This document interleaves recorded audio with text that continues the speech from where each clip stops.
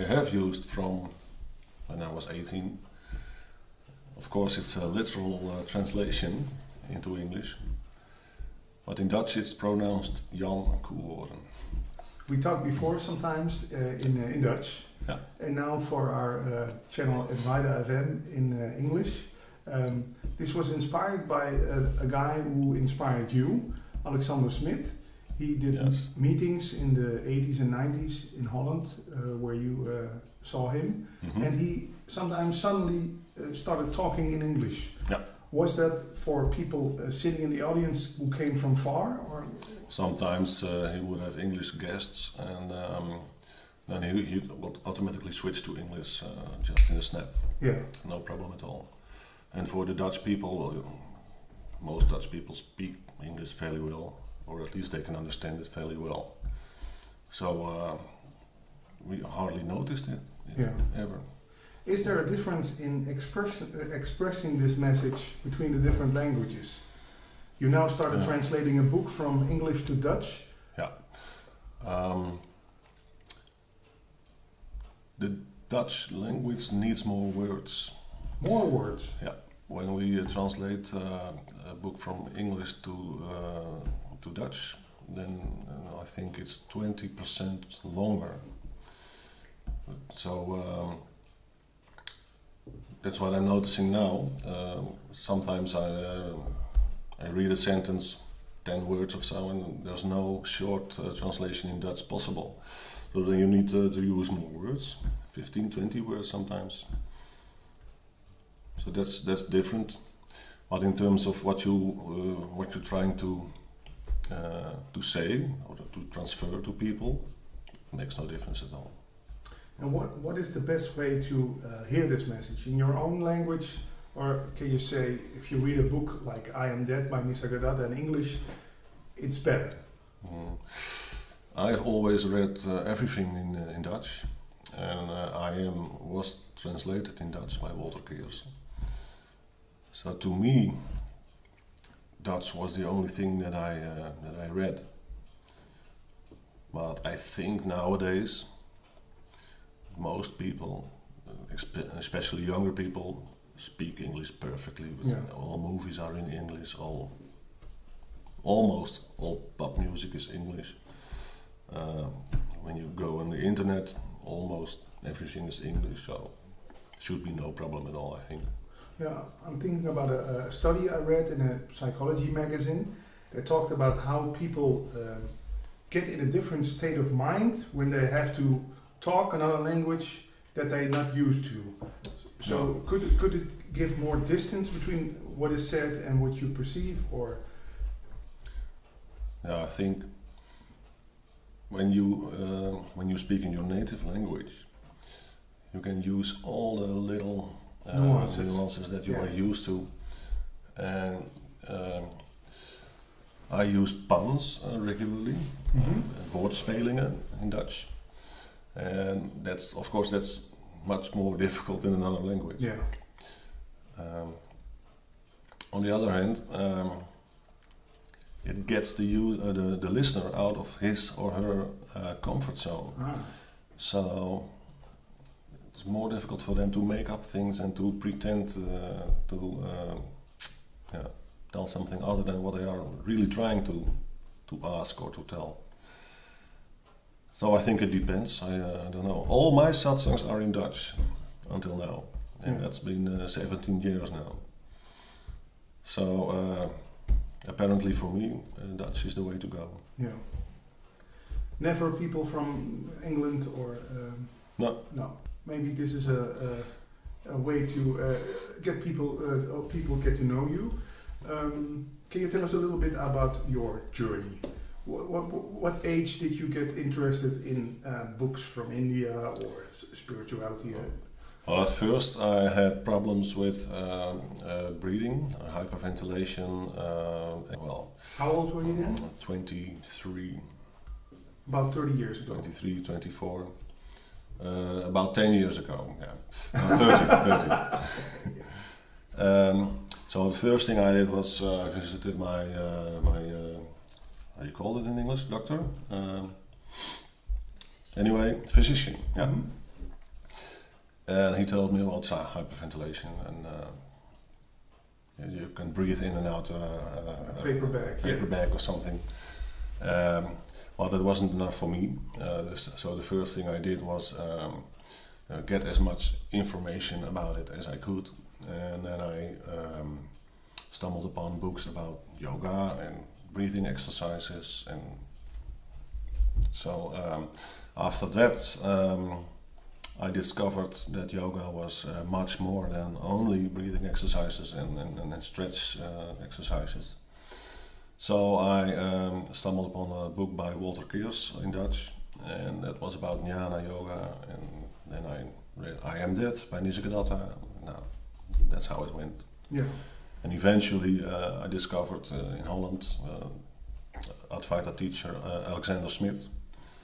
So I rang him up and asked if I could come. And he said, well, that's okay.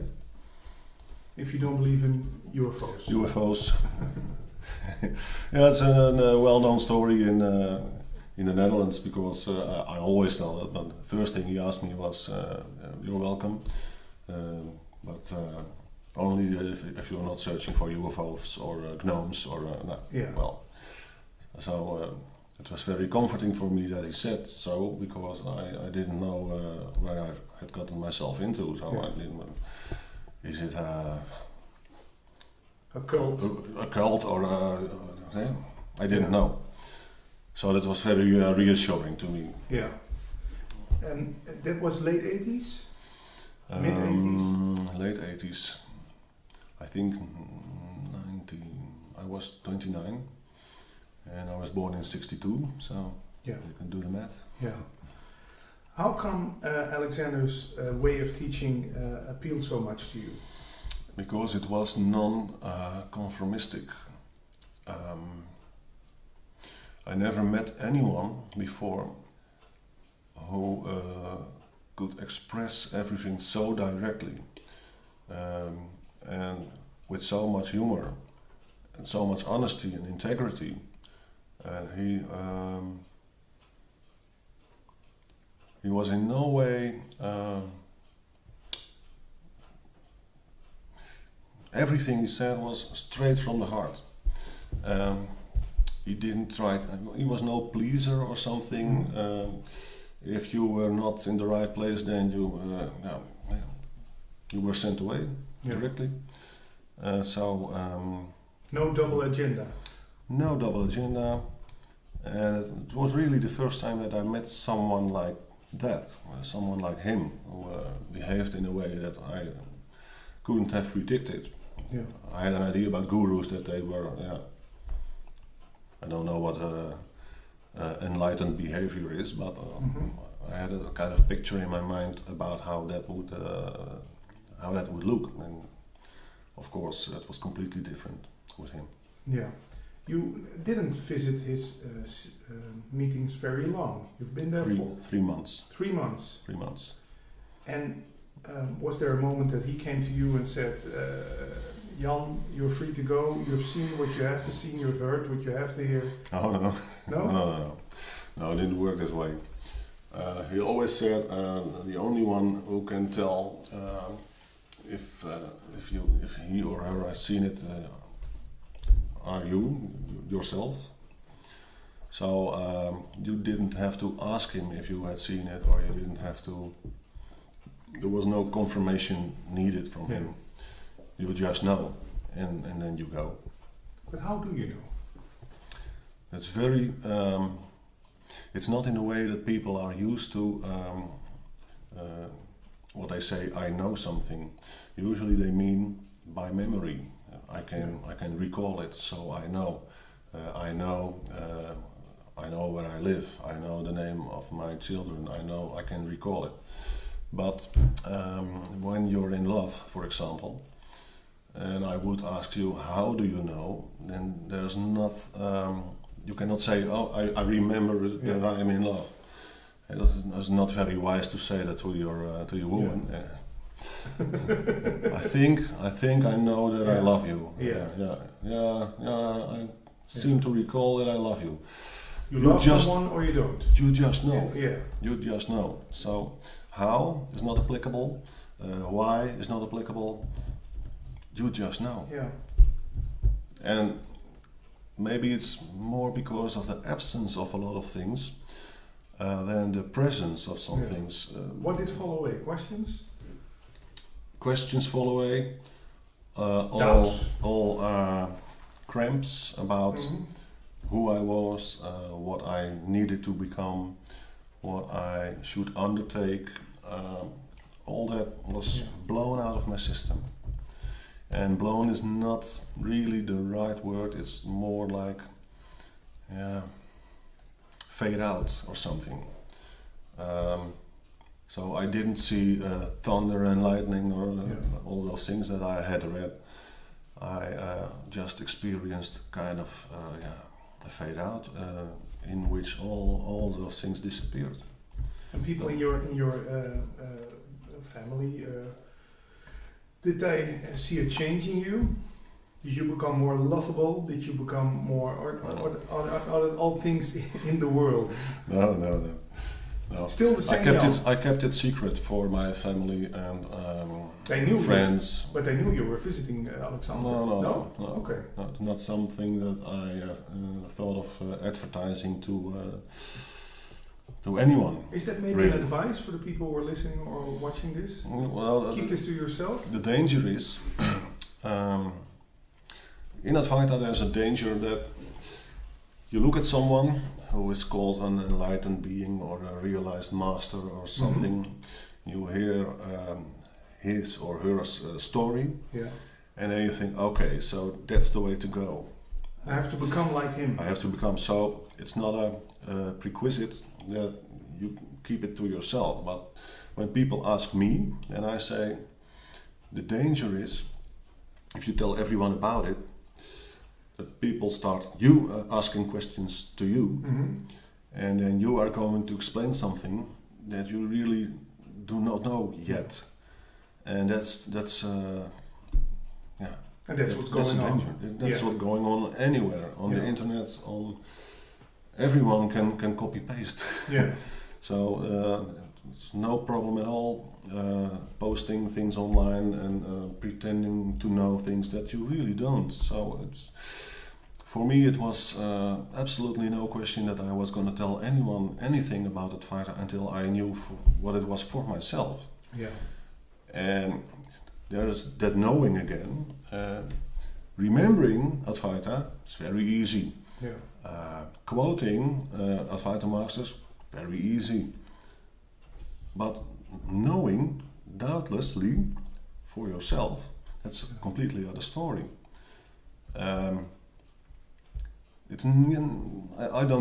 I've never understood why people would do that. It never occurred to me to say anything about Advaita before I had the story clear for myself.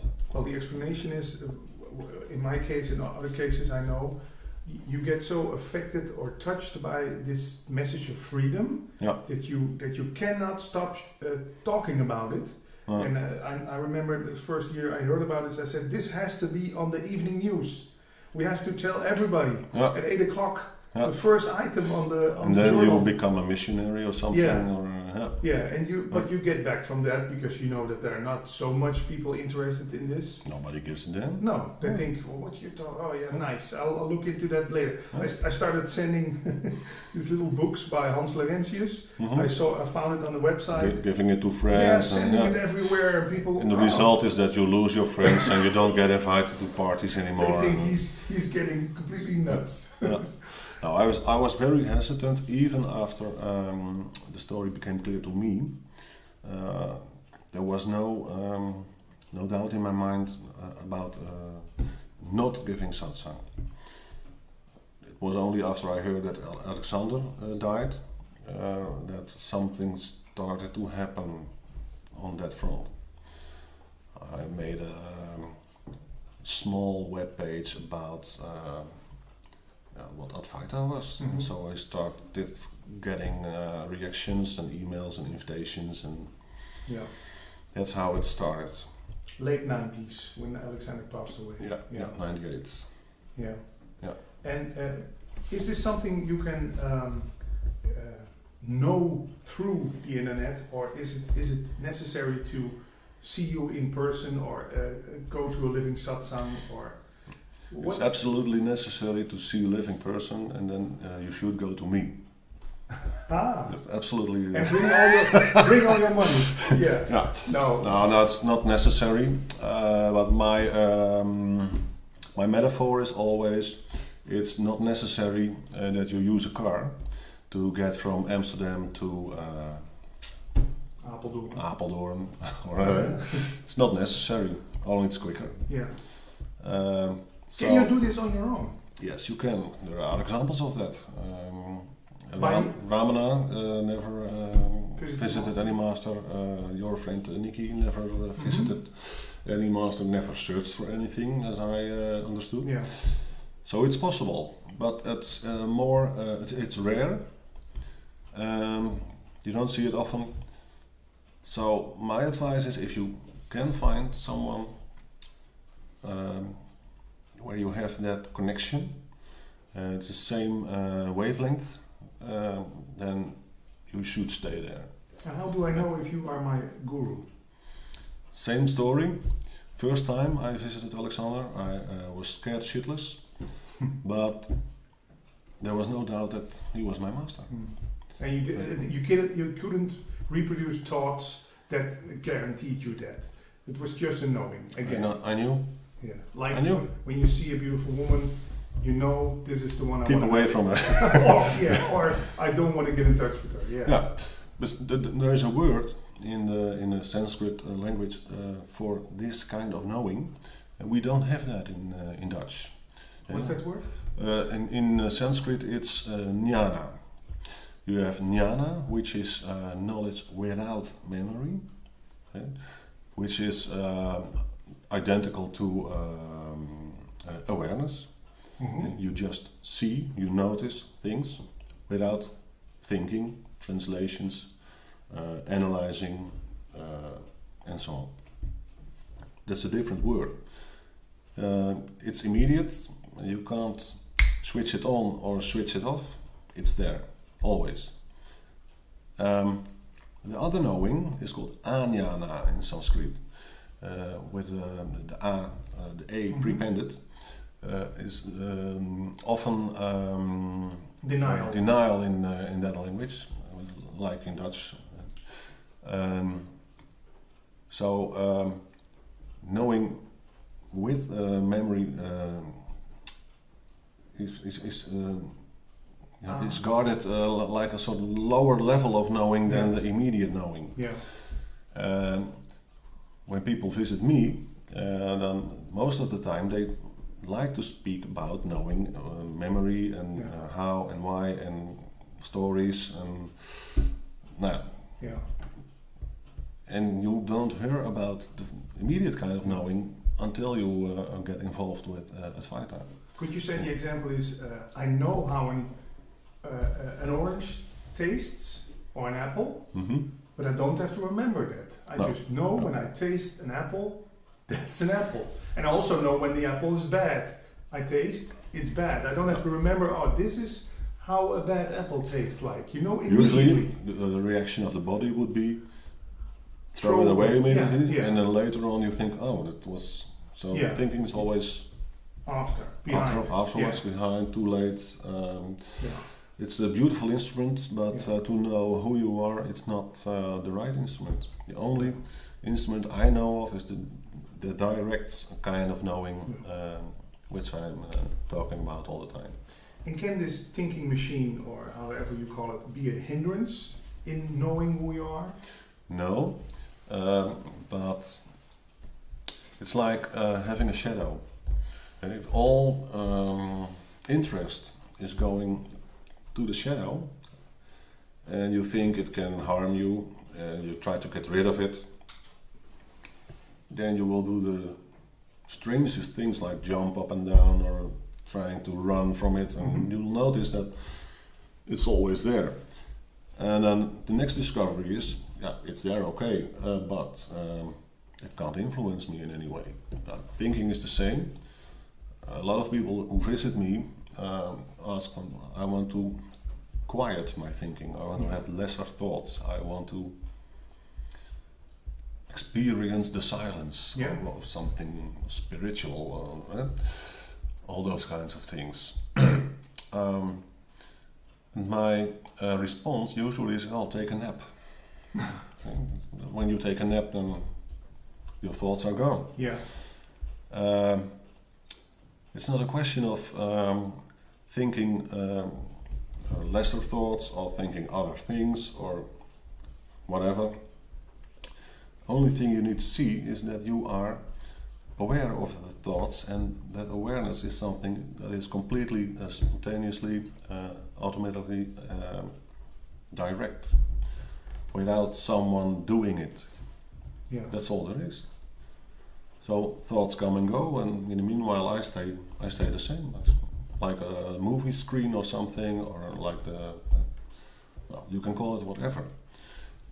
Every time you give it a name, you are creating new thoughts. That's the problem in Advaita, of course. We can only point towards it, but we can never make it into an object of something. Awareness can't be seen, and you can see objects, but you can't see the seeing itself. That's impossible. So as long as you keep searching for that, or you're trying to achieve that, then you'll fall into the same trap time and time again. Some people can spend their whole life doing that and get crazy. Yeah. Eventually, of course. It's not a way. It's not the instrument. You're using the wrong instrument. Yeah. You're using a guitar to play violin. Yeah. For example. Yeah. So it's not working. And intelligent would be that you can kind of an overview about all those mechanisms that are not working, and that you can step back and can see, I'm using the wrong instruments, I'm using the same trick over and over and over again, and it's not working, and when it's working, it's only temporarily. So maybe I'm having the wrong attitude about this enlightenment business. Yeah. Maybe I'll have to try another way. So Jan, can I take some jargon, some words out of the Advaita teaching, which everybody throws around? Yeah. And I think also on satsang with you, and they come to you and they say, for example, tell me that I have to know, do I have free will or not? What is mostly your response? Well, it depends on the situation and who's asking, and if they ask it for the first time or for the 100th time, or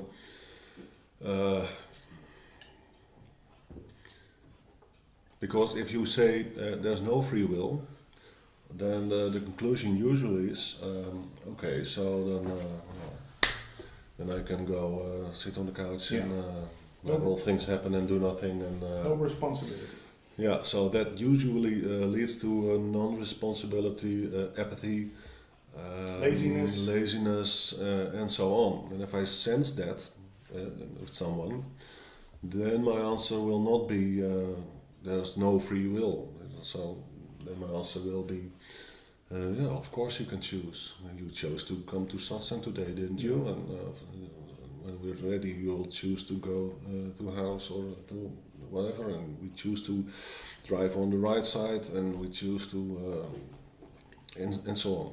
Yeah. But you can go in all directions with that question.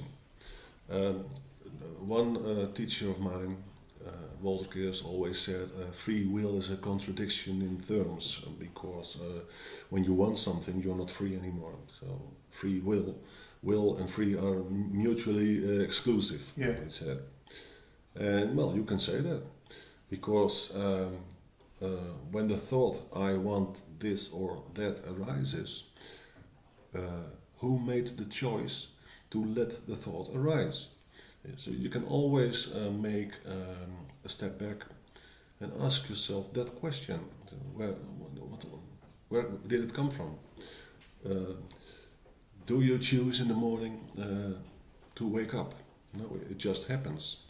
So you can just as easily say, everything is spontaneously, and there can be a lot of activity, and you can be very productive and you can have lots of energy and do all kinds of things, and then still see that everything happens by itself, and not because I am doing it.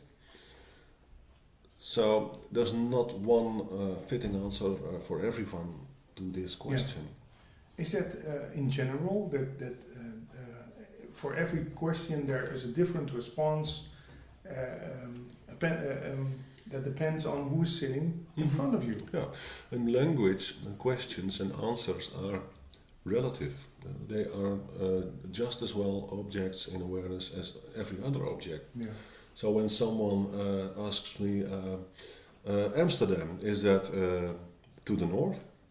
Then the answer could be yes, depending on where I am. Yeah. Or it could be no if I'm on the north side, and then Yeah. the answer would be no, it's to the south, Yeah. or to the west, or to the east. So in Same Advaita, kind of thing. no, let's say things that stand alone, that are No true, absolute answers on the thinking level. on the thinking level, because they are intrinsically relative, because it is thinking. There's not one answer that I can give to everyone, every time, at every moment. It doesn't work that way. Isn't that a very tiring thing to do then, satsang? Well, no, for me it's just an appeal to my creativity to tell the story different every time. And I've been a music teacher for 30 years or so that's kind of normal to me. Yeah. Feels natural. And for the people that visit me, there's the possibility to discover that, hey, last week someone asked the same question, but then you gave another answer. Yeah.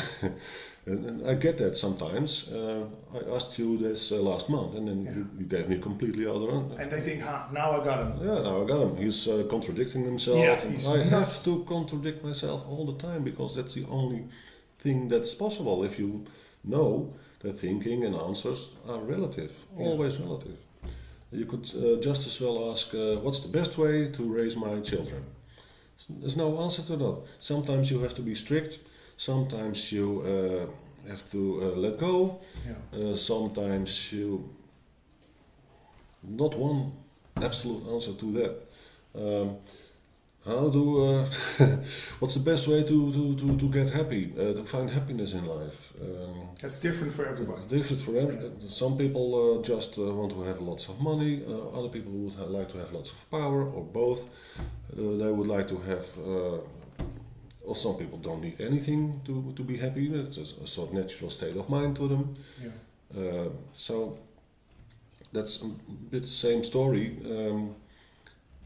The questions that I get are, let's say, limited to maybe 30, 40. And essentially it always boils down to who am I? Mm-hmm. That's the only question. That's what I always say. In fact, that's the only real question you can ask. When you take a step back and you ask yourself, how am I going to solve the problems that I have in my life? Then the first question should be, who is the I that I am going to solve the problems for? It's always the question, who am I? If you skip that one, then the rest becomes nonsense, because you are undertaking actions for someone that you really don't know who or what it is. Yeah. So that's the basic problem in Advaita, and not just Advaita, but for everyone. And is the I the troublemaker? Yeah, it would seem so, eh? That's it. What I, for 40 years or so for life experience, I think every time there was a problem in my life, there was this I who said involved. This isn't good enough. This has to improve. Yeah. You were too fat. You were too lazy. She's too fat. She's too lazy. Yeah. The way I explain it is, I make a distinction between problems and conflicts. Problems will always be there. When you're hungry, you have to eat. Mm-hmm. And so when you feel hungry, that's a problem, and it gets solved by eating something. It's like a little puzzle. Yeah, so you get all desires, all fears can become problems if there's thinking involved, and then you're going to solve that problem. Yeah. So that's not not a big thing. Yeah. Conflict is when I make up an ideal situation, and that there is a real possibility that that ideal situation that I've made up can happen, that I can make that happen. So let's say I'm scared. That's a feeling. There's no problem in fear. Fear in itself is not the problem. When I think, hey, I'm scared, what should I do? Yeah. Then, well, maybe there are ways to solve it. But when I think I'm scared, but I mustn't be scared because I'm a boy and boys are not scared, and I should not be scared. Or I am scared and I don't want to be scared ever again because I have already experienced so much fear. And then I start to believe that it really should not be that way. And I make up an ideal situation in which I am never scared again, in which I've developed all kinds of methods. Make it go away as soon as possible in the case that I am scared. Well, that's where the conflicts start, as far as I'm concerned. I really believe that I should not be scared, but I am scared. Yeah. The stronger the belief is, the stronger the difference between the projected ideal situation and the situation as it is, the bigger the conflict. And if you experience conflicts all day long, then well, sooner or later you're going to experience a kind of crisis or whatever. So,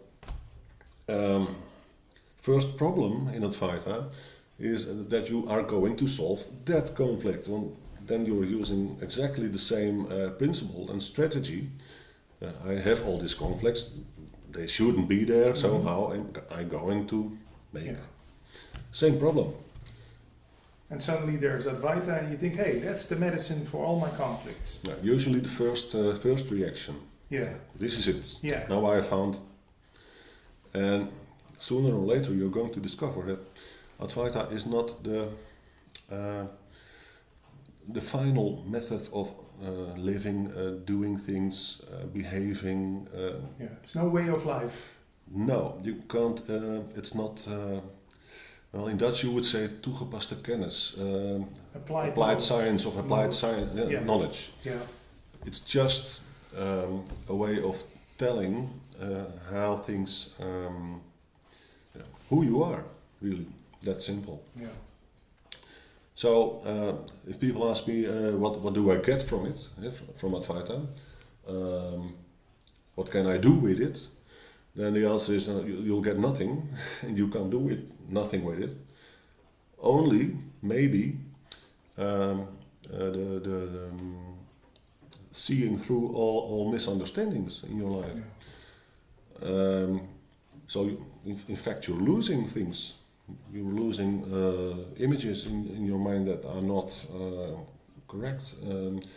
You're losing ideas about yourself that are just not accurate. And what are the dangers of Advaita? Danger is that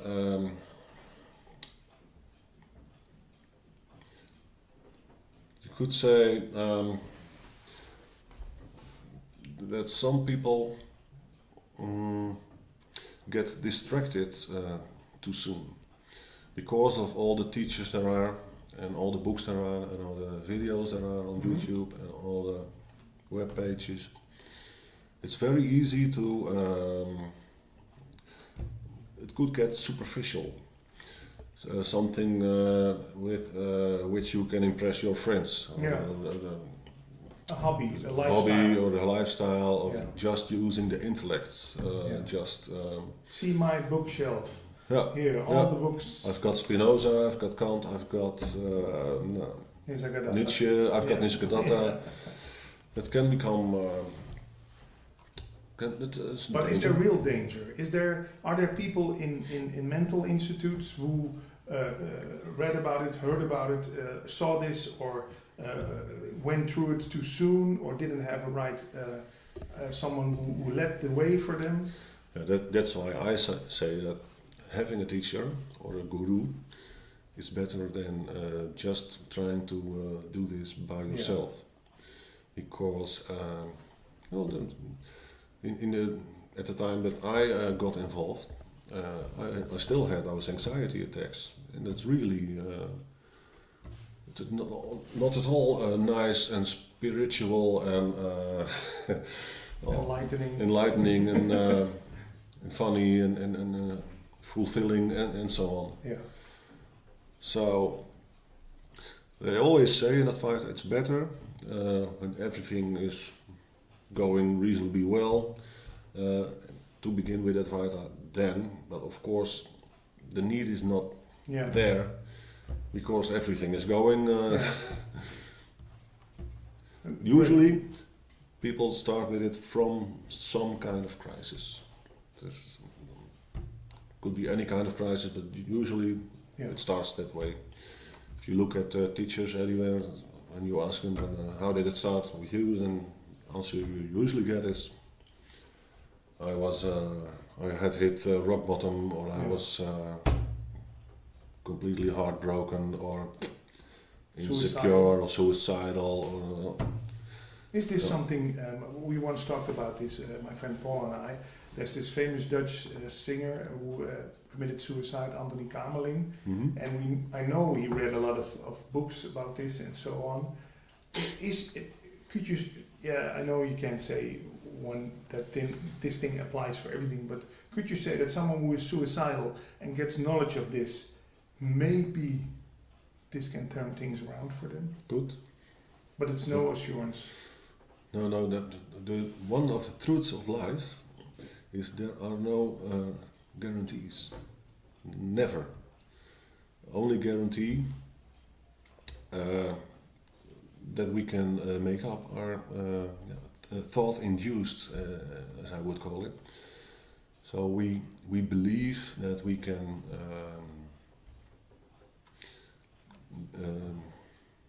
create all kinds of maybe religious, or if I pray every day, or whatever.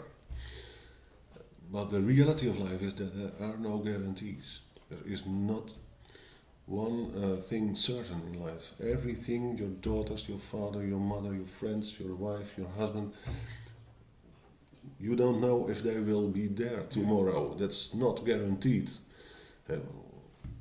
Of course we assume, but more than that's not possible. Yeah. And in Advaita, it's the same thing. There are no guarantees. The only thing you can, I hesitate to say learn from your guru, but discover with his help or her help is who you are. And even that is not guaranteed, because there are lots of people who don't discover it. But that's what it's all about. So when someone comes to me and I sense that they are trying to get some kind of guarantee, then I usually immediately tell them this story. Yeah. In my life, same thing, no guarantees. I don't know if this body will be there tomorrow. I don't. The only thing I know for sure is that with every phenomenon, I am the observer of that phenomenon. That's the only thing I can be sure of. Yeah, I remember your teacher Alexander Smith once told in one of his teachings that, or one of his satsangs, you cannot hide. There's no place to hide. No. Is that the same what you were telling now? Same message. Yeah. But we do try. To hide from life. We do try. Yeah. And that can be in school, study hard, because then success later on is guaranteed. In sports, give everything you got, because then success will come. Getting married, relationships, give it everything you got, because then you will be happy. Yeah. And all that is true, but it will be relative happiness, relative success, because it's in the world of the duality. Yeah. So as long as you know that, there's no problem at all. And so then yes, you can study hard, and yes, you can have a nice job, you can have a nice wife, you can have nice children, all no problem, except it's not for eternity. Yeah. And when you know that, then it becomes playful again, which it always was, but you forgot it. Yeah. But this thing which gets us searching is that we know there's another kind of happiness, there's another kind of what's the right way to say? Another kind of You already know what you are, but you have forgotten it. And because of all the methods that people use to become happy, at a certain day you start to realize that it's not that I am not trying hard enough, or it's not that I did not find the right method yet. It's because of something else. What that something else is, they usually cannot tell until they read a book about Advaita, or they see a video, or anything. That was the effect with me. The first book that I read was immediately, bam, this is it. Which book? Yoga and the Art of Relaxing.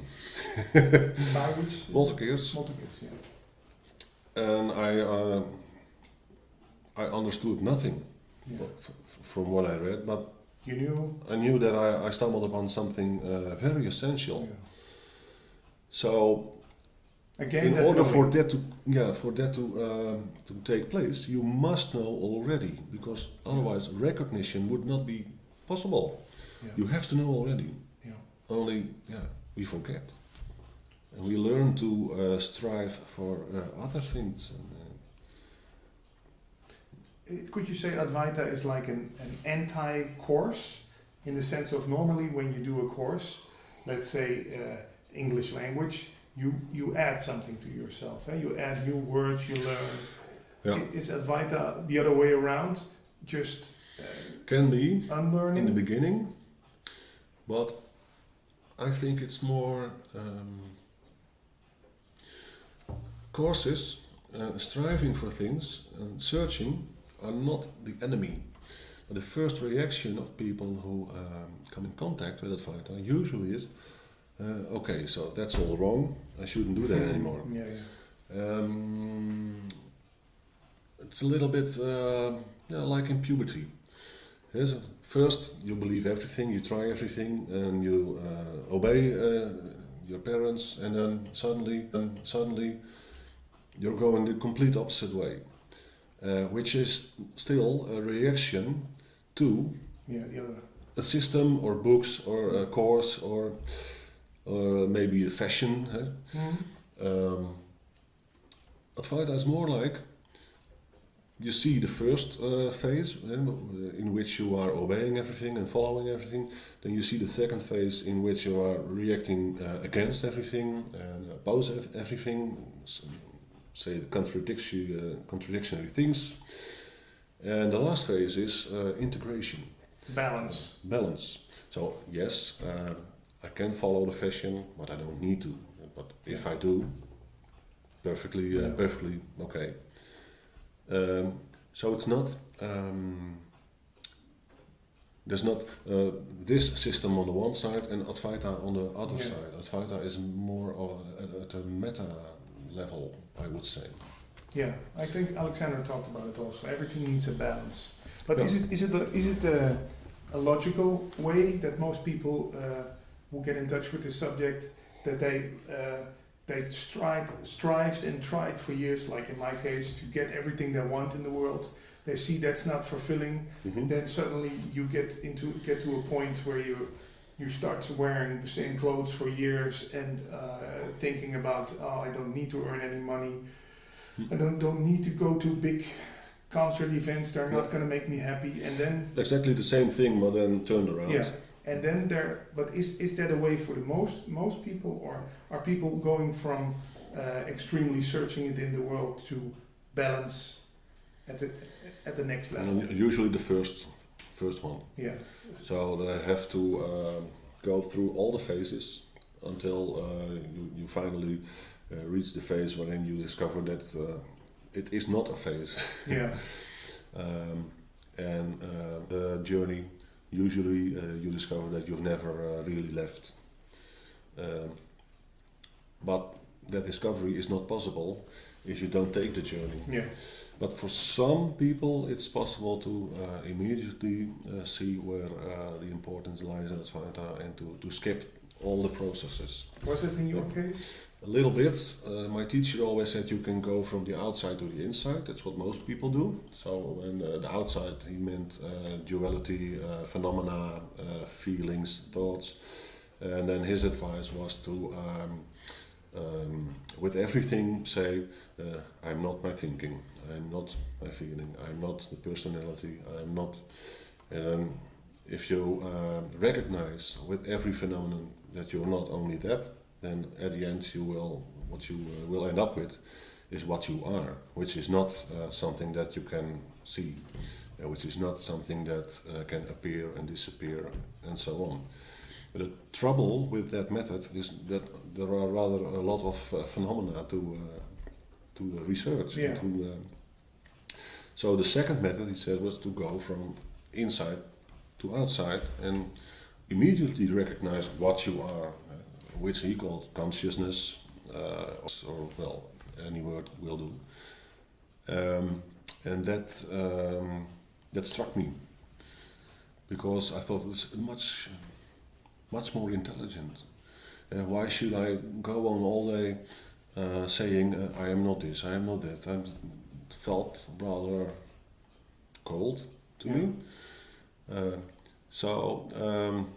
Those two methods I don't advise to people in my satsangs. I usually give the advice, if you want to do something, then say all day long, that's me too, and that's me too, and I am the personality too, and not just the personality, not limited to the personality, no, I am the personality too. So that's a way of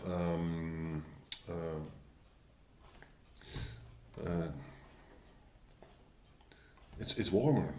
To me, it's much warmer than saying all day long that I'm not this. I'm not my wife. I'm not my children. Yeah, netty, not this, not that. Yeah, netty is almost always explained wrong, I think.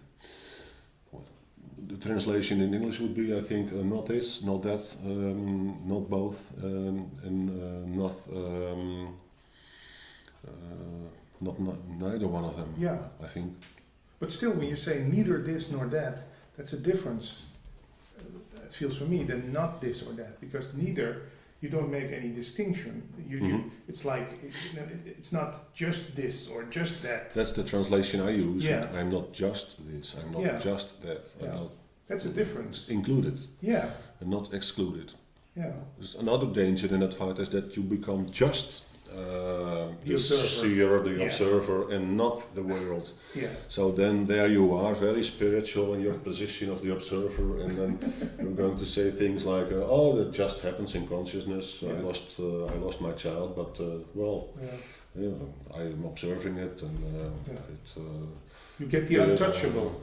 You get untouchable out of the, you get out of this world, just like an observer. It's what's called the Advaita shuffle, and you're not responsive anymore, and you're not in touch anymore, and you're completely disconnected, I would say, from everything there is. Jan, there's an example that gets into my mind. I'm curious about your reaction to this. For me, it's like a difference that, let's say 10 years ago, I walked through a store and I saw all beautiful things. And this I want to have, and that I want to have, and this I want to have. And now after 10 years I can walk to the same store and just enjoy the beautiful things without having to possess them, without having to add them to me. So the conflict is gone. Yeah. As far as I'm concerned, that's the whole story. What I used to, I'm a musician, how I used to study was, in fact studying was hell, until you can play the piece. And then the fun starts. Yeah. that has changed completely into studying and enjoying just what you hear, what you feel. I'm a piano player. Yeah. And at the end, the result is that you can play a piece, but in the meanwhile, there's no conflict, there's not someone trying to achieve something, it's just me and music and hearing and feeling. Yeah. And the result is better music. Yeah. Because there's no doer. Everyone who's ever been to a concert knows that if you see something on the stage and you see just ego trying to show off or impress, then that stands in the way of enjoying for the audience the music and the joy and so on. And if you experience ego not standing in the way, it's not someone trying to achieve something, but someone just being music, then it's a completely different story. Could you say that in trying to impress people, there's also no enjoyment for you? Because but you think that it works that way. Yeah, that they should enjoy me trying to impress them. My teacher used to say that's the kindergarten level. Or the level, look ma, no hands. On the bicycle. That's the level that you're on. And if that's the case, then no Advaita teacher will tell you, that doesn't that's not okay. Yeah. So no, it's just you just observe that apparently that's my situation, and then you go from there. So never from what it should be, but always what is it? What's it that I'm seeing? What is it that I'm experiencing? Am I being childish? Yeah, I'm being childish. That's the case. No conflict. And then it's just childishness. Played out. Be childish. Yeah. And then it's playful again, and it's light again, and it's relative again. But in trying to impress people, you can. In my instance, I've been doing that for maybe 15 years. Yeah. And the last thing that will leave you is vanity, my teacher always said. And want to be something special. But because everybody wants that, it's not special at all. It's very common. Yeah. Everyone wants to be special, so it's not special at all. And then my friend Paul Smith says, well, that's just sexual selection. That's the same like the bird with the big feathers, all the colors, trying to impress the other sex. Yeah, that's what it is.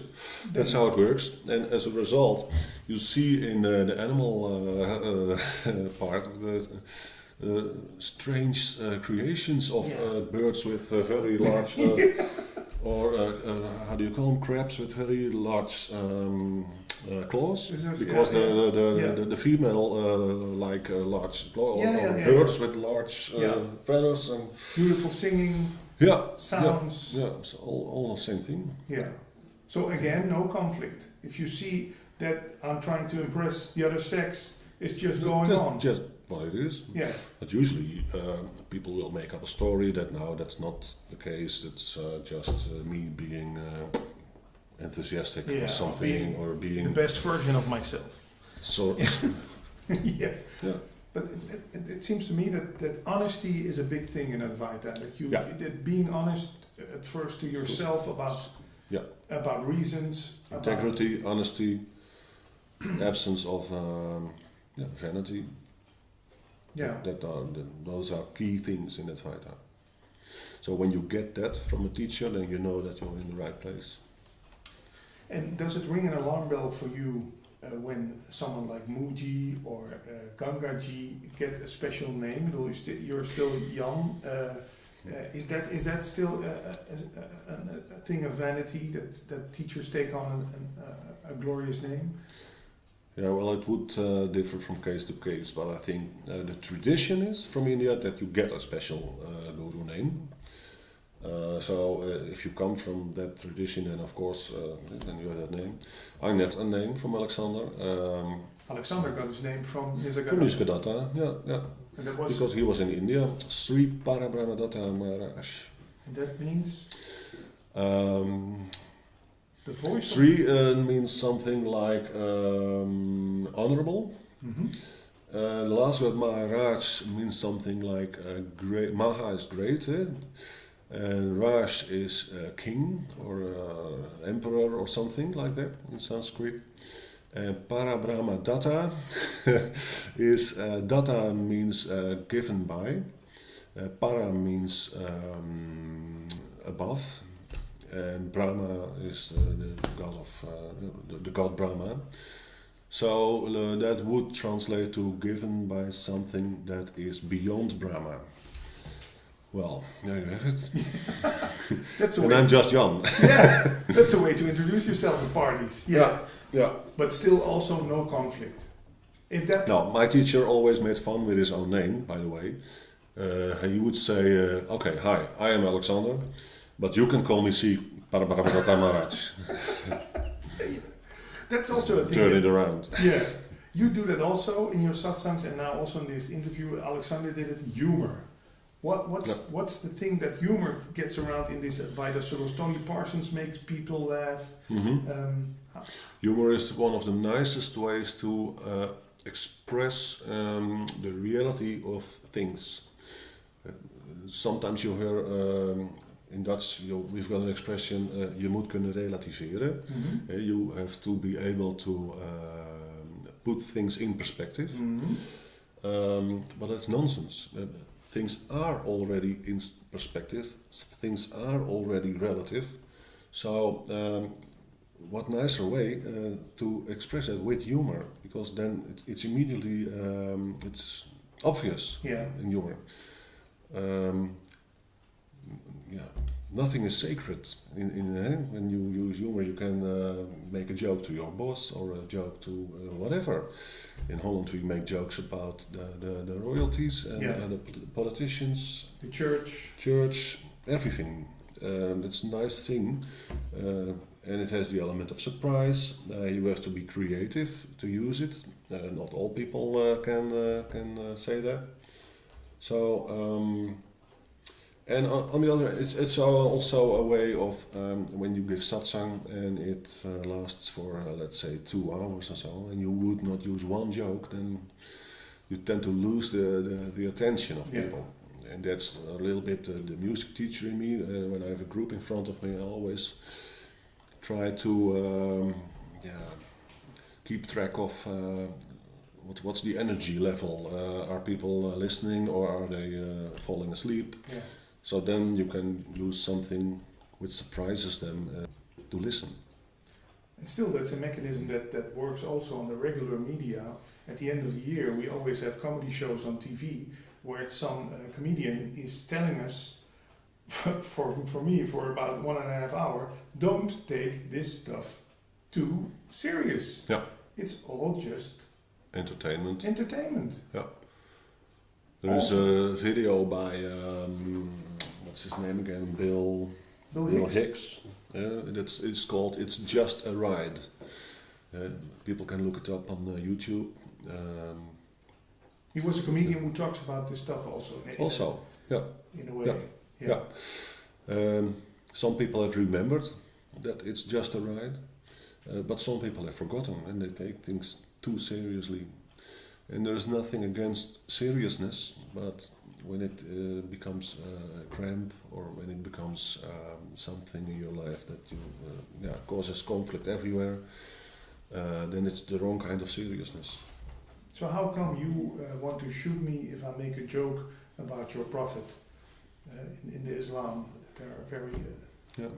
that's what you get when you take things serious in the wrong way. In my view, that's how you get. If I have an opinion and somebody else has another opinion, then usually what happens in my case is, you could say it this way, but I can see your point of view and you can say it your way, and that's the end of it. Yeah. No escalation. What you see in the world around us is that there's lots of escalation, and it always has to do with a kind of belief system, or political systems, ways how you should live your life. If that escalates, then that's proof that people did not recognize the relativity of all the opinions that there are. So, So I have to defend my truth because you don't take it serious. Yeah. In my opinion. Yeah. Guarantees, same thing again. I have built my set of rules for life to guarantee safety, happiness, and so on. If I can get as much people as possible to believe the same thing, then there must be some truth in it, because everybody is believing it. So always when you experience kind of missionary, I would say missionary position, but that's something else, I think.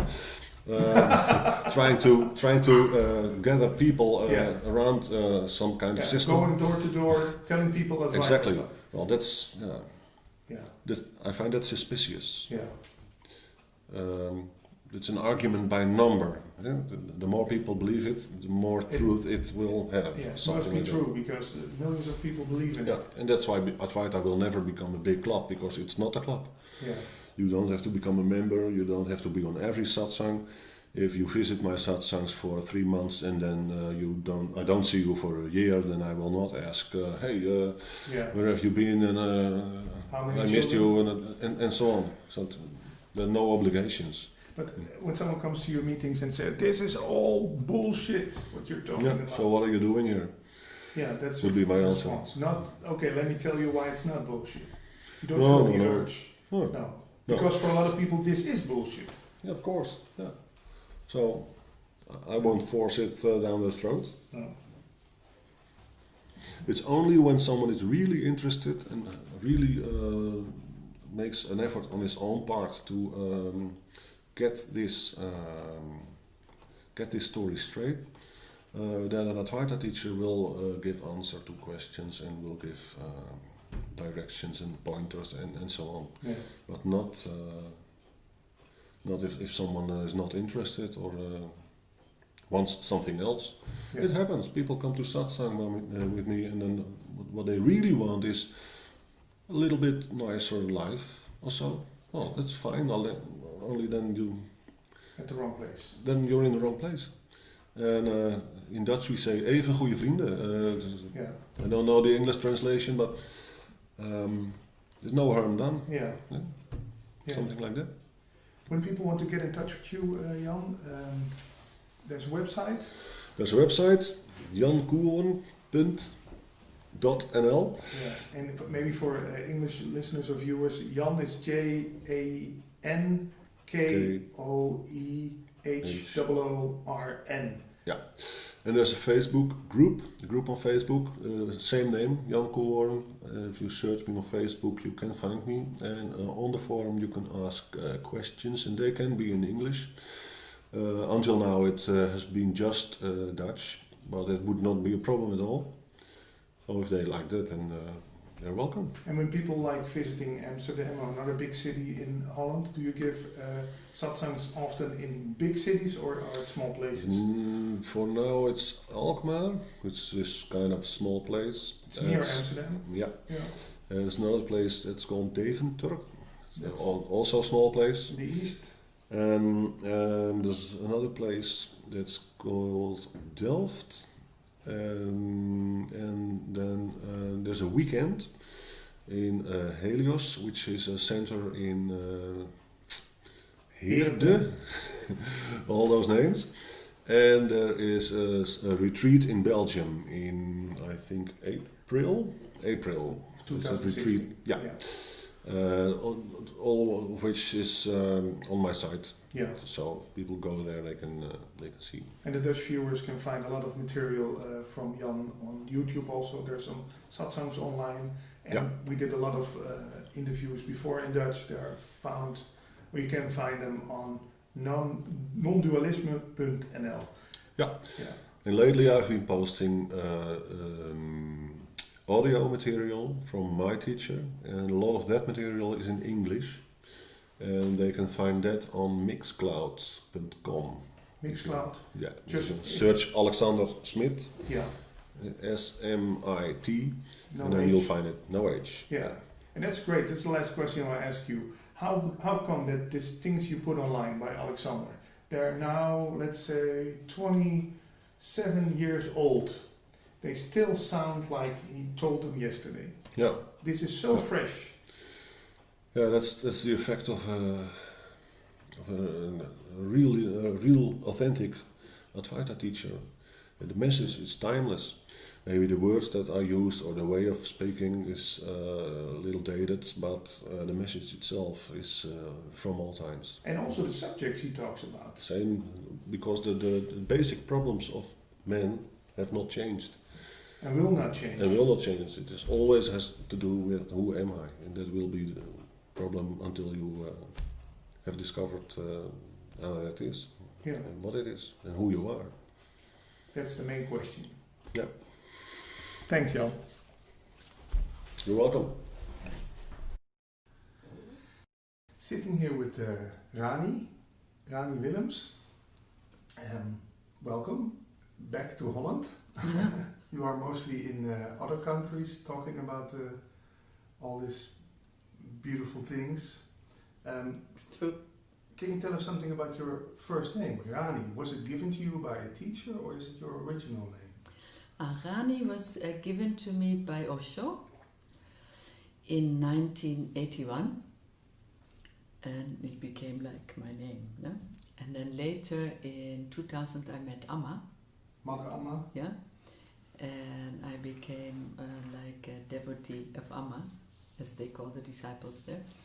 And then I asked Amma if she could give me the same name. But she cracked up and she said, okay, Rani.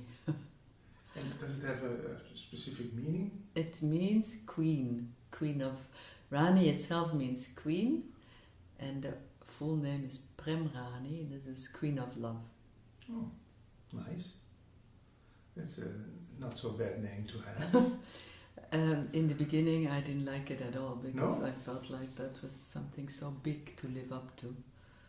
You know? That's Yeah. like, Did Osho give an explaining when he gave you this name? no, I didn't get it from him directly. Okay. Yeah. But he said something very beautiful, which maybe fits to this moment. He said, you know, in the letter that I received, he said, now be an individual. Dare to be yourself, even if nobody agrees. Dare to have something like that. And dare to have your own direct experience and live accordingly. I read somewhere that you were not a sannyasin, but a neo-sannyasin in the time when you were with Osho. Can you tell the difference? You know, Osho, how to say that in English? No, Osho liked to Fool around. No, also Osho liked to throw over all these holy principles and holy ideas, and he said the old sannyasin is one who renounces life. The old sannyasin traditionally goes in the orange robe and then goes begging in the street and has nothing. And he said, I want my sannyasins to live in the world and have everything and not be renunciate, and that's why he called it neo-sannyasa. Ah, yeah. You did a lot of work in India, also gave satsang. You were a therapist. Can you tell us in a couple of sentences why India had to be left? Why come back to the West? Because India is such a rich and cultural environment. That's a very mundane reason. I was so unhealthy. The dry climate of India and all the poison that you eat every time. I had so many poisonings, like DDT poisoning I had amoebas in the joints, I had arsenic poisoning in the brain. I didn't know, I found out when I was here. Yeah. So I was very unhealthy. And then one of my healers in Holland said, if you stay in India, I stop treating you. Oh. And it was, that was the first most practical thing. Then the other thing was that I also felt like I need to bring back to the West the gifts that I received. you know, that really, yeah, that was one. And then there was also something very simple, you know. I always worked for free. I didn't have any money. I was 50 years old, and I thought, maybe time to get a little organized. Yeah. No? Get a health insurance, get a tax number, And in the beginning, that was very strange for me to ask money for my work and keep it, and Yeah. because I was so used to work for the ashram. And Yeah. And did it feel like, did it bring guilt, or what did it bring when people gave you money for your treatment or for your talks? Or? no, yeah, it was unusual. I liked very much the freedom that working for free gave. No, the ashram took care of me, and I worked. So it could be really working out of the love for the work, out of overflow, and not. I struggled a bit with that sense at some point here in the West that I needed the money. Yeah. Yeah. And that didn't feel so nice, and yet I learned so much from it. Yeah, what did you learn? You know, there's so much to say, you know? There's so much to say. What I discovered over the years, you know, of coming back to Europe, which was really, really difficult. Coming back to Europe after 17 years in India, in this easygoing, you know, and not a, you know, I was taken care of. I had no worldly concerns. We didn't even have telephone. Just in the moment. So it was easy, and slow, even though I felt always like I worked a lot in India, but it was slow. And then coming here with this such a harsh reality, a pretty harsh reality, and having to have a house, a place to live, rent to pay, so much money, Insurance, so much insurance, Yeah. so much money needed for just the very basics. Mm-hmm. So that was hard. What was your question again? We're talking about if the money you got from people, if it gave you, what it did with you? It was like the fact that to have to make this, have to work in order to get the money. But what I learned through it is how much I had split off while I was in India and my whole life, the worldly from the spiritual. I didn't want to have anything to do with money. I didn't want to have anything to do with the world. I was a dropout. I wanted to be free. Yeah. And then I also realized, which was quite a shock, to realize that I had used meditation as an escape. From the world. Yeah, as an escape from my pain, from the world, from everything. And I was a meditator. So that was quite of a shock. And now that I look back, I think it was the most important thing that I could have done, coming back from India to the West, because I needed to heal that split, which, by the way, I perceive as a split that continues in the spiritual teachings. Yeah? Yeah. I feel that it continues also in the Advaita teachings. Mm-hmm. No, the absolute, that's it. Mm-hmm. And all the rest is just duality. No. But what I discovered for myself is that everything is holy. Not in a poetical sense, no? Mm-hmm. But that the dual is just as valuable, just as important for creation, important for evolution. That is just as important as the spirit. Yeah. Nothing higher and lower. Yeah, but truly not. Yeah, so that means embracing everything. And I know the words, they sound the same as the ones I said 15 years ago, but when now I say embracing everything, then it's like all the pain, all the struggle, all the neediness, all, everything, the whole human condition. Is that maybe why Advaita is becoming so popular over in the West? Because it looks like it gives you an exit from the... I think so. Yeah, for me also in the beginning, it looks, here there's a lot of shit. I take the right door to the Advaita world. And I mean, you know, the awakening, I mean, you know that most probably, but the awakening, because it's such a grand experience, right? It's so grand. You're like, everything gone, everything dissolved.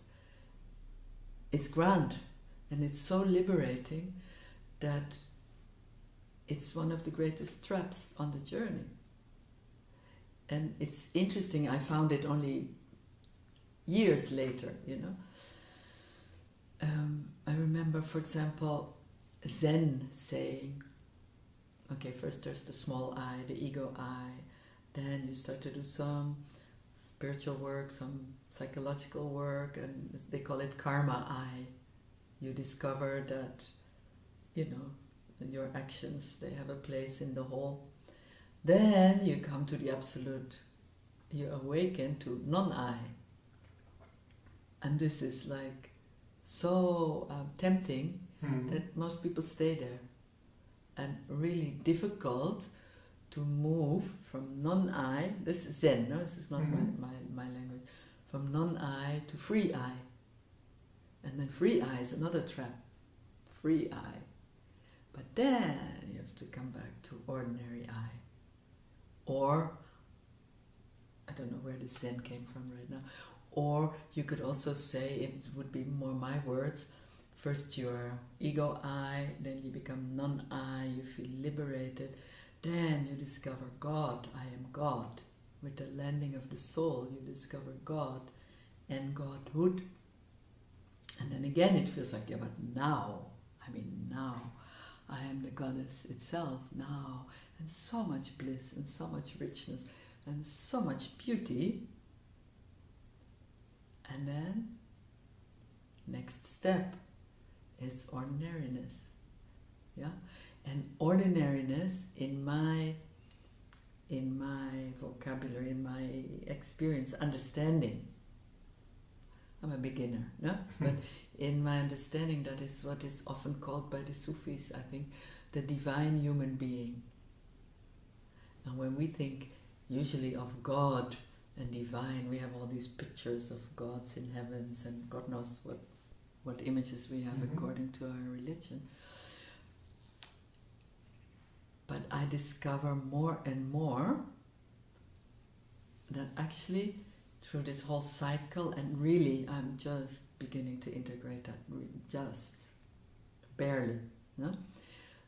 That this is actually normality. This is what a human being is supposed to be. No? Is that what you mean by conscious human being? Yeah, like a true... I was sitting in the car because I needed a title for an article, and I thought, how you say that? A conscious human being, a true human being, a divine human being creates such image in people's head. But by now I really think that people like Osho and Amma, they are normal. We are not. And we treat them like they're very special. Of course, because, hey, we are so retarded, we have become so retarded and so stupid, no, in many ways. So unconscious. So unconscious.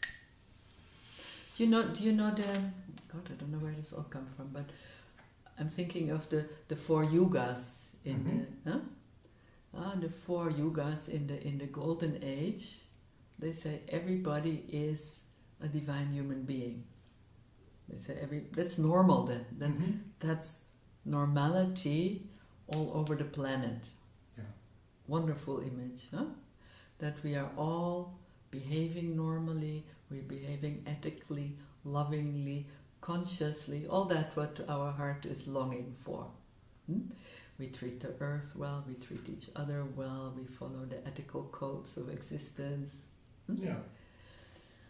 Then apparently that is never meant to stay for very long, 20,000 years or something, and then came the Silver Age, people became a little bit more unconscious, teachings were needed, and teachings were very compact, like all these how you call it, sutras. Mm-hmm. People needed 3-4 sentences and they knew what it was about. The whole universe was opening for them. Just like little reminder. Yeah. And then 20,000 or however many, then came the copper. And there the people were already so forgetful. This is what the Vedas say, no? So they started to tell stories, the Mahabharata, the Ramayana, all these stories full of metaphors to explain to people like a little bit about truth. Then we come to the Kali Yuga, now, where we are now, the Iron Age.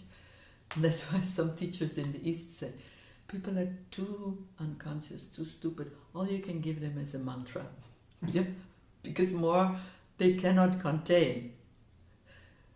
And as we seem to be on the edge of the iron, going back to the golden, and God knows, I used to think that transition would be maybe in the next 10 years. But if you think so many thousands of years, the transition is probably also a few hundred years. But anyway, now we see that we can handle more than a mantra. Yeah. Now we can awaken again to the whole, which is, what can I say, blessing beyond belief. Huh? Yeah.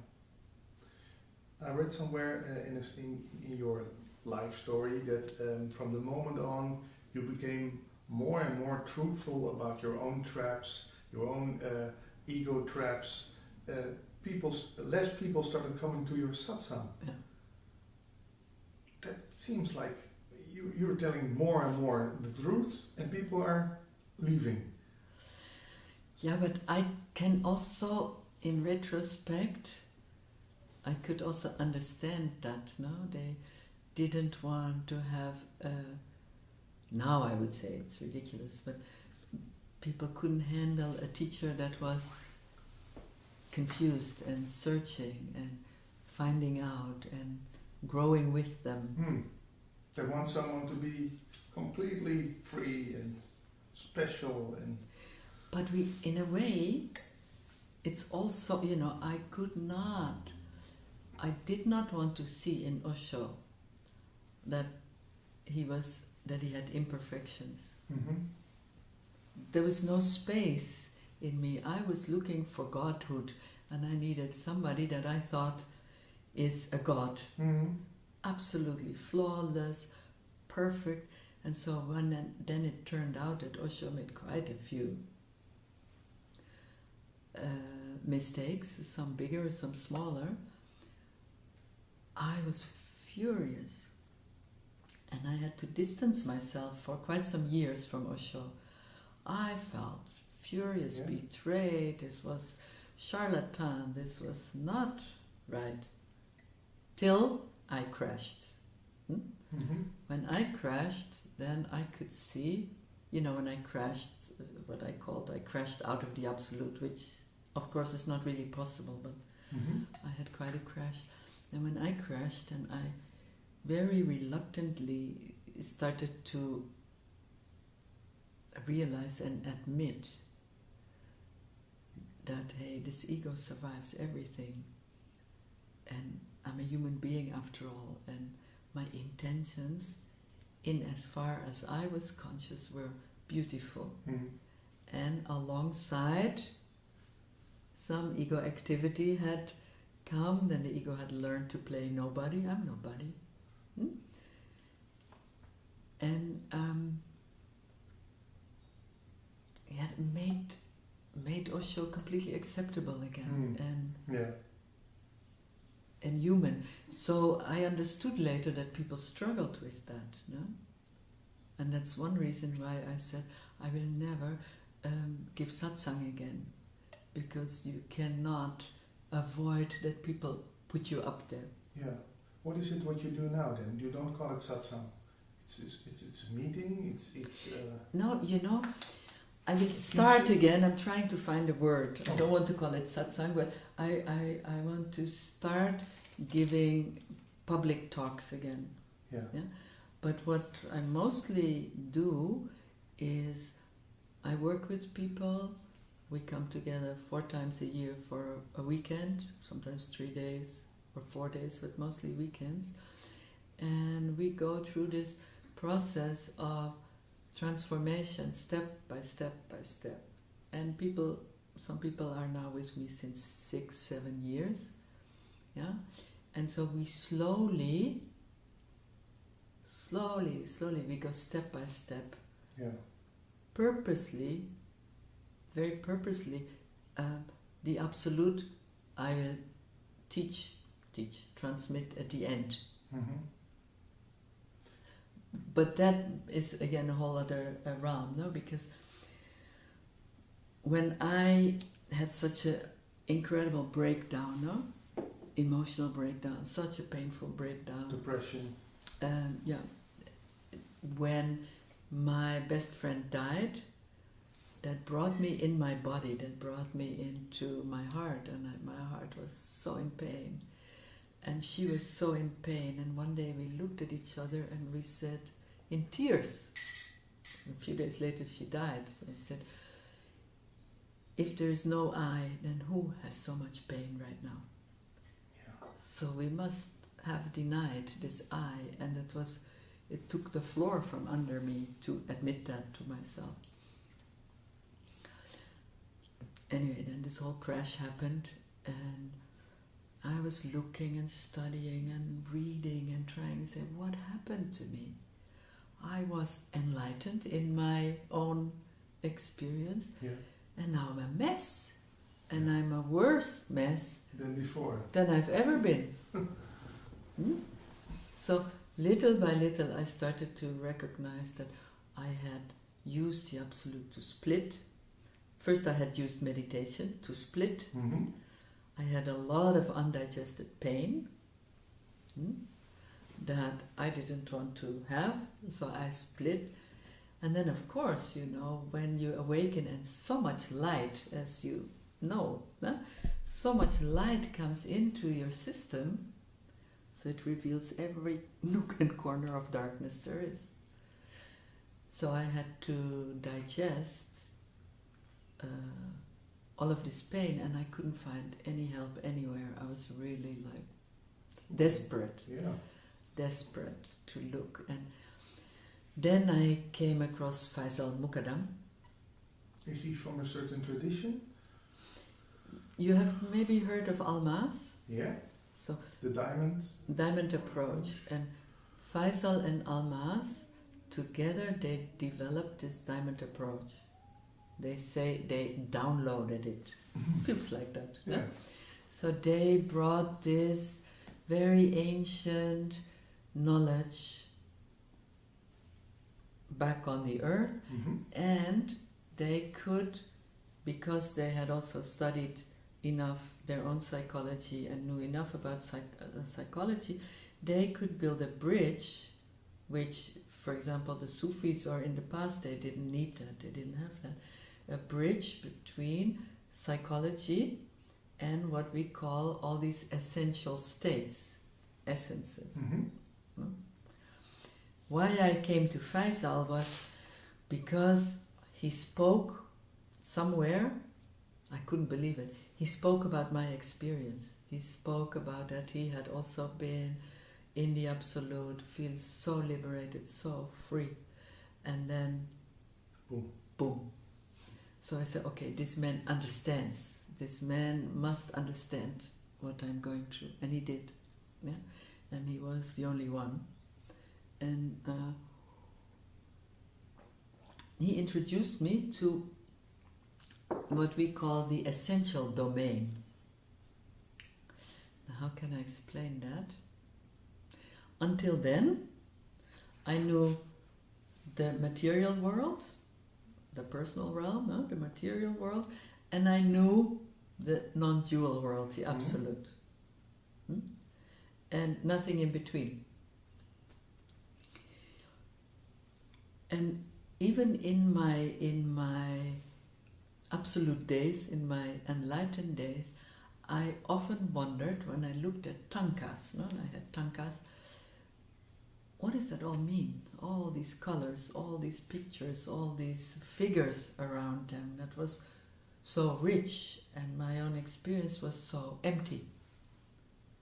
I never came really to terms with that empty heart, and so it was not new to me that I had questioned that. And then when Faisal said, yeah, but between the absolute and the worldly is the essential domain. And what is the essential domain is very complex, but in condensed, we could also say that's the domain of the soul. Well, that is where we say individuated consciousness. There is at the center of the essential domain is the soul, and then every essence is like the organs of the soul. Now, I don't know if that says anything to you, but if I give you an example, for example, in the human being, no? Normal you and me, no? You need strength to lift up something, or you need strength to do something. The first thing that naturally you do is you use your body, you contract your muscles, and you make strength. Yeah. Then when you get introduced to the red essence, which is really like a substance that runs in your body, like can be like fire, it can be like thick lava, then strength is already here. Of course, when you lift something up, your muscles move, but it is not like, okay, I'm gonna do it. It's more like, it's doing me. Mm-hmm. Yeah, and so we get a lot of essential organs for everything. And maybe another way you can see essence is like, that's how it comes to me the most. So, okay, here's the absolute. Endless open space. And the absolute is filled with light. And light has so many frequencies. So I can tune, like the rainbow, I can tune in the absolute to the red frequency, the red light frequency. Then outside of my body it's red light.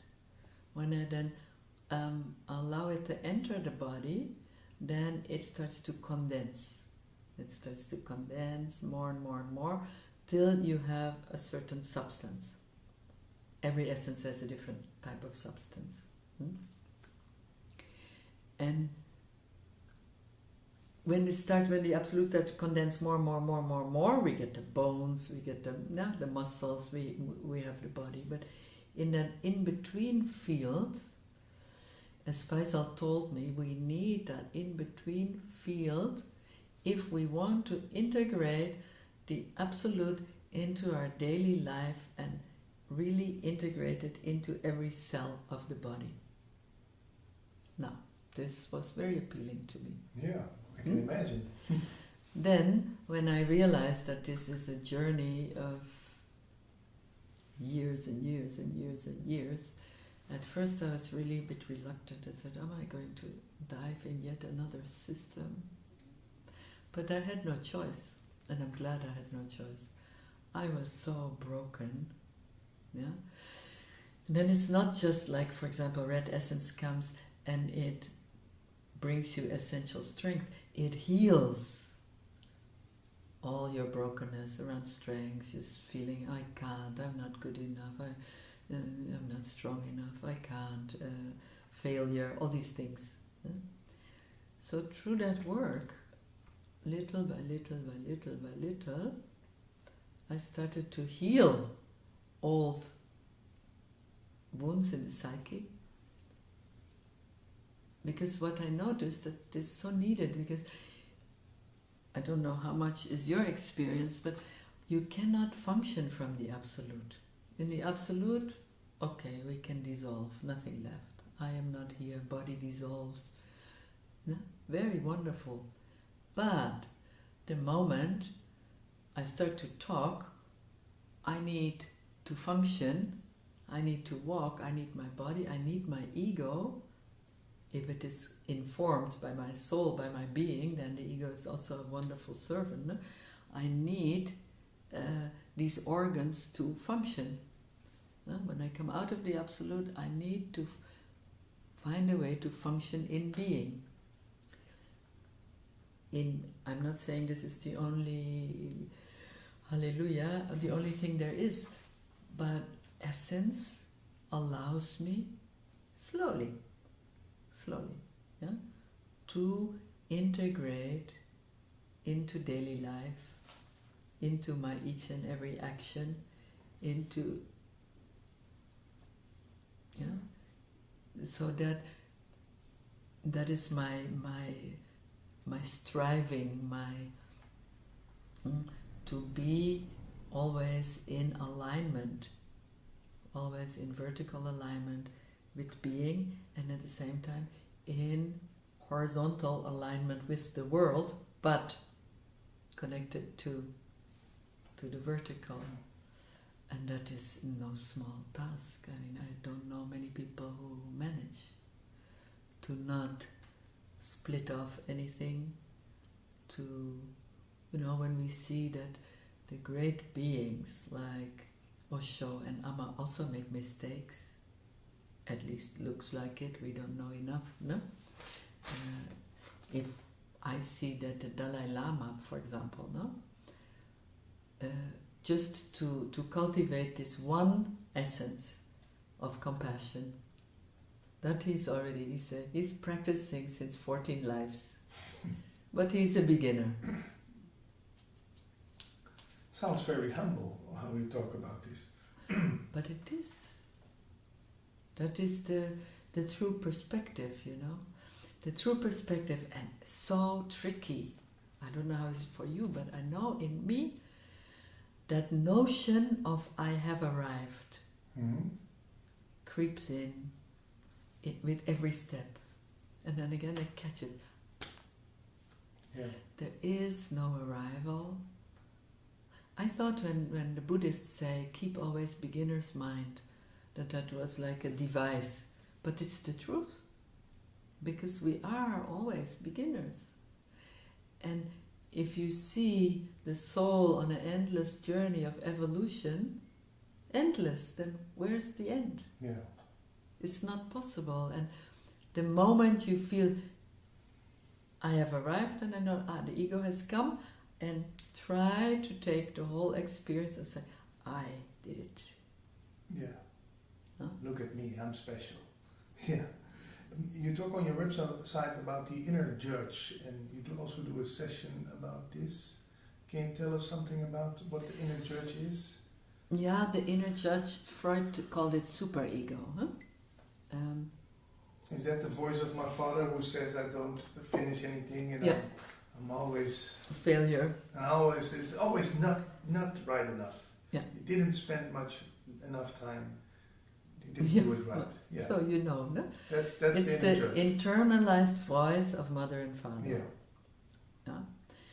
Why I put so much emphasis on it? One was that when I crashed, I judged myself to hell. No, I judged myself, and I didn't even notice it. I was so convinced of my badness, and have deceived people spiritually. How bad can you get? This is like the worst of the worst of the worst. So I came to the work out of necessity, but then I began to understand, if we want to integrate the Absolute into our system, then we need to allow, this is also what most Advaita teachers share, I shared it at least at that time, we need to allow the unfolding of what shows up. Yeah? And so maybe I have an image of myself, of a holy one, yeah? And then come very nasty things of hatred and revenge, then that doesn't fit in my image of the Holy One. Yeah. So then there the superego comes and says, are you crazy? Don't go there. don't go there. Don't show anybody, for example. No? Mm-hmm. And so the superego always comes, we call it inner judge, because it has a more, you have immediately a felt sense. No? Or the judge says, shame on you, look at you, you're still so scared. I mean, come on, get yourself together. And so this blocks, and we are not aware of it most of the time because it's so super fast and partly in the unconscious, we block whatever wants to come to the surface.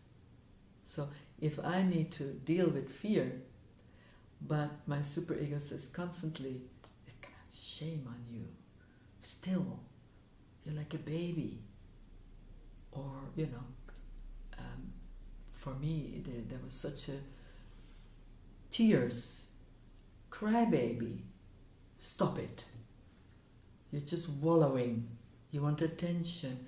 So, you know, something so very natural as feeling afraid or having tears, they cannot come because superego blocks it. And then, when our emotions are not allowed, then the essence cannot flow. Because, for example, every emotion is also an entry into essence. I can say, okay, I can transmit to you the red essence, which I can do. We can do that in silent exchange, or I talk. But we can also say, you're afraid. That's great. That's great. Fear shows that underneath that red essence wants to come up, because fear red essence transforms fear. So then we say, that's beautiful that you're scared. Let's look at it. Nothing is excluded. Yeah, but more than that, to me that is why I love the work that I do now so much, is to see that our very humanness, our each and every emotion is a direct door into the Absolute if we follow it far enough. Instead of saying, no, I want the Absolute, I don't want this mess, I say, let's take the mess and through the mess reach to the same place. Yeah, there's no shortcut around it. Not in my No. knowledge. No.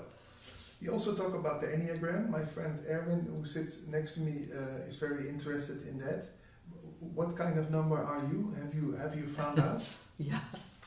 Am I sitting with a 5 here, or a 6, or a 7, or? No, then you would get much more intelligent talk if I was a 5, 6, or 7. No, You're talking to somebody who, in the Enneagram, carries the number 3.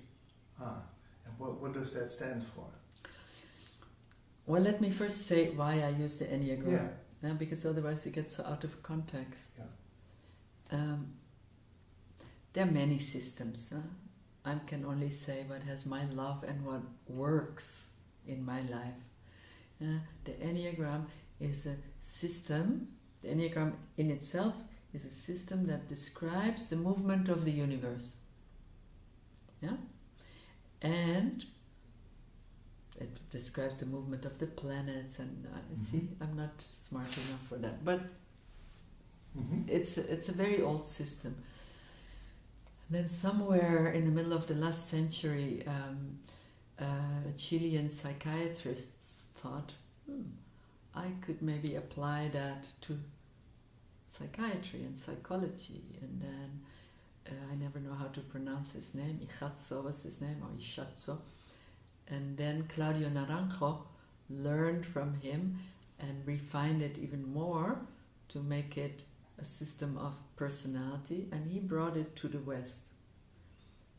It's a system that is much wrongly used and much misunderstood in my understanding. But if you take it for the spiritual work, you see that there are basically only 9 types of ego. And each ego is a fixation of certain habits and belief systems. Yeah?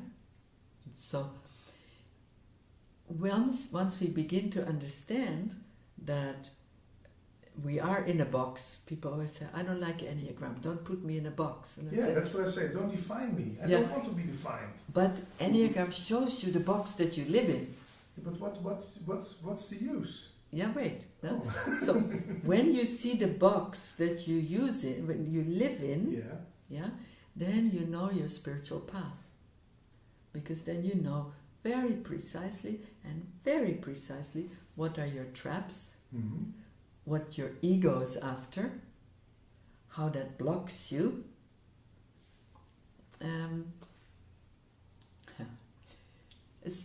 All these systems there so fast. No? So I'm at 3. You have 3 corners in the Enneagram. You have the 2, 3, 4, it's the heart-centered and emotional corner. Then you have the 5, 6, 7, is the head-centered in a very positive sense, yeah, intelligent and great awareness. You have the 5, 6, 7 are the head-centered people. And then you have the 8, 9, 1, they are the belly-centered people. And so I belong to the emotional, heart-centered people.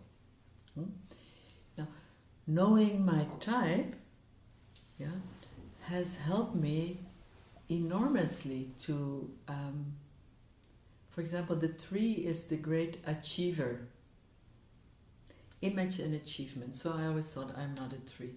I'm not interested in glamour, I'm not interested in career, I'm not interested in anything.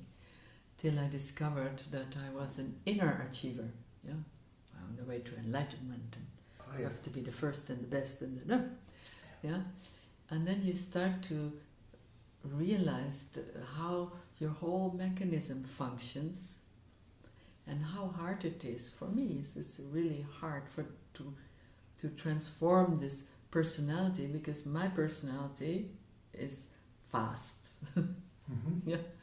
and difficult to stop. And then I learned to see, hey, where I need to stop.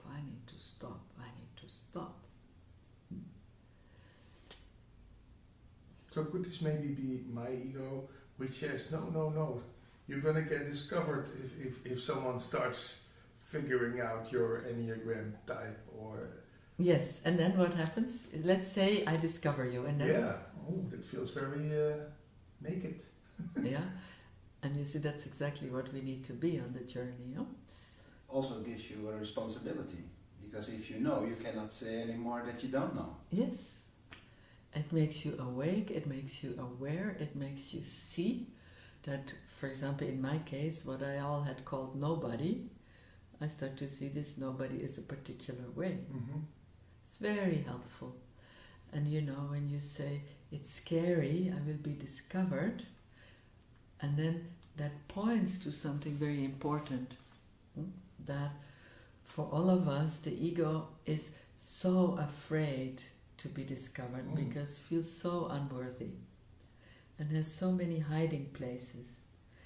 Can, hide in the stomach, or hide in the perineum, or hide in the head, like a tightness, and everything that's hidden needs to come to the light for us to embrace our totality. And a big aspect, a great aspect of the work I do now is embracing the ego, understanding the ego, so that it doesn't have to run away from me. So it's not judged, it doesn't have to run away from me and be ashamed and I was there again. Yeah. You see, there needs to be, in my world, a relation between the soul and the ego. Yeah. And when there's a good relation, the ego, hopefully I talk to you, I use my ego, otherwise I cannot speak in service of the soul. Yeah. Now, if there is fear or hiding or shame, that's all brings us back to superego and not accepting. In the Advaita world, there's a lot of ego bashing going around. Huh? I know. That's the only reason why I, after much reluctance, say, I'm going to talk again. Because you want to... I want to bring this peace. Yeah. And you see, something happened. Maybe 2 months ago, I went to a satsang for the first time in years. I went to a darshan and then to a satsang of somebody that I read some books, and I was very curious, and I wanted to experience that. Someone we know? I don't want to mention that. And then I went there. It's a beautiful soul, beautiful, beautiful field. So the first day I was sitting for hours in silence, in darshan. It was a great support for me also to hold my own frequency for hours on end. Yeah. Huh? So I was like, okay, I'm growing muscles here. Yeah. Beautiful. Huh? And then the next day there was satsang and talking, and then this ego bashing started again. Yeah. And something in me went like, I had to sit there for the whole day because I was together with a friend, and I thought, why am I here? And in the last hour I said, okay, I'm here because I need to open my mouth. Because the people I met there in the breaks, they were so confused. And because I once wrote this article on my enlightenment crash, don't know if you ever read it, yeah, I still get, maybe once a week, once every 2 weeks, I get letters from people that are stranded in the same way, you know? And then I always feel so, then I talk to them, and then my heart goes out to people that get so confused because they shouldn't have an ego anymore, they should only have that. I think it's a great misunderstanding. What is the right way then to go to handle the ego, Hani? Give it its place. Treat it like a little child who wants to come to you and tell his stories, or. There are different steps, you know. There are different steps in that. Like the moment we treat the ego, I call the ego as the ego child because it's a child. Instead of saying inner child, because then people think it's a real thing. Yeah, there's like ego child is like a child. So in the beginning of the work, I did a lot of come here. Embracing. It's okay. You didn't do anything wrong. I can feel your pain. It's okay. You cry. It's okay. You're afraid. Yeah. And in doing this, in this embrace, we call that I have one foot in being because I am back. Yeah. For example, I'm afraid. If I'm identified, I am the ego. The moment I realize that and I say, come to me, it's okay, I'm back. I have one foot in being and I have one foot in the ego, in the relative, in the mess, in the confusion. Yeah? And so there begins to build a connection. Yeah? And later on it's more easy to see, you know, like from the clarity of, you know, what the male side of the absolute, which we call radiance. It's just often enough to see, oh yeah, because let's say for me all these things, they come up, huh? I'm just a human being, yeah? All these things come up. But for example, let's say something that was really a big pain in me and that I tried to hide by being smart and all that, is that, you know, you're stupid. Somebody would say to me, you're stupid, I would be destroyed, yeah? And I'm so much reading all these books and knowing all these theories, and I'm still stupid and a lot of pain, and my father never loves me, and you know, then that whole story coming. And after a while that story is digested because those held back tears, they need to flow, or the fear needs to be felt, and the system relaxes, and that pocket of ego holding dissolves. But it can regroup any minute. So if you say to me now, Rani, that was really stupid what you said, in no time that thing switches on. Yeah. And I see ta ta ta, yeah, father, there's a little contraction in the system, that has to do with father, I want to hide, ta ta ta ta, and gone again. Yeah. So there are and there's gradations in the middle, no? How to deal with that ego. I think the other day I was thinking, actually we could almost say like the ego is the guide. The guide. The guide. To enlightenment. Yeah. If I come from being, no, I have to be rooted in being, otherwise I am ego and then you're lost. Yeah? But the ego knows exactly what it's looking for. But it goes out to look. Mm-hmm. But it knows what it wants and you can't get it off track. Mm-hmm. Yeah? So, for example, then I said, oh, I want a man, I need a man, I have to have a man, why am I alone, I need a man. And then one day I say, wait a minute. Let's imagine I have this man. What happens? Then I feel supported, then I can relax, then, all these things. And then I notice, hey, that brings the white essence in me. The white essence of groundedness, of a sense of inner support. And that's, the ego shows me what I need, only it looks out. Mm. So that's another way of following the ego, no? And it's like, I'm so scared, okay, but I need that. And you follow and you say, what if that fear would be gone? How would you feel? Yeah. So there's different ways to take the ego by the hand, but the intentions of the ego are good.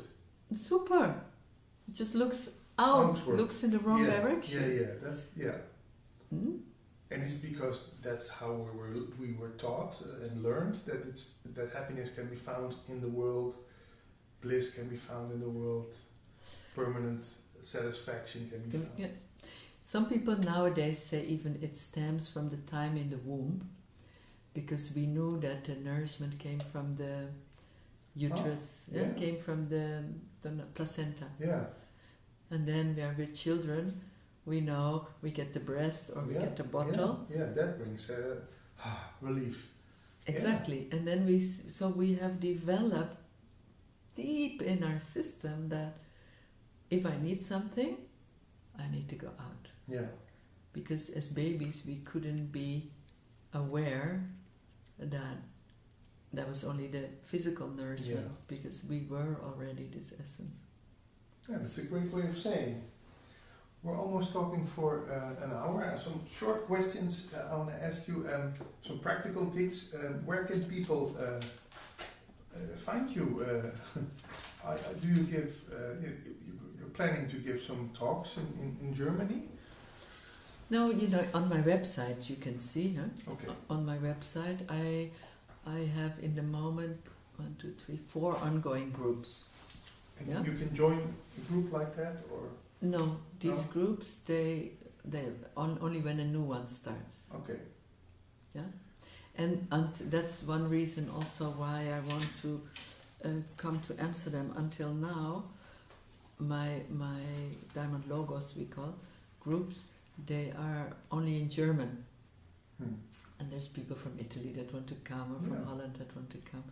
So I want to start an English group, and I want to start simultaneously also in talks, maybe do one evening about what is white essence or what is red essence, and bring more this idea of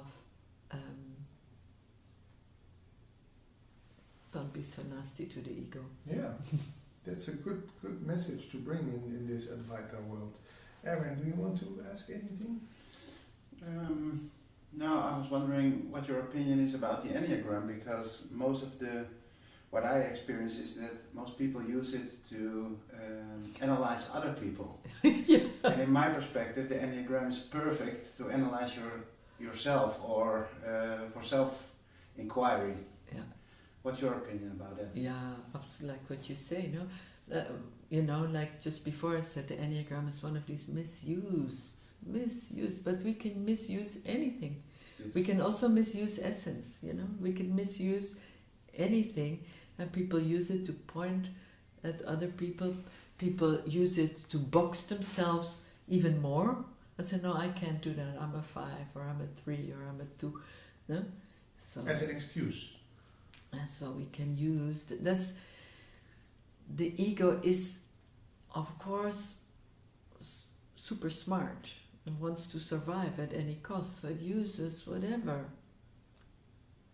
It was shocking for me to discover that ego can also continues, okay, ocean falls into the drop, ego survives. Huh? We didn't know. Many teachers also say my ego is no more, but I tried with a few. I step on their toes and they get very angry. So there is an ego. No? And I did it out of friendly reasons, but look, there is somebody. It's illusion to think ego is gone. Then the ocean falls into the drop. Then you say, now, ego must be gone. Comes up again. No? Then the body gets transformed. I say, now, ego comes back. Yeah. I have a little book, it's called Entry into the Realm of Reality, that has really changed my perspective forever. It's from a Chinese master. It's very difficult to understand, but it's the story of a disciple who gets enlightened with a master. And then the master sends him to the next master, who is maybe a master in the area of compassion. And so he needs to start all over again till he fully masters compassion all the way into the Absolute. Then he goes to the next and he teaches him that, and go to the next and teaches him that, and go to the next and teaches, until all the virtues, all the virtues of the ethical code of existence are restored. So that has changed my perspective about the journey, about evolution, about that we are not on a spiritual journey, but that we are spirits in a human journey. No? It changed my perspective forever. Any books you wrote on these subjects? No, not yet. Not yet? Maybe this inspires you. Not sure, It's we have asked Faisal to write books. Almas has produced one book after the other. Understandable, again, according to Enneagram type. Some people are just very bright and writing easy, other people are hard people, different. Is it maybe a way to stop this inner judge, to know that to know your Enneagram type, so you know that you're not capable of doing anything? Yes, it's so smart. Really, then you say that the inner judge says, look, you don't even know how to stop. And I say, that's right. That's my greatest difficulty. That's absolutely right. Yeah. And end of discussion. End of discussion. Yeah. The metaphor is also, most of the time it's used that a dog who's always biting is a reliable dog. So if you're really aware of your Enneagram, with all the stereotypes that comes with it, then you know your habits, but you also recognize the dog who always bits and always bites. Not sure I totally understand. If you know your traps. If you know your traps, it makes you reliable. So you know that. Okay. Yes. So you can be really focusing on, and then you can let it go, because you have to get hold on it before you can let it go. Yeah, you have to know it, and you have to accept it. Nobody wants to be their Enneatype that they are. No. I always thought, I said to everybody, I'm a 2. And I thought the 3 are the worst. I didn't like these people. Till you discover, oh, that's what I am. Yeah? And then to start to own that. To me the whole journey is about owning everything. Owning my beauty. Sometimes not so easy for us. Yeah? okay, it's easy to say, you know, I'm such a dumbo, I'm such a stupid one, and to say I'm a goddess is like a So, but to own everything, then we can breathe again, and then we have nothing to defend, nothing to hide, nothing to prove. Then we are not more than another, and we're all on the same journey.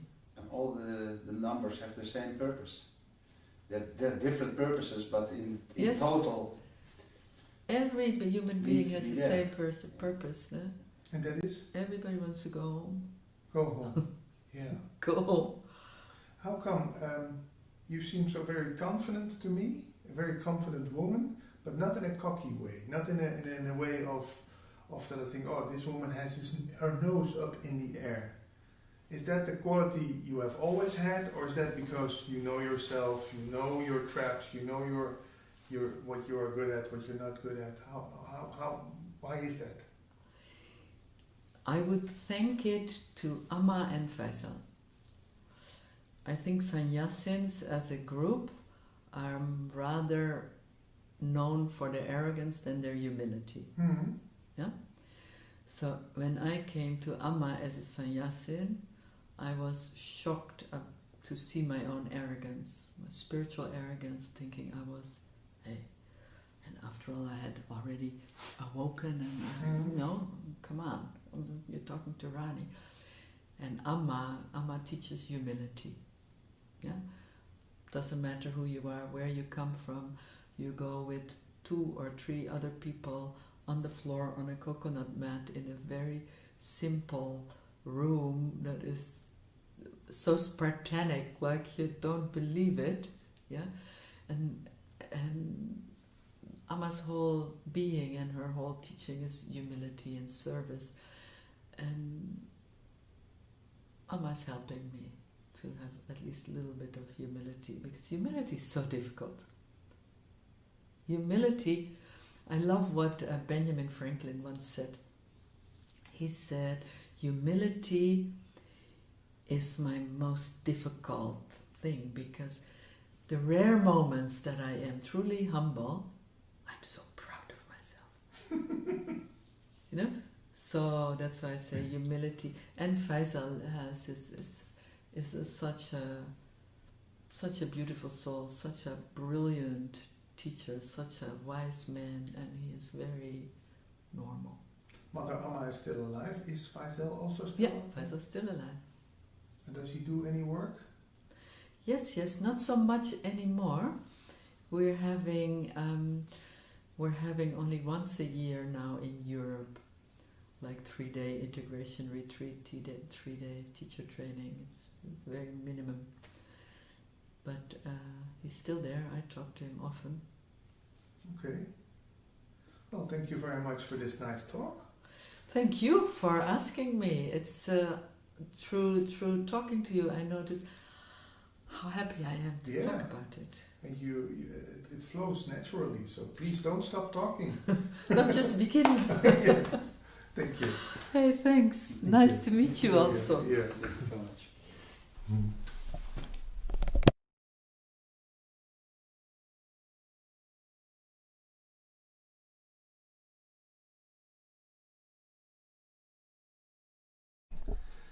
Sitting here in Amstelveen, in the Shiva Yoga Center with James Schwartz. You're visiting our cold country. It's a little cold, yeah. But you come here... I come from much colder. Yeah. We have a home in Oregon, in the mountains, and when I left, there were about 3 feet of snow. Oh, so this is peanuts for you. So this is peanuts. Yeah. Okay. You're visiting Holland for quite some time. Yeah, I've been coming here for a long time. Yeah. In fact, the first time I came to Holland was in the 60s. In the 60s? I was a hippie. You came to I smoke went to weed? Paradiso. Ah, with Willem de Ridder. And listen to rock music and take acid and smoke dope. Great. That's a good country to And come. I've been coming here for, well, 45, 50 years. Yeah. Like that. And when you came first, did you immediately started talking about Vedanta? No, when I first came. But I've been teaching classes here at the City Yoga, teaching Vedanta here for, I don't know, 4 or 5 years now. Yeah. Because I became quite famous because of this book I wrote. The Essence of Enlightenment? Well, the first one is called the How to Attain Enlightenment. The second one, Essence of Enlightenment, is basically the same book, but a little more easier to read for Europeans, Yeah. people for whom English is a second language. Yeah. And I enhanced some of the teachings and added some teachings that weren't there in the first book. So James, how come we're all in search of this big thing called enlightenment? Well, it depends on what you mean by enlightenment. What does enlightenment mean? Well, if I look to myself, an escape. To what? Okay, you want to escape from suffering, but where are you going to go? Where are you going to escape to? The place where the drama of the world no longer is of importance. That's good, but where is that? Where is that? Well, I can say that I read in all the books, it's inside me. It's not in the outside. Yeah. Okay, and yeah, this is the... okay, it's inside you. Inside where? You means what? Inside your body? Well, no. No, it's not inside your body. Inside you means where? Inside my being. And what is your being? This is the point. This is what Vedanta is about. It's what is your being. Vedanta means the knowledge that ends the attempt to escape from this world. Uh-huh. You will no longer try to escape from this world when you gain the knowledge of what your being is. Because? Well, because your being is complete and whole and full. Its nature is love or bliss, and you're free when you understand who you are. So you get there's a huge benefit to understanding what your being is, because your being's always free. It's always full and complete. If you're full and complete, we're going to call it your being now. Mm-hmm. But your being is a difficult formulation, isn't it? Because it sounds like you and your being are two different things, right? Yeah. Well, if Vedanta says that reality is non-dual, so you and your being can't be two different things. Mm-hmm. So if you are whole and complete, then why is the world a problem? Huh? Yeah. The world's only a problem for me if I think I'm incomplete, because then I want worldly objects to complete myself. Mm. But the problem with worldly objects is what? Yes, you get temporarily satisfied when you get what you want, but you don't remove your basic sense of existential incompleteness. Yeah. It just gives a little satisfaction. It gives you a temporary satisfaction. Yeah. You And forget about the incompleteness. Yeah, you forget about the incompleteness for a few moments, maybe a day, a week, or a month, it depends.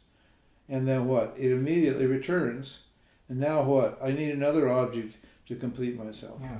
Yeah, you can come look at the self-storage box I completed with all the stuff I gained in all the years. It's sitting there in boxes. I walk around, I think, what was I doing? I was looking for completeness in the object. Yeah, in the object. Gaining. Yeah. And so, Vedanta, it makes it very clear, and it's not that Vedanta is a philosophy. Vedanta is not a philosophy. Vedanta is just an analysis of experience. But we just look at the nature of human experience, and we extract the knowledge from experience. Mm-hmm. We're not looking for experience's sake. We're looking because experience is just a decaying time capsule that's meant to deliver knowledge. Mm-hmm. So we're knowledge seekers. Veda means the knowledge that ends the quest for knowledge. So this is a knowledge, when you get it, you stop seeking to understand anything because you understand everything. And that understanding of everything is understanding who you are, what your being is. And this is not something you can do on your own. You need a teacher. Yeah, not only just a teacher. Now that's what the teachers out there, the Advaita teachers tell you need a teacher. But a teacher, what good is a teacher without a teaching? And a person's experience doesn't count for a teaching, because what I'm experiencing doesn't transfer to you. Yeah. What knowledge transfers, I can give you knowledge if I have knowledge. Like if you don't know that it's cold outside, I can tell you that it's cold outside, and you can understand what that is, and then you got knowledge. Well, it's cold outside. Right? So knowledge is, you can pass knowledge from one to another, but you can't pass experience from one person to another, because your experience is generated from your past. Mm-hmm. So these teachers, this modern Advaita, or the Advaita they call it, they don't even pronounce it properly. The actual pronunciation is Advaita. Dvaita means duality, and Advaita means non-duality. They don't have any teaching. They've got an idea. They talk about, they've taken a few teachings from Vedanta. Mm-hmm. One is that you're not your mind and you're not your ego. Now that's an important bit of information to have, because most people think I'm my mind, I'm my ego, I'm what I think and I'm what I feel. So they tell you you're not that. And they also tell you the positive side, you are awareness. You are limitless awareness. Mm-hmm. So those two bits they've got. But then how, but they don't tell you how you get from what? From thinking that you're a limited, inadequate, incomplete body-mind entity to what? To limitless awareness. They have no way of showing you how to go from this point to that point. Most say it's bliss. They say it's bliss, or it's grace when you. That's right. In other words, their idea is that something is going to happen that's going to make that connection between you and yourself. That's called yoga, or we call that the experiential view of enlightenment. That you are by nature incomplete and inadequate, and you will become whole and complete and adequate and free when this thing happens to you. Grace, bliss, whatever you want to call it. And maybe the guru can transmit it magically from his third eye. And there's a lot of people that believe this sort of thing. But Vedanta says wrong. Absolutely wrong. Why is that wrong? Totally, completely, absolutely wrong. Why? Because reality is non-dual. Now, what does that mean? That means that there is no separation between the subject and the object being this experience of bliss that you're looking for, and the person who's looking for it. That's what non-dual means. Mm-hmm. Their whole idea is based upon the idea that duality is a reality, and that you can erase duality by a particular kind of experience. And then you find non-duality. And then you'll discover non-duality. But Vedanta says that reality is non-dual, and you're non-separate from reality, so you're already what you're looking for. Now, that idea doesn't sell. Why doesn't it sell? because it completely contradicts my experience of life. My experience of life is that you're there and I'm here. Mm-hmm. And Vedanta says you're not there and I'm not here. You're me and I'm you. That's what Vedanta says. Mm-hmm. Well, excuse me, sir? Huh? Excuse me? That's not how I feel. I'm experiencing it differently. Yeah. Huh? Could you say that because people are conditioned this way, and so this is so, how do you call it, stiff, you can't get rid of it, you think that those kind of teachers stand up? Absolutely. They fulfill what people want. Absolutely. They're complete dualists. They're talking non-duality, but they're complete dualists. And the reason they're dualists is because duality, the notion, is we call it hardwired. Yeah. It's everybody thinks that way. You're taught that way. Yeah. And you can understand, it's understandable. We're not saying that they're bad people or anything like that, or there's something wrong with them. We're just saying what they have, this duality is based upon the notion that my consciousness, my being, myself is my body. Yeah. Now, if myself is if I am the body, which most people think, if I touch you, you'll say, well, don't touch me, or please touch me again, depending on how you feel. Huh? Go ahead. Go ahead, right? Or don't. One of them. What do I believe? I believe that I'm the body, because I said me when my body was touched. So, and if I am the body, then you're there and I'm here. Yeah. Right? There's no problem with that. But what people fail to think about, and it's perfectly sensible and it's perfectly logical, and there are moments when they actually say, this is my body. Now, if this is my body, then I've got to be something other than my body, don't I? Huh? Mm-hmm. Huh? Now, whoever it is that what you call my being, your being, is something other than your body. Mm-hmm. So if I look at you from the point of view of my being, I can't find any difference. If I look at you from the point of view of my body, definitely you're different. Yeah. So this whole idea of grace and this experiential notion of enlightenment is based upon the idea that reality is a duality, that my being or myself or the truth or freedom or God or whatever you want to call it is something other than me.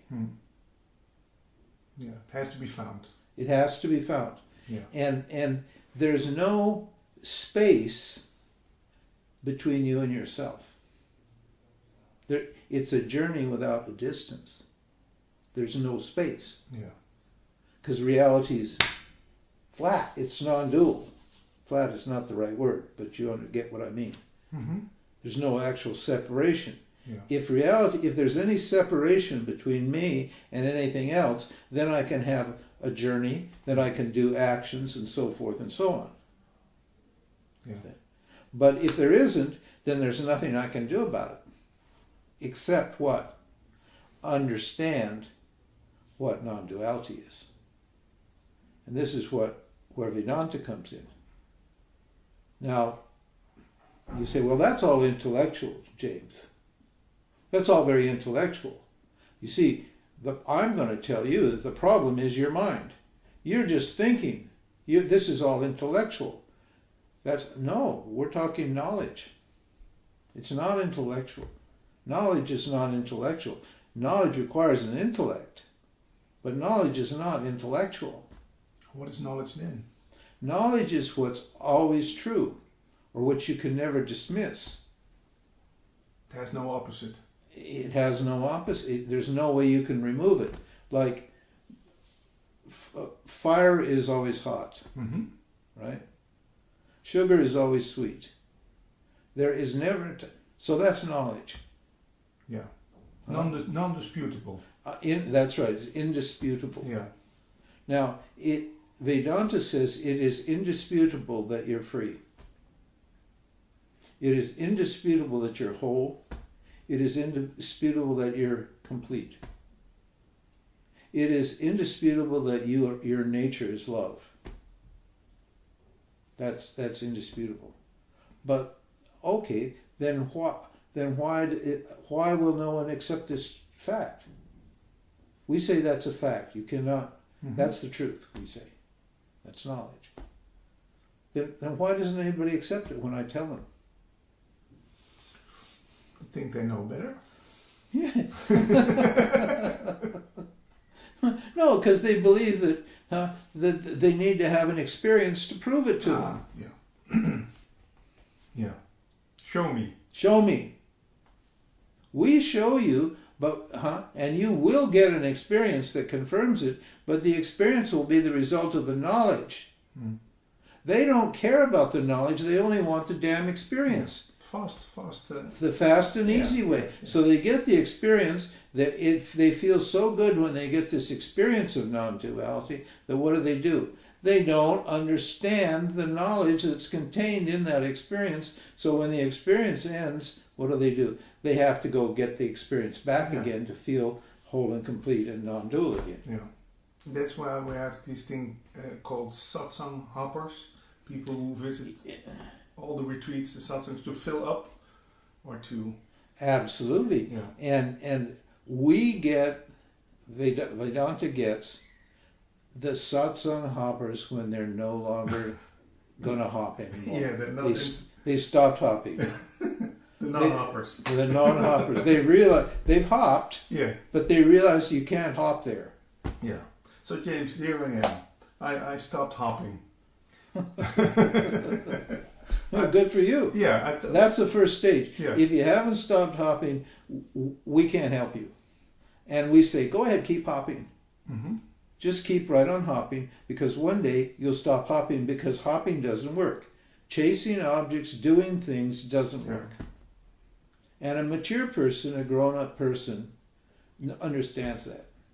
So Vedanta is for people who've had some life experience, who've analyzed their life experience, and have figured out chasing objects, including enlightenment, experiential enlightenment, doesn't work.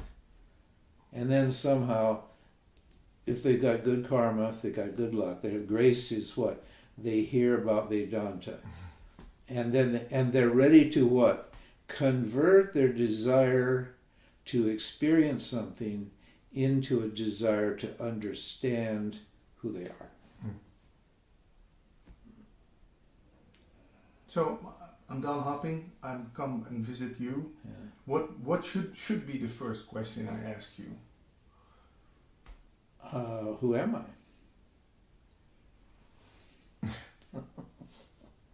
Now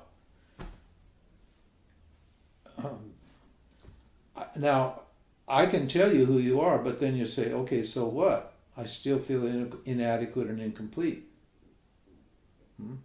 I can tell you you're whole, you're complete, you're non-dual, actionless, ordinary, unconcerned, ever-present, unborn awareness. Awareness, consciousness, existence. Okay, I can tell you that. Sounds great. Huh? Sounds great. Yeah, whole and complete, ever-present, unborn, non-dual, ever-free, existence, consciousness, bliss. Okay, I can tell you that. That's who you are. But I should not start believing this. No, you don't know. You shouldn't start believing it. No, if you believe it, then what? Yes.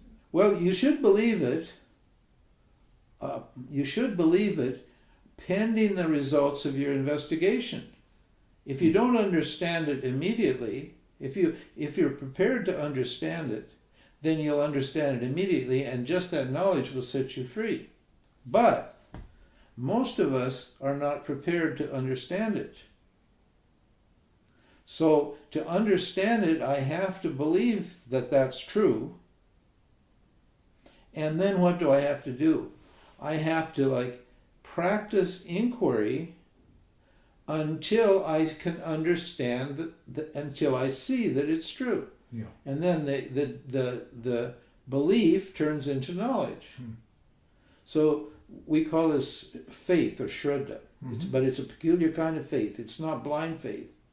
In religion or in the Neo-Advaita world, Neo-Advaita is just like a religion. They think they're all spiritual and superior, but they're actually just like religious people because they believe that they're awareness, but what? They have no way to convert that belief into knowledge.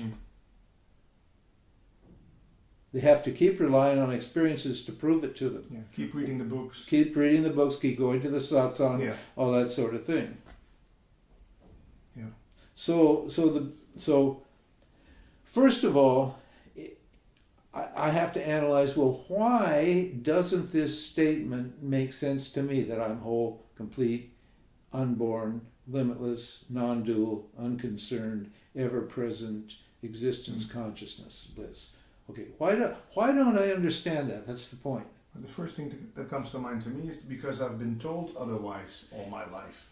My mind is not prepared to receive it. Yeah. It's resisting. It's resisting. Because it's all based upon my interpretation of my experience of myself as an experiencing body-mind entity. And taking that experience that I have as a body-mind entity as knowledge is the wrong way to go. Yeah? Yeah, it's not knowledge. There may be bits and pieces of knowledge, but it's all what? It's all a particular point of view. Yeah, conceptual. It's only conceptual, and it may be true for you, but it's not true for everybody. Yeah. We're making a statement that's true for everybody. Yeah. Which means, if it's true, then it's knowledge. Just like, fire is hot and sugar is sweet. That's knowledge. Yeah. That's true for everybody. Gravity is the same for everybody. There's no exceptions. Yeah. And breathe in, breathe out. Breathe in, breathe Yeah. out. Yeah, that's right. This is just facts. Universal. Universal.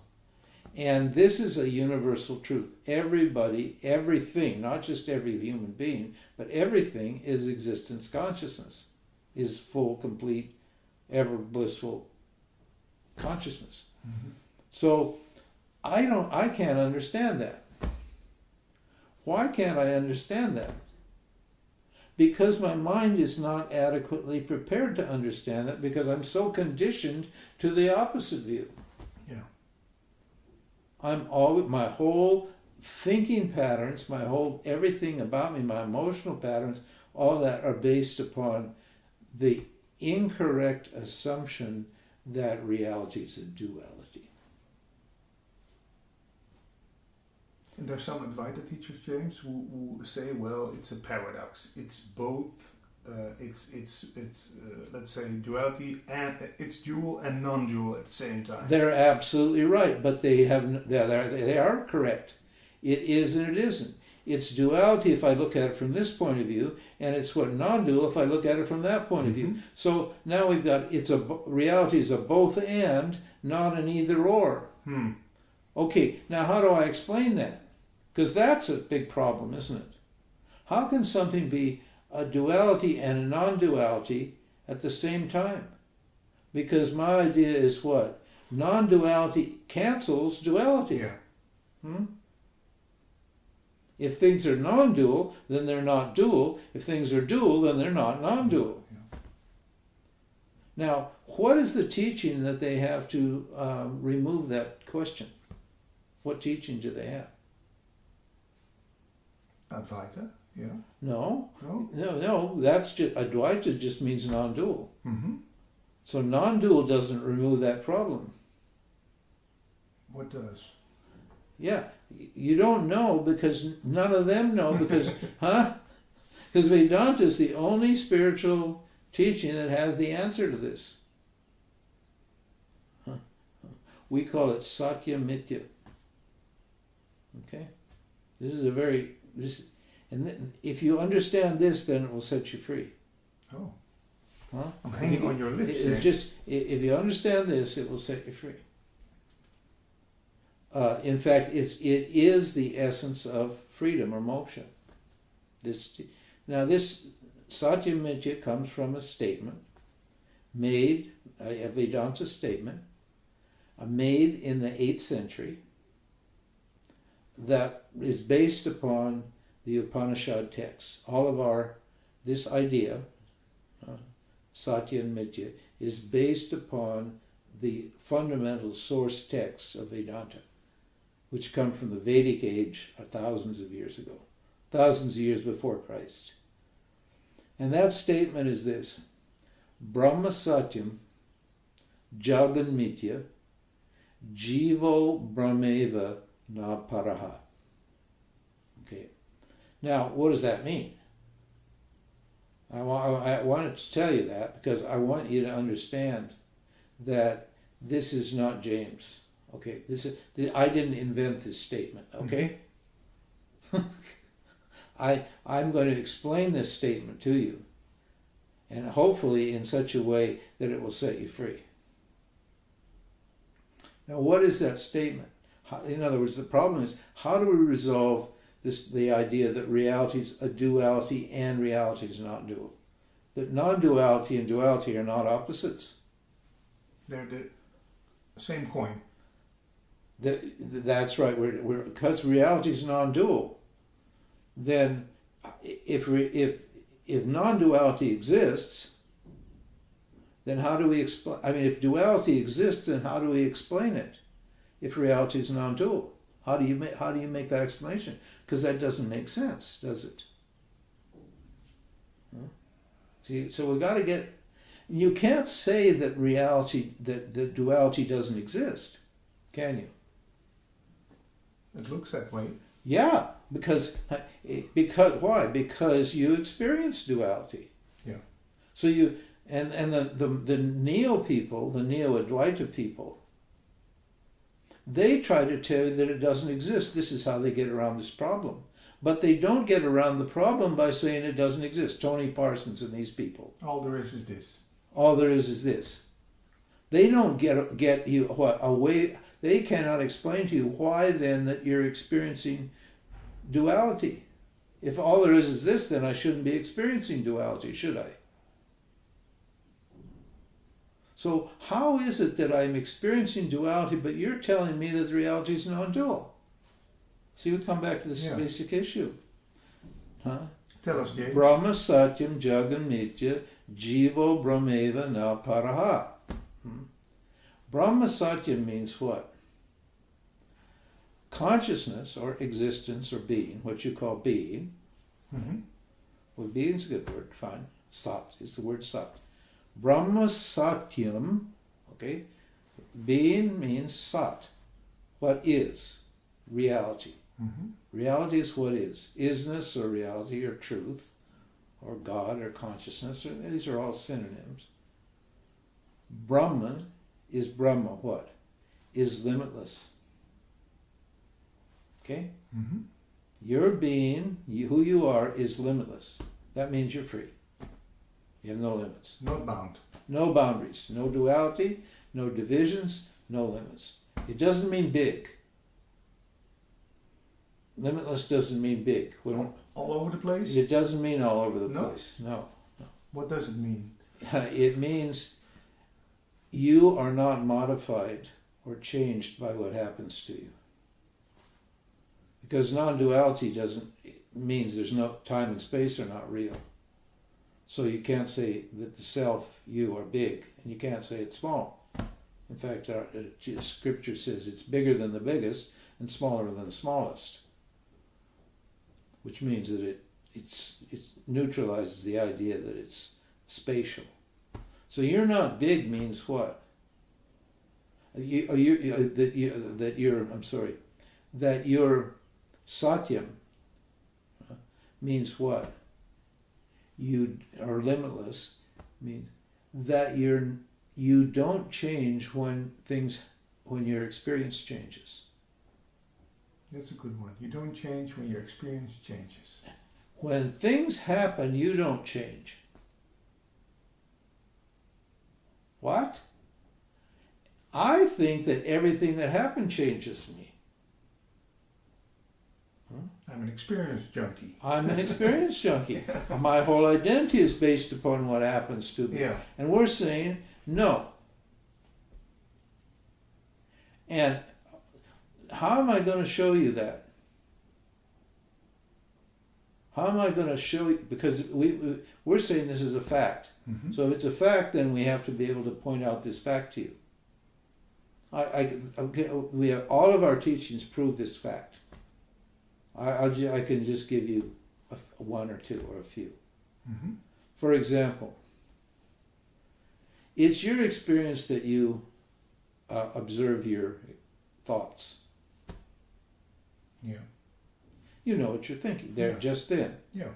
Huh? You looked and you Yeah. saw your thought, huh? Yeah. Which means what?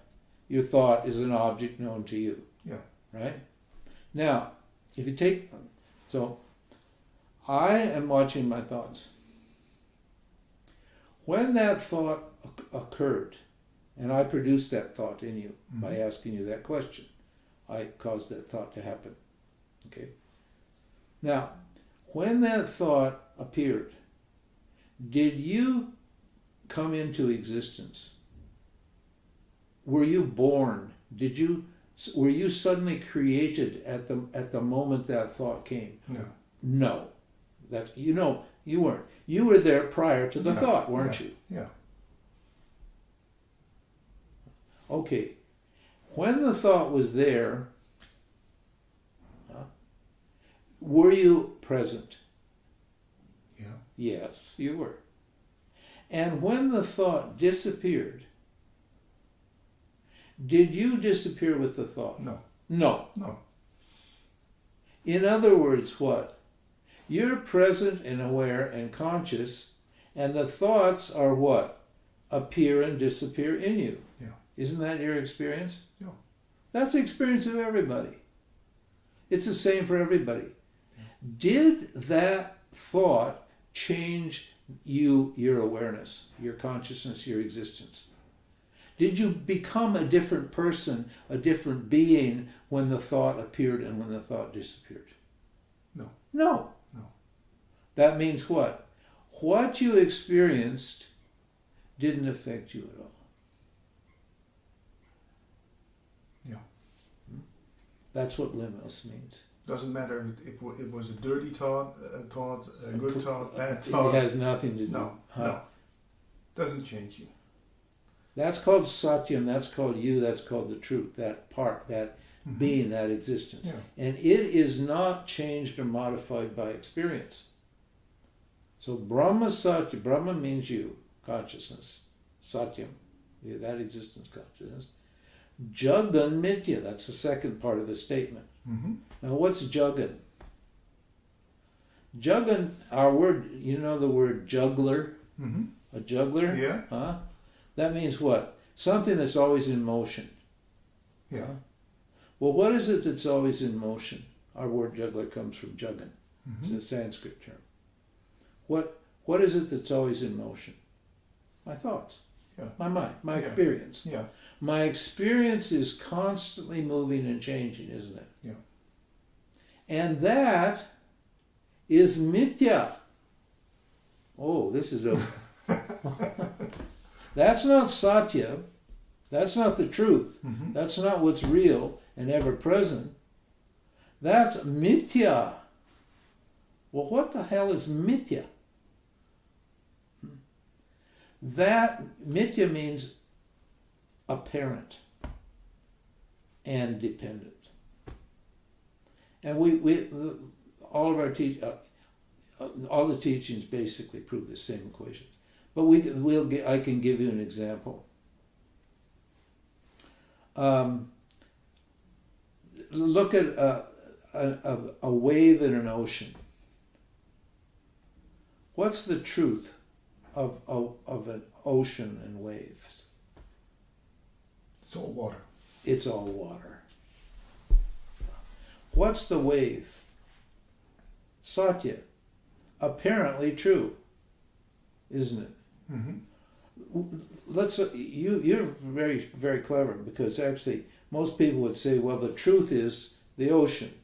because the ocean's always present, and then the waves come out of the ocean. Huh?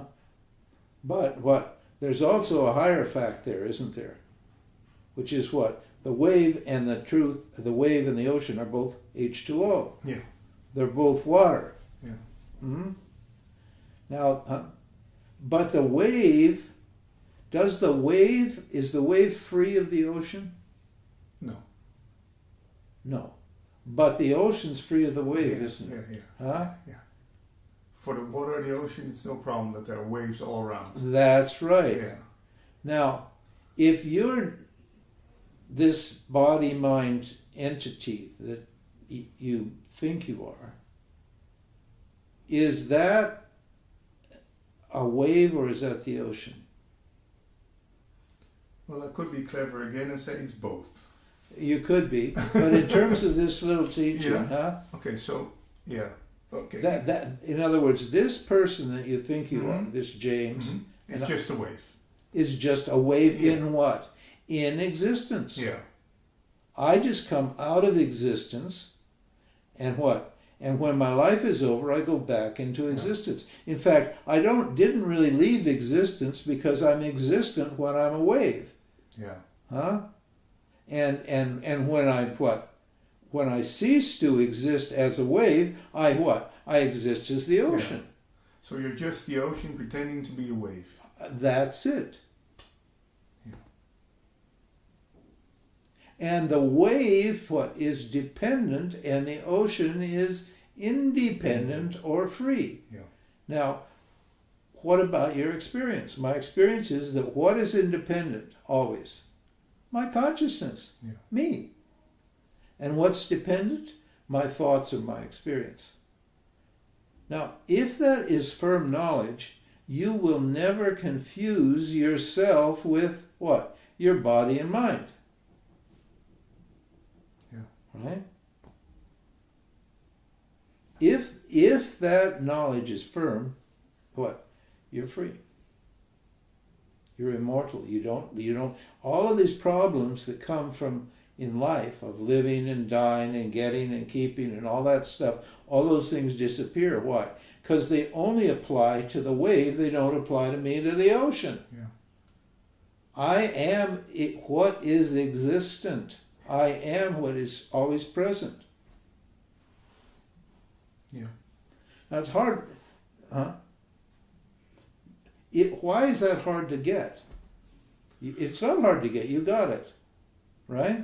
Yeah, when I'm sitting here with you, it's it's easy, huh? It's pretty straightforward when you hear the teaching. Yeah. But when you pack up and you're on your way and your girlfriend calls you up or your boss fires you or whatever it is, huh? Then are you happy?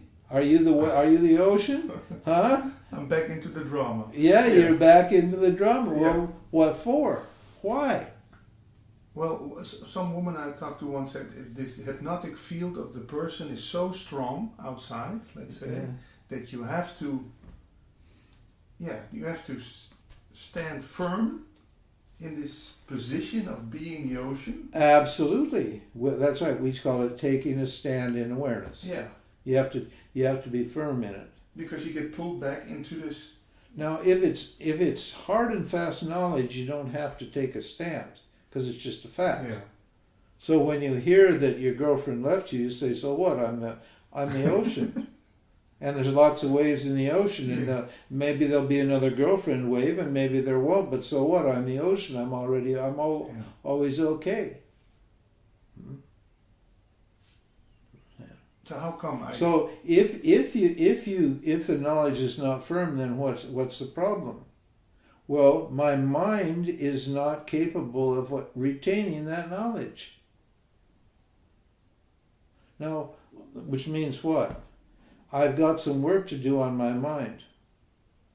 This is again what the Neos don't tell you. Yeah. Do your homework. Do your homework.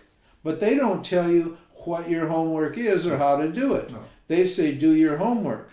Well, yeah, do your homework, but what is the homework? Well, you get a little phrase called like all thoughts are not true. Yeah. Well, big deal. So what? Yeah. Huh? No, the homework, that's true. It's true that all thoughts are not true. But what is true?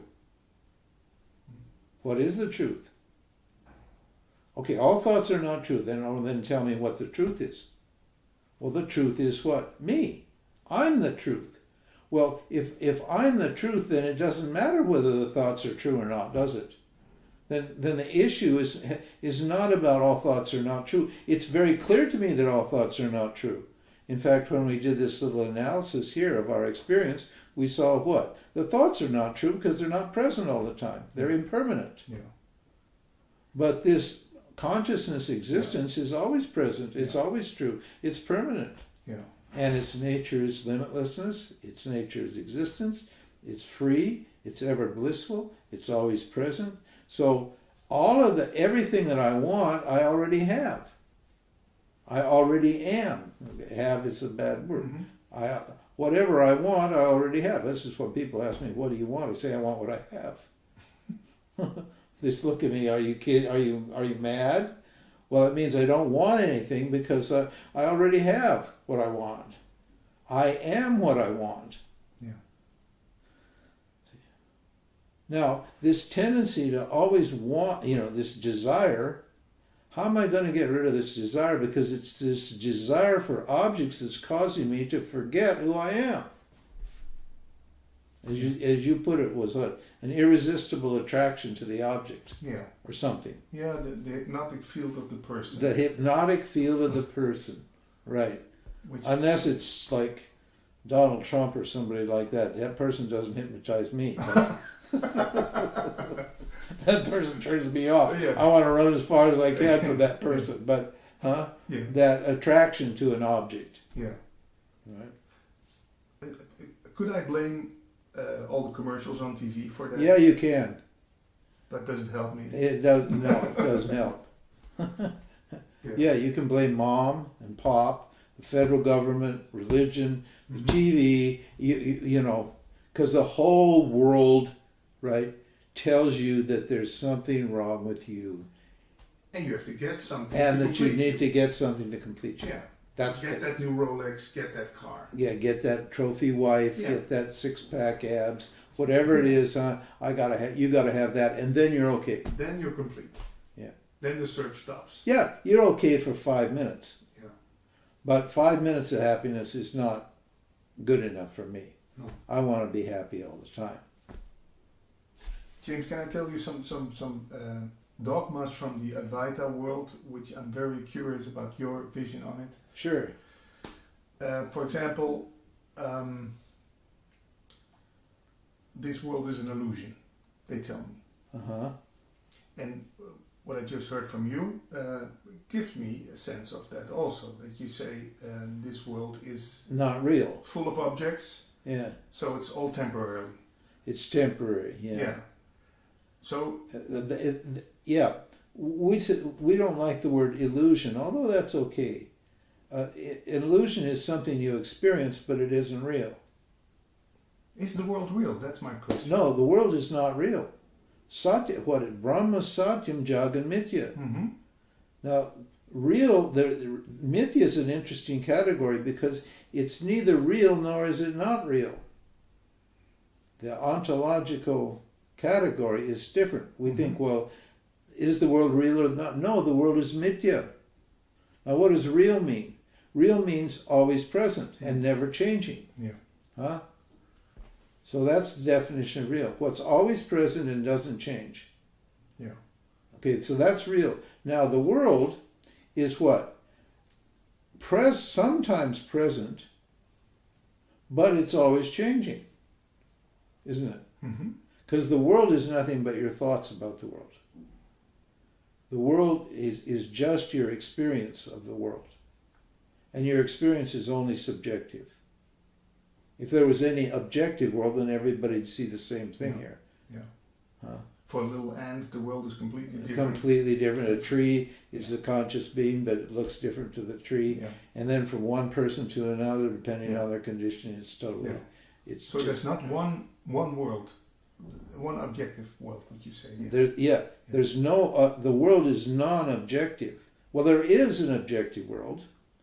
In other words, we call that Ishwara. That is, if your senses are operating properly, then and I put my hand here, you have no choice but to see a hand. Yeah. And your knowledge will be, this is hand knowledge. So that we call Vyavaharika Satyam. That means the part of reality that's empirical. Because if that world's totally an illusion, then we can't count on anything here. We can't count on science. When your ears go bad, you can't go to a guy to fix your ears because they're totally personal. It's totally subjective. But the fact is, your eyes and ears and your senses are all principles that are operating here. They're knowledge that's created by Ishwara, or God. And so there's a certain objectivity there, a practical objectivity there. It's not real in the sense that what? It changes all the time, but the changes are predictable. That's why we can have sciences, because the changes are predictable. So Satyam means it seemingly real. Appears to be real. Appears to be real. Yeah, that's the word. Now, we're, as a body mind, as a person that we think we are, called a jiva, or a reflection of awareness. There's pure original consciousness existence, and then that reflected in the mind is called a jiva. That jiva is apparently real. It's not actually real. Now my problem is I take it to be an actual reality. I don't take it to be apparent reality. I think my life is real. And when my life is actually what? A dream. It's like watching a movie. It exists. We can't say it doesn't exist because we experience it. You can't experience something that doesn't exist. No. Huh? Yeah. It's obvious. Now, the Neos have no idea about this. They say these words, but they have no teaching. You see how carefully I unfolded that? So it's perfectly understandable to you. Yeah. Now, what Vedanta does is Vedanta has all of, we call these prakriyas, these teachings that I've been sharing with you, or working on you, actually working them on you. And when you're following them carefully, Yeah. and you understand it. It's clear. Yeah. So all of these prakriyas, all these teachings, just what do? They give you different windows, looking at everything from a different angle on the same truth over and over and over again. And if you expose your mind to this teaching consistently, all of your notions of duality will disappear. But you got to do the work. In other words, you have to apply the knowledge, and that knowledge needs to be taught to you. You need to learn how to think this way. See, I'm just thinking differently. Yeah. I'm thinking from the platform of non-duality. I'm not thinking from the platform of duality. The modern Advaita teachings are all thinking from the platform of duality. They're talking about non-duality, but all of their thoughts and their teaching comes from duality. So they imagine that they're non-dual, but they're actually dualists. Yeah. Because they don't have a teaching. Yeah. They're talking about the topic. But not from. That's right. Yeah. And they're not, and their thinking or their teachings are not what? Coming from it. Yeah. And that applies to all Advaita teachers you see? Yeah, absolutely. Not one you say, well, he... Well, I don't know. Except in our tradition. Yeah. You'll hear bits and pieces. Yeah. And you can benefit from them. We're not saying you can't benefit from them. But you won't get the whole teaching. Luckily we have you and your books. Well, yeah. Yeah. Now, one thing I wanted to get back to was this, why I don't understand and what you can do. Because this is another huge problem with the Advaita people. And listen, they're not bad people. No, they don't mean wrong. Most of them are well-meaning. No. There's a few rascals and scoundrels there who are just chasing power and pleasure and wealth. You got the Andrew Cohens and those kind of people. Even they're not bad people. They're just misguided or misunderstood. You know, they have psychological problems that cause them to use the spiritual world for psychological reasons rather than for the truth. But so they're not bad people, but they don't have a complete teaching, and it's all experiential. It's based upon their own experience, and they're saying, well, because I experienced non-duality, you can experience non-duality. Well, even if you can experience non-duality, you'll be back to duality when the experience ends. Yeah. So everybody knows that. Yeah. Now, what they don't tell you is this, and the reason they don't tell you this is because they don't have a teaching, and that is what you can do. They don't tell you. They tell you can't do anything because you're already free. Yeah, you're already it. You're already it, and you're not a doer. Yeah. On top of that, Yeah. you're already it, and you're not a doer. Both of which are true, but what? That's totally an unhelpful teaching. Is this? No, it's still running. Yeah. Totally unhelpful teaching. But let me put it in plus one more. They're totally unhelpful teachings. Why? Because I actually think I'm a doer, and my whole thought system is based around the fact that I'm a doer. Yeah. Me the doer, me the hearer, me the experience. And that doer is not going to just disappear. Nothing in nature just suddenly poofs and disappears. That doer, enjoyer entity has been there forever. Yeah. It's built up an accretion of thoughts and experience, we call it karma, that just keeps going on and on and on. Yeah. They're saying, well, you're not that, you're this, and there's nothing you can do about it. Just wait for grace. Yeah. Well, excuse me? That's absolutely incorrect. That's why people keep satsang happening, because they don't give them a sadhana, what we call sadhana, or spiritual work to do. To what? To prepare their mind to understand this. And once they understand it, to keep their mind clear until the knowledge is firm. Yeah. This can be understood. That's what... Yeah. The understanding's not a problem. You got the understanding. You're very clear about it. I could tell by you following it, and then you feed back, and you accept it. It's easy. But what's the work I have to do? Okay, that's the point. They don't tell you what the work is. Well, the work is karma yoga and jnana yoga. Or there's three, actually. Karma yoga, vipassana yoga. Upasana yoga, not vipassana. Karma yoga, upasana yoga, and jnana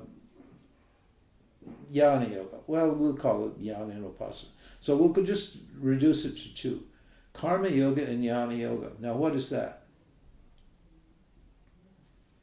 Should I go meditate? Should I go meditate? No. No. That's part of karma yoga. Okay, but no, you shouldn't go meditate.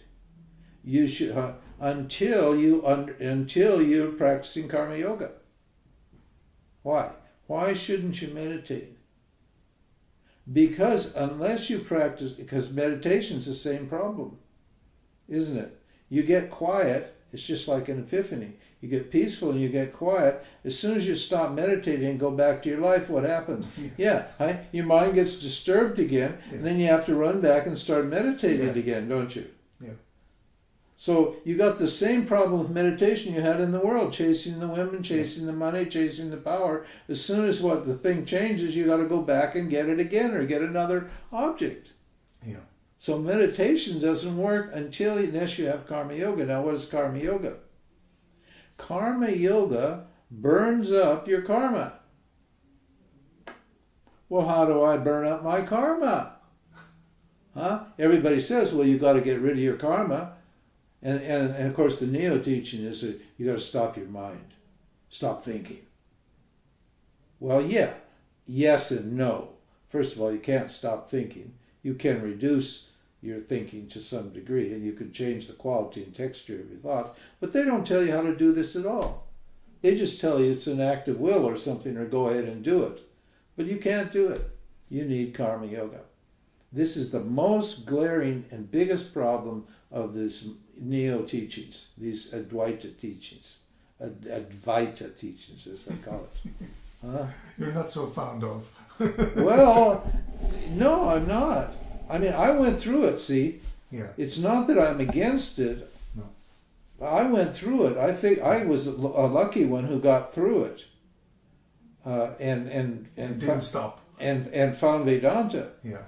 You know, when you get over it, then you know, Vedanta will come to you if you have good karma. If you're not, then you're really lost, because you know you've tried the world, and then the neo world didn't work. So then you get depressed, and you go back and you try to make the world work, or you just you're just in despair. You get over that dark night of the soul area. No, the whole problem with them with this neo teaching is they don't have karma yoga. First, I explained to you they don't have a teaching, a proper teaching. That's called jnana yoga. But you can't understand jnana yoga unless you got karma yoga, and nobody teaches karma yoga. And even the people that teach karma yoga in the Indian spiritual world, 99% of them teach it wrong. Give us the right way, James. Well, the wrong way is you see, you got to do selfless service. So you come and we're in my ashram, and I'll put you to work, and you'll burn up your karma there. Yeah. That's worship. Work is your work is your worship. Yeah. And that's not karma yoga. That could be karma yoga, but it isn't. Not the way it's sold. You just think, well, if I mechanically do all these things and give all my effort and time and money to the guru, to the church, or, you know, how did the Catholic Church get so big? Yeah. And how do all these institutions get so big? They get you to go and give your money and your effort and your time, and they tell you that's good for you spiritually. Yeah. It's not good for you spiritually. You haven't gained anything. All you've got is what? You just got yourself stuck in another samsaric activity, and you're thinking it's a very spiritual thing, and so you don't get free from doing this. Karma yoga sets you free from what? Your misconceptions and your negative states of mind. Now, how does it do that? That's the point. Karma yoga is an attitude that you take with respect to action and its results. What does that mean? Karma, What you, what's the thing called? What you reap is what you sow? No. What you sow is what you reap. That's no. Everybody knows that. That's not karma yoga. No, that's not karma yoga. That's what you sow is what you get back. What you put out. Yeah. But we don't care about what we put out or what we get back, because we're not looking for good karma. When we practice karma yoga, we're not looking for good karma, and we're not trying to get rid of bad karma. What are we doing? We're purifying our minds.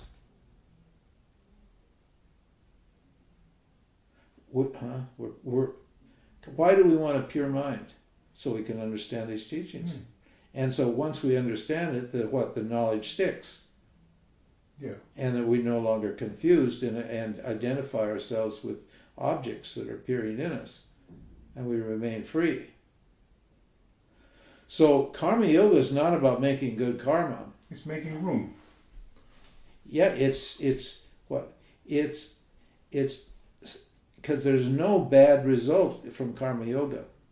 If you do karma, there's good results and bad results.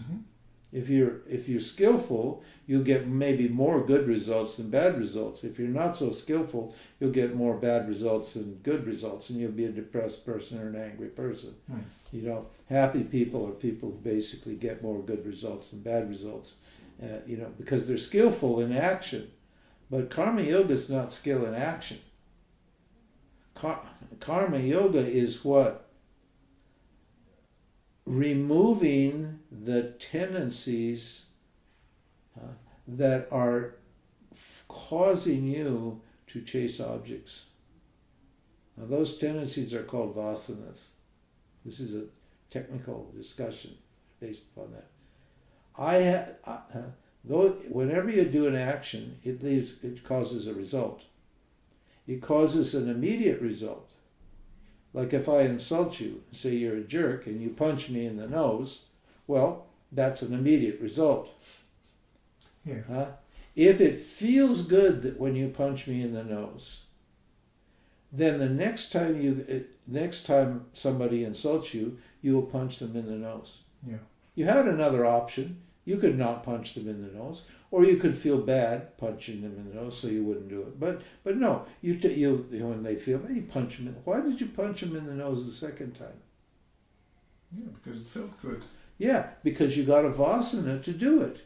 You have a tendency to do it, and the next time you punch it, then what? Then you're going to punch the person. Every time you're going to respond in that particular way. So your unconscious mind is sending you out whenever you chase an object or avoid an object. You condition your mind. It's your conditioning. You condition your mind to behave in a certain way, so that all your thoughts run toward particular objects that you think are going to. Now, karma yoga removes those tendencies to think that way. From the subconscious. Yeah, right. It purifies your subconscious mind. Yeah. It obviously will change your life too, so your conscious mind is going to be changed, obviously. But karma yoga, you introduce a particular kind of thought into your mind that isn't there in normal situations. Karma yoga, you have to take or make a cognitive shift. Now, when you want something or you don't want something, what's behind that?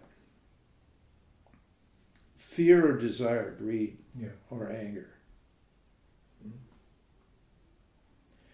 And what? And an expectation that I should have that thing, and that if I get that thing, it will make me happy. Now, Karma Yoga says this: fair enough. You can act and you can go for a thing, for whatever it is, but you don't have any right to get it.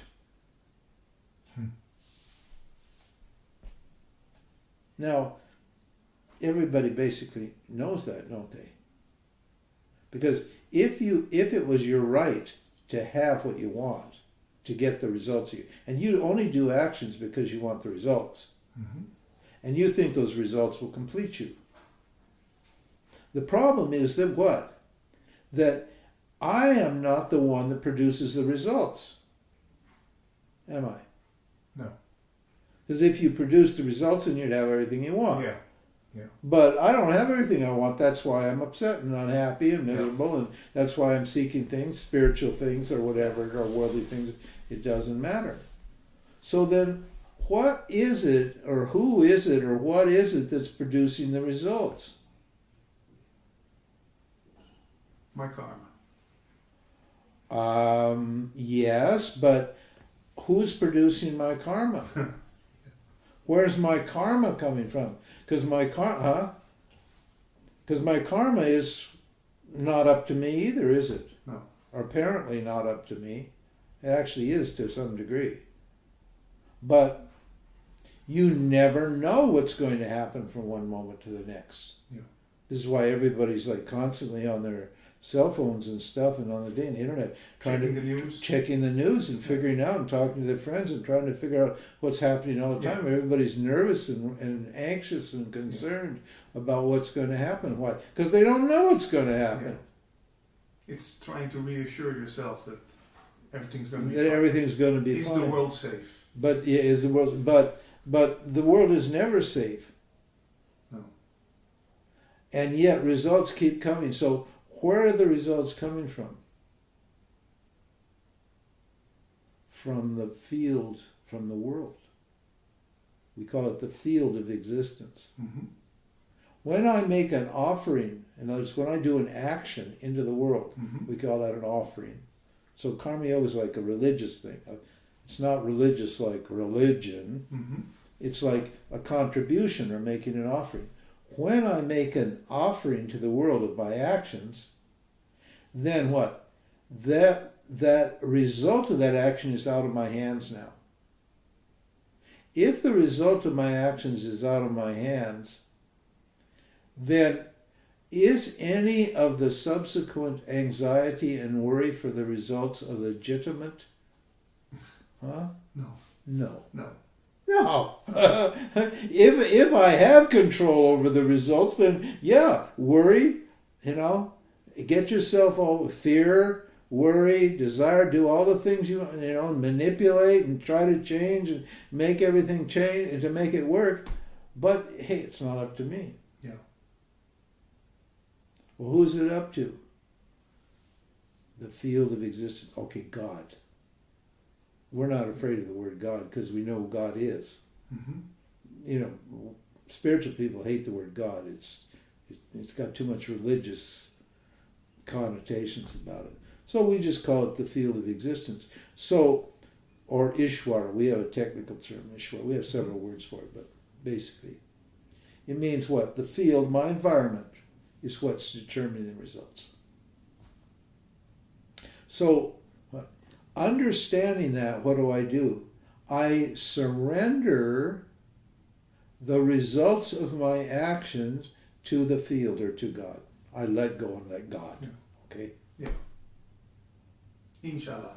Inshallah. That's right. It's all the Islam's guys got it right. That's right. Inshallah. Oh, it's it's not up to me. Now, what's that going to do to my mind? It makes it more humble. Yeah, and clear, yeah. and still, and steady. Why? Because the vasana, the worry, the subconscious worry, goes out when I surrender the result. Yeah. So then, what? Every action that I do in the world becomes a purification of my mind. I don't go and meditate to purify my mind. I don't go to church to purify my mind. I don't read holy books well, you can, and that's helpful in the second stage. But what? If my life is not a worship, and if my life is not my spiritual practice, then what the hell good is it? Because my life, the way I'm living my life is what? Is totally disturbing my mind. And no wonder I'm not getting anywhere spiritually. So maybe that's a very interesting point. Maybe if I look at myself and some friends who are actively looking into this, we think that it's separate from life. We think that we go on and chase all the women, Yeah. and talk dirty to the neighbor, and then in the weekends we go to satsang and relief. Yeah. See the dualistic notion. You have to walk the walk and talk the talk. That's right. Your spirit, your life is your spiritual work. The problem is my attitude toward life is the wrong attitude. That's why I said karma yoga is an attitude with respect to action and its results. Yeah. It's not a particular action or a particular result. But then the Advaita teacher tell me, well, forget about it. You're not the doer. Yeah. So you can't change anything you do. That's right. And so what is the basic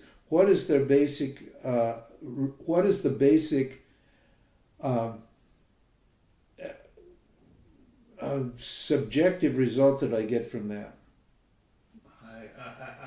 You get resigned. Yeah, you get distance. You get from negative, and you get distance from life. Yeah. You don't participate in life. You try to avoid life, and what? And you don't get any happier because you're not dealing with your damn karma. You're putting off your karma. You're avoiding it. You're running away or escaping. The word you used from the very beginning was escape. You're escaping from life.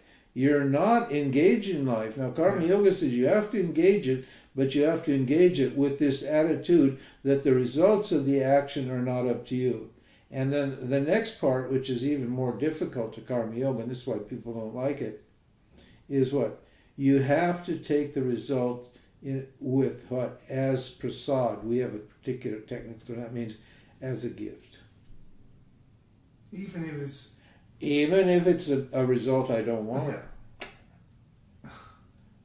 So what? Whatever happens is, and you welcome bad results. Because they teach you, they show you where your what? Your idea is in conflict with the nature of life or reality. Yeah.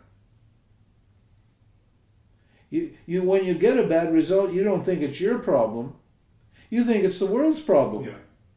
You say, well, you know, the government this and the church that and my wife this and the job, my boss that, and you blame the world for it. Yeah. The reason you're getting a bad result is because, well, you got a bad idea about your relationship to life. You're not following Dharma. We call it Dharma. Dharma is just the rules of life. The physical rules, the psychological rules, and the moral rules that are operating in the apparent reality, in the mithya aspect of reality. And we're talking now about a person who's living in the mithya, in the dream world, in this ordinary, everyday dream world. Mm-hmm. I'm just, so concerned about myself that I, don't understand what the rules are here. And I'm not playing by the rules. And when I get whacked, when something bad happens, I just blame the world. I don't think it's my fault at all. So we're happy to get bad karma. Happy, yeah. Please give me more bad karma. Whack me. I need to understand something. Yeah. I'm ignorant here. Yeah. I don't understand, God, what you want. Because this isn't about me getting what I want. I will get what I want if I do what is expected of me here. Nobody came here on their own. No. Nobody created their own body or mind. No. Nobody created the world around here. There's not one damn thing that that I as a person can claim that I created or that I own. Not one thing. Every single thing that I have is given to me. My brain, my intelligence, my life, the air, the water, all the objects, everything is given to me. And what? And so that means what? Something or somebody else put me here in this situation, and that expects me, there's an expectation from the world that I behave in a certain way. That I make a contribution to the world. Yeah. When you do that, your mind gets so peaceful and you get so happy. And then these teachings go right in. So it's in tune with life. You're right. You remove the conflict with life. You become in tune. Now then, the next stage, now I can meditate. Because my life is taking care of my agitations.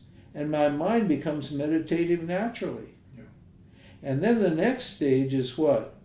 Then I'm able to hear these teachings of Vedanta and apply those teachings to my mind.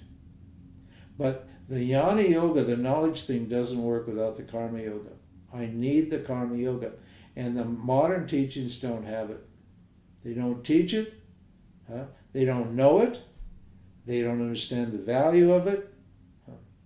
And this is why people just don't get enlightened through this modern Advaita world.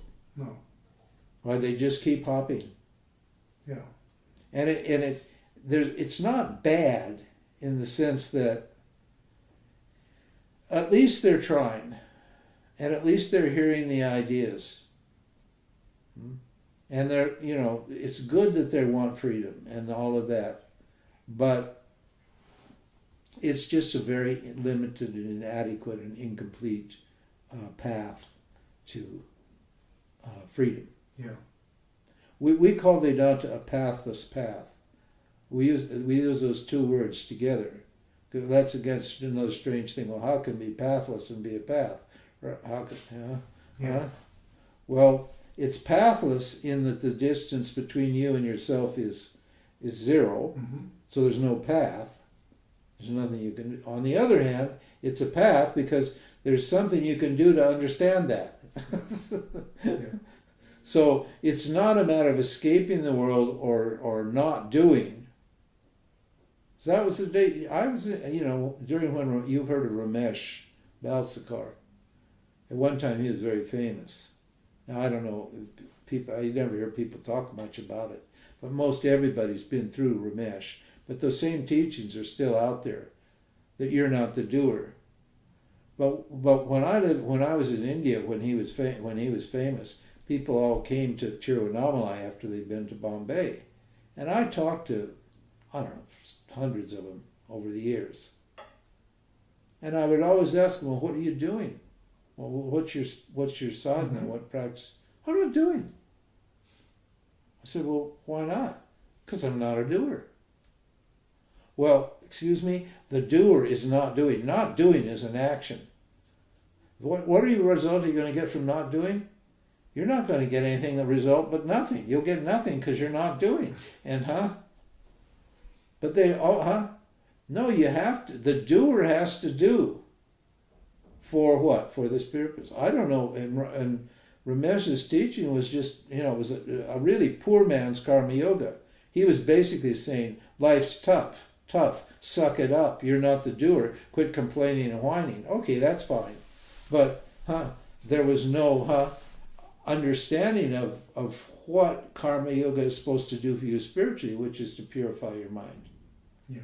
For the purpose of gaining freedom, for understanding these teachings. And so you have these people teaching Brahma Satyam Jat, they're telling you the world's not real and you're not your mind and your consciousness, but what? No way to implement that teaching because there's no karma yoga and the jnana yoga is incomplete. Yeah. One final thing I want to ask you, James, in this world of non-duality, a favorite subject everybody wants to talk about is free will. Did I come here to talk with you out of free will, or did it just happen? Yes and no is the answer. Yes, there's free will, and no, there's not free will. Both are true. From the individual's point of view, there's definitely free will. Every time you do something, you're exercising free will. And if there's no free will, we won't even have a scripture or a teaching, will we? There's no free will there's no scripture for animals, is there? No. There's no teaching for, why? Because they don't have free will. If the monkeys and the dogs and the cats had free will, then there'd be a scripture for them, because then they could think, and then they'd have problems, they'd have karma and all that sort of thing, and then you'd have to give them advice and tell them what to do. So there's definitely free will for the jiva when you look at it from that point of view. But when you look at it from Ishwara's point of view, there's no free will. Ishwara means the total field. Yeah. Everything here is programmed from that point of view. So yes, looking at it from this point of view, no, looking at it from that point of view. Both true. Yeah. Now both are true. But that doesn't mean that because it's true on that level, you shouldn't do anything here. Yeah. This is a problem. What people want to do, they want to escape. They say, well, it's all programmed. It's only going to happen when it happens. So I'm not going to do anything, and it'll happen. Well, it's not going to happen. It's not going to happen because you have to do something here. If you don't pay your taxes, and they come to you, you go to the judge, and you said, but judge, I didn't pay my taxes. You can't put me in jail for not paying my taxes. You can, I didn't do anything. I'm free. I didn't do anything. If I do something, put me in jail. No. It's not like that. No. You have to act here. You have no choice about action here. Yeah. The thing you have to act. Why do you have to act here? Because consciousness, awareness, is shining on your body and mind, this material aspect of yourself, and it forces actions. You are active from womb to tomb. Yeah. So there's no choice about that. But am I living or am I being lived? You're living from the jiva's point of view, but you're being lived from Ishwara or God's point of view. But then on some Advaita sites I read everything happens according to the cosmic plan, and then gives me this sense of relief. I think, so I never did anything wrong. No, that's right. If you can take that point of view, you're fine as a jiva, but that still doesn't set you free. Why not? Because you're not the jiva. You're not the person. Mm-hmm. It'll give you relief. Yeah. And karma yoga gives you relief from the anxiety of being a person. But what? You still have problems. Yeah. Huh? You're still worried about money. You're still worried about love. Health. You're still worried about your health. Whatever, I don't know. Everybody worries about some damn thing. But people who know they are don't worry. They don't worry about one thing. I haven't had a worry for 45 years. Because I'm awareness. Yeah. I'm existence, consciousness, awareness. I'm not a person. I act like a person. I pretend like I'm a person. I behave like a person. So, But you know better. But I know better. I know very well I'm not a person. Yeah. And that person isn't even a person. Because there's no worries. It's just a vehicle for me to express to express. And when that goes, I don't go. When my body goes, I don't go. Because I was here when my body appeared. Yeah. My body appeared in front of me, Yeah. and my body's going to disappear from in front of me. It's like the old Indians who said, I don't appear in a room, the room appears in me. Absolutely. That's all. They're just looking at it from what consciousness, from the point of view of their true self, you could call it. Yeah. So I never traveled anywhere. I never done anything. I've never traveled anywhere. There's nothing for me to gain. There's nothing for me to lose. That's real reassurance. That's the truth. Yeah. You're not even reassured when you're then. The reassurance is the first stage, but after that, you don't need any reassurance. Yeah. One final thing, James. Yeah. They talk about the Advaita shuffle. You heard maybe the term once. Yeah. Is that what you call taking this one standpoint and saying, well, I'm not the doer, I'm not the feeler? Sure. It's shuffling off your responsibility on Ishwara, when you've got to take responsibility here. But a lot of Advaita teachers tell me that I've never been responsible for anything. Yeah, but who are they talking to? Are they talking the person? Yeah. Yeah, the person is responsible for everything. What they mean is the self isn't responsible for anything. Yeah. But the self is also responsible, but it's not. It's not bothered by being responsible because it's not affected by anything. But what is responding then? What? Well, talking about responsible. What is the person responding to another person? No, the person's responding to the environment, whatever is around him. Yeah. Dharma means appropriate response. Yeah. That means I need to respond appropriately to whatever the situation demands of me. Yeah. Right? So you're definitely, as a person, you are responsible. You have to respond. Yeah. You're able to respond. You are able to respond, and whether you're able or not doesn't matter. You're responding anyway. Because it isn't up to you. Yeah. Now we're saying, what attitude should I have when I respond? Should I respond with an attitude that I have to extract value from the world, or should I? Yeah. Exactly. Or should my response be, I have to contribute to the world? And when you change from an extractor to a contributor, suddenly your whole life takes off. Yeah. The problems just disappear. And you're eager to do what is required. You don't even think about it. You just know, hey, it's just natural to respond in this way. So when something needs to be done, you do it. Yeah. Not without discrimination. If somebody comes up and asks you to kill their wife, well, then that's going to cause a problem. That's not dharma. So that's not an appropriate response. Appropriate response is to tell them, sorry, that breaks the rule. You want to kill your wife, you go ahead and kill your wife. That's up to you. But you're going to get karma from that. But I'm not going to kill your wife because, that's not an appropriate response because she's me. Yeah. Because behind all of this whole thing is this idea that this is a non-dual reality. So, yes, I'm forced to criticize Neo, the modern Advaita. You just have to. At the same time, it's not an unwarranted criticism, and the criticism is based upon the simple fact that reality is non-dual. Yeah. And that's why there's logic. Mm-hmm.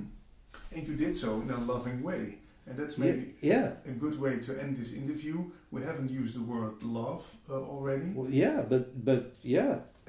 Could you say that I was for 40 years trying to get love from the world? But when I understand who I am, I'm here to give the world love. That's something you bring to the party, not you get out of the party. Absolutely. Yeah. It's so simple. But it's so difficult in our world because everybody tells you that you're small and inadequate and incomplete and you need to get what you want. Yeah. And so people just you can see the breakdown in the society, the destruction of the environment and the wars and the conflicts and all the problems that are there in the society. It's because people are trying to get and they're not trying to give. It's a simple thing. So, anyway. Thank you for this gift. Thank the Lord. Don't thank me. Yeah. When people, some practical things, when people want to come and visit you this weekend in Amstelveen, you give the lecture tonight. I don't know if it's online already, but this weekend, Saturday, Sunday. Yes, we're going there are quite a few people in Netherlands here who've been involved in Vedanta for a number of years. And would also give... And so we're taking a little, it's in English. Mm-hmm. We've got, on the website, we have some texts that are being translated into Dutch. Okay. Now. It's... Your first book isn't translated in Dutch. It isn't, but it isn't. There's parts of it have been translated. I think it's a big job. It's now coming out in German this month, but I don't think Dutch people read German, probably. Maybe some of them do. But the essence of enlightenment is readable in English, and I think Dutch people speak English very well. Yeah. So I don't translate here, but this text that we're taking this weekend is a little more advanced text because the people have gotten the basics. Yeah. Vedanta is a program. You have to start with the basics and work up. Yeah. And you can't skip. The problem with the neos is they jump. They sit here and they want to jump you all the way to the end. Yeah. And there's nothing in between. But this is just a very logical, consistent path. Yeah. And you just go for step. So no quick fix. No quick fixes. But do I need to resign from my job and get into this for 5 years? No. You do your job as karma yoga. Yeah. That's what the mind says. You don't. We don't. No way. If you're a sannyasi, in other words, if you already have that kind of temperament, and you don't worry about the world, then fair enough. You can. Mm-hmm. But no, absolutely no. You continue right where you are. We're not saying escape the world. We're saying contribute to the world, right? And make that world your spiritual practice, and then at the same time develop your what? Your knowledge, your self-knowledge. Yeah. And there's no contradiction here. But of course the idea is, the world is a bad place and it's so much trouble and this and that, and I should go to India and get in a cave and and go to Guru and be spiritual and wear orange clothes and da-di-da, and chant mantras and be sweet and holy and all that stuff. And nonsense, it doesn't work. It just causes more conflict. Yeah. So the Bhagavad Gita is a good one for karma yoga. It explains it. I've already taught it here. And so this weekend we're going to do what's called Panchadasi, which is the first 2 chapters. It's a huge text, but I'm just taking the first 2 chapters because most of these people are ready for it. But even a new person could probably pretty well understand it. Yeah. You give meetings in Europe some more? Yes, next I go to Cologne. Germany? And then to Berlin. Mm-hmm. We have a 5-day seminar in Berlin. And then Baden-Meinberg at a big yoga center there. And after that, I think that's the end of it for this trip. Yeah. And then I'm back in the fall. So the schedule's on the website. Yeah. And then we do in the States for the summer, and then coming back. I'll probably have a home in Europe. We're looking at a fellow friend bought some land in Portugal, and so we'll probably have a little house there. And he wants to build he's got an old farmhouse that he wants to make into a satsang meditation center. That's good for people who are getting Yeah, tired from Muji. Yeah. Yeah. Muji as a center there. Oh yeah, Muji. Yeah, Yeah. Muji is the center there. Yeah, Muji's a typical neo. He's a good guy. He's not a bad guy. But there's no real teaching there. Yeah, but still, you say that could But it's be fine. an entrance. No, it's good. Yeah. It's fine. It's good. Yeah. They're doing their kind of their own sort of karma, little karma yoga view. They're getting some kind of knowledge. They're not getting. Basically, those people are there for the sangha, not for the sat. Hmm. The sat is the truth, and they're attracted to the truth. But what they like is the warm, fuzzy, huggy feeling. Muji's a great personality. You can hug him. He can hug him. He looks good. He's got the brown skin. He's like dreadlocks. He's avuncular. He's like a good big uncle. He's warm, a little chubby and fuzzy, and they all talk love, and they like the Shakti and all that, huh? So they're all happy there, and fine, fair enough. But you look like a lovable guy also. So. Oh yeah, I'm a big lover boy. Yeah. Thank you very much. Yeah, James. you bet. It's nice to meet you. Nice to meet And you too. if you, what are you going to put this on your website? Yes. Yeah, Yeah. I mean, if you want to send me a copy, it'd be great. I can put it on the website, Okay. and I could link to yours. And Will do. okay. Thanks very much. Yeah, you bet.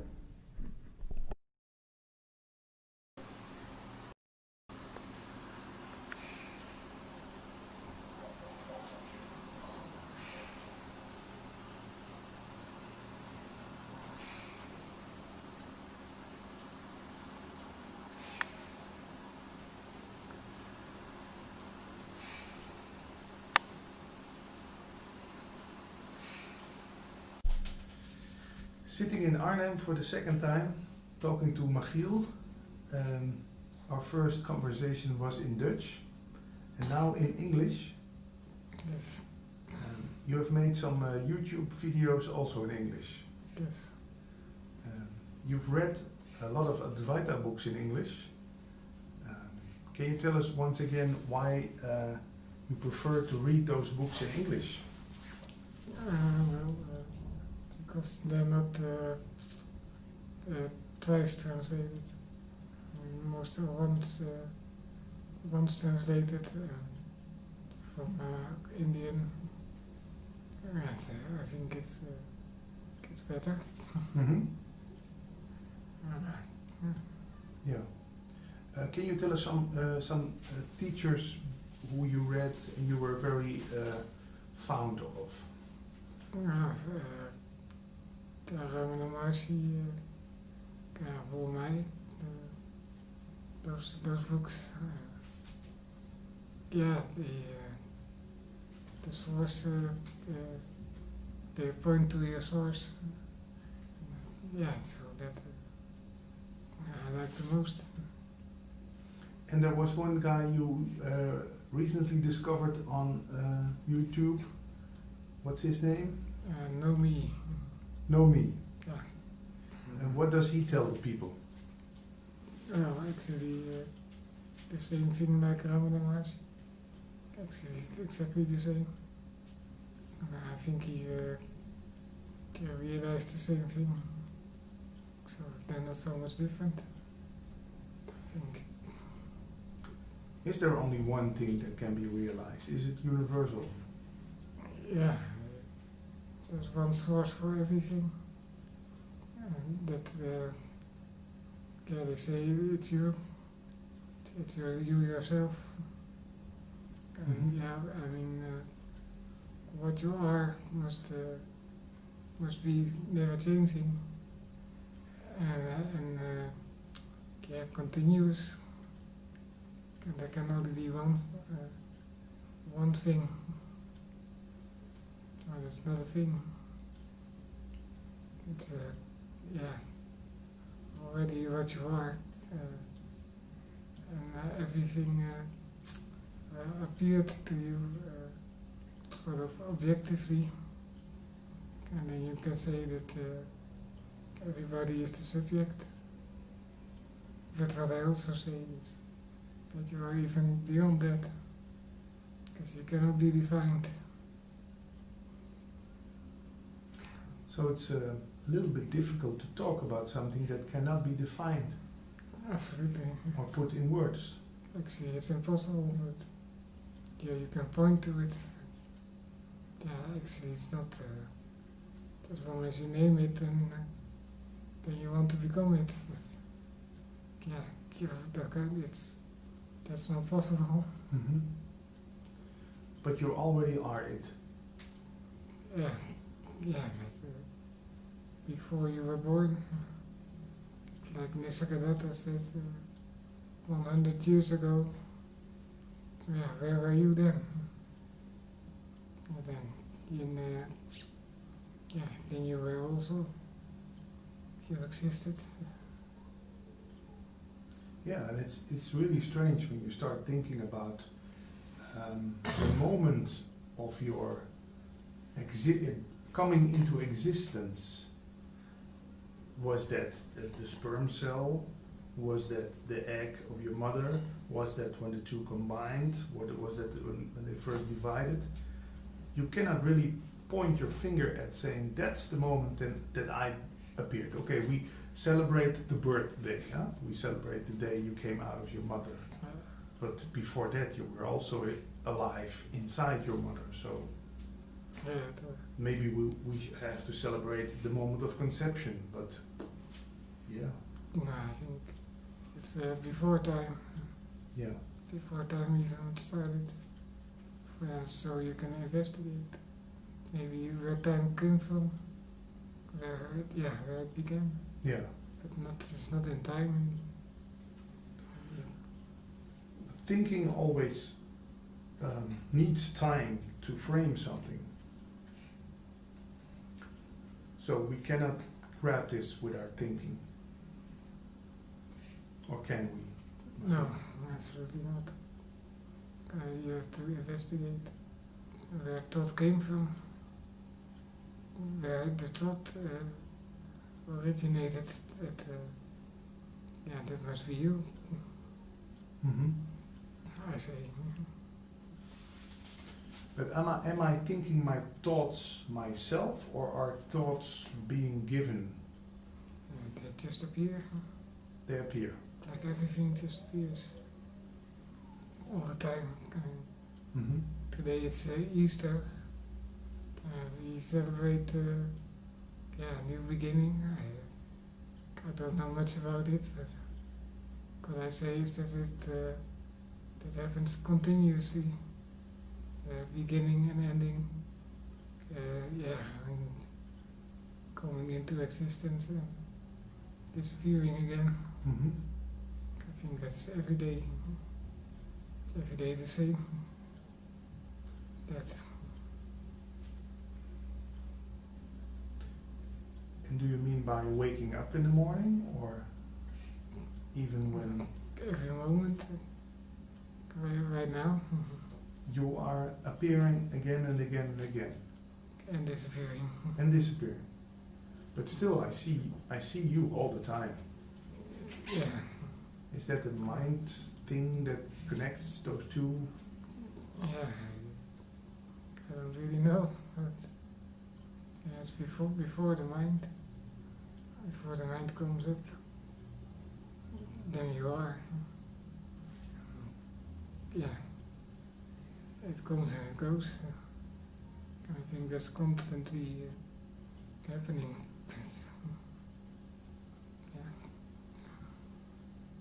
Yeah.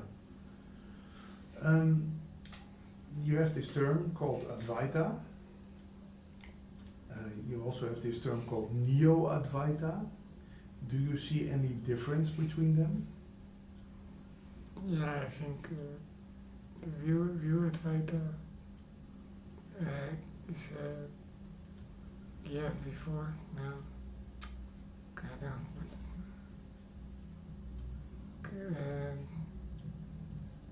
Then the Neo-Advaita is more intellectual, I think.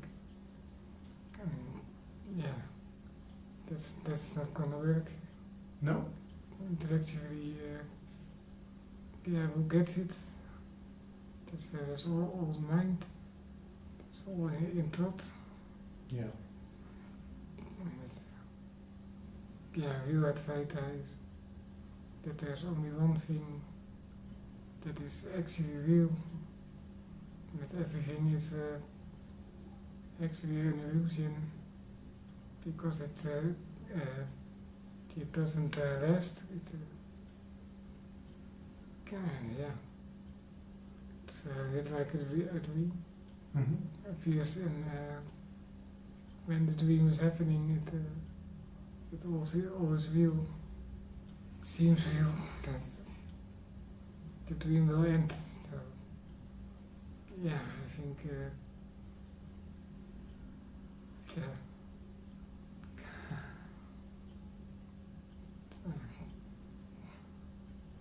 I don't know. Yeah, I'm thinking about this song from Supertramp, Dreamer. We're nothing but a dreamer. So could you say that when we died, we then get our natural state back? Or am I still talking from a me standpoint? Yeah, separate me. Yeah. Yeah. The natural state is always. Yeah, it is already. Yeah.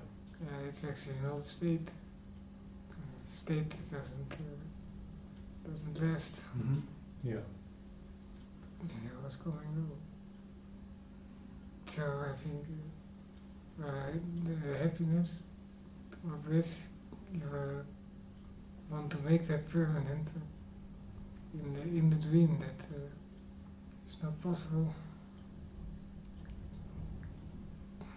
And how come we want to make that permanent? Is that because we know that our natural our being is bliss, is happiness?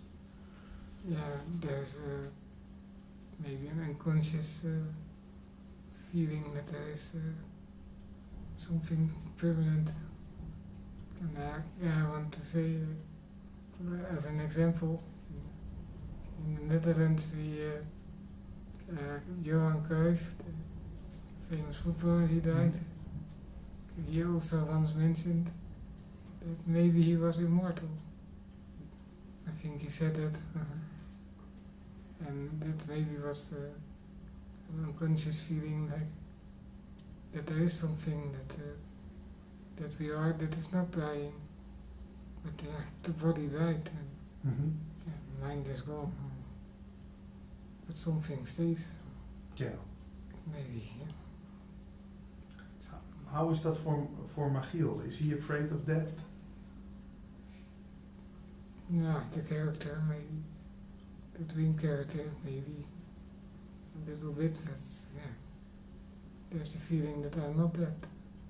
So, not really scared now. No. Because you have an illness called Duchenne, and the prediction for that is not that you're going to live to 100 years. No. No. In our Dutch interview, you told me that your prediction was 20-25 years. Yeah, 20 years. Yeah, and now you are 37. Yeah, so almost double. Huh? Yeah. How can you tell us once again, for the English viewers who didn't see the Dutch interview, how that came about for you? that insight, that recognition. You read a book. You opened a book for the first time. Yeah, was the feeling that I would not become happy in the world. Like people think they become happy and stay happy. And then I thought about the Buddha and enlightenment, so I went on the internet and I came to a site from Lola Jones, Divine Openings, and that was an e-book. That was called Everything is Going Great in My Absence. Let the Divine do the heavy lifting.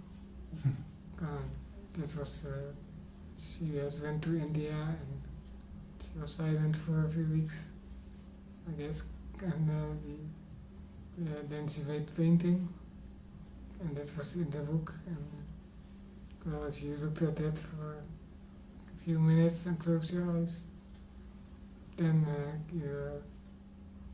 I would want it. I think I left it away, and then I felt huge bliss, and like everything disappeared. Well, then I found Ramana Maharshi, and then start to investigate who am I really. Yeah, that's a bit how it went. Yeah, it's about 10 years ago now. Yeah. Yeah. Since then you also started your own website. Can you tell us the name of the website where we can find it? Who are you really? Who are you really? Dot .com. org. Or org. I don't really know even. I think it's org, but we're going to put the link underneath this interview. whoareyourreally.com or .org. We're going to find it. And please turn up your volume when you visit the website, because you hear a sound, and that sound lasts very long time. You did that on purpose, I think. Yeah. What does that sound mean for you, which you hear when you enter your website? It doesn't mean a lot, but I thought it was nice to Okay. just put it on the site. Yeah, because I know this from Eckhart Tolle DVDs, where he uses this chime, and he says, listen closely, ding, and you listen to how it fades away, and it brings me in a very peaceful Yeah, I like it too. state. Yeah. No does that too. Yeah. Yeah, and right at the beginning of the satsangs, he does that. Yeah. So, yeah, I can't. So what do you write about on your website? Only Advaita? Yeah. It's only about that, yeah. There's a lot of links on there with the movies you saw, you like online. Lisa Cairns I saw on there. It's, What do you like about her? spontaneousness. I think it's just not so special. Just normal Yeah. living. Yes, you can talk about it very well. Yeah. Better than me, I think. But it's not about the words. What is it about? Nothing. Actually. Mm-hmm. Well, I think I want to say is we think we are a body who's aware of the world, but actually that's not true. If something sees us too, you are aware of your body and everything objectively. It appears to you.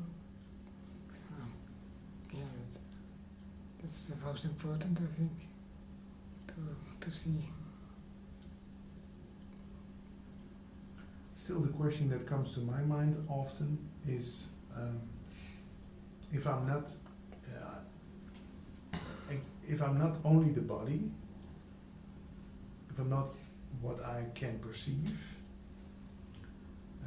am I outside of the world, or am I inside and outside of the world? Do you know what I mean? Is this okay? It appears in me, but am I inside it?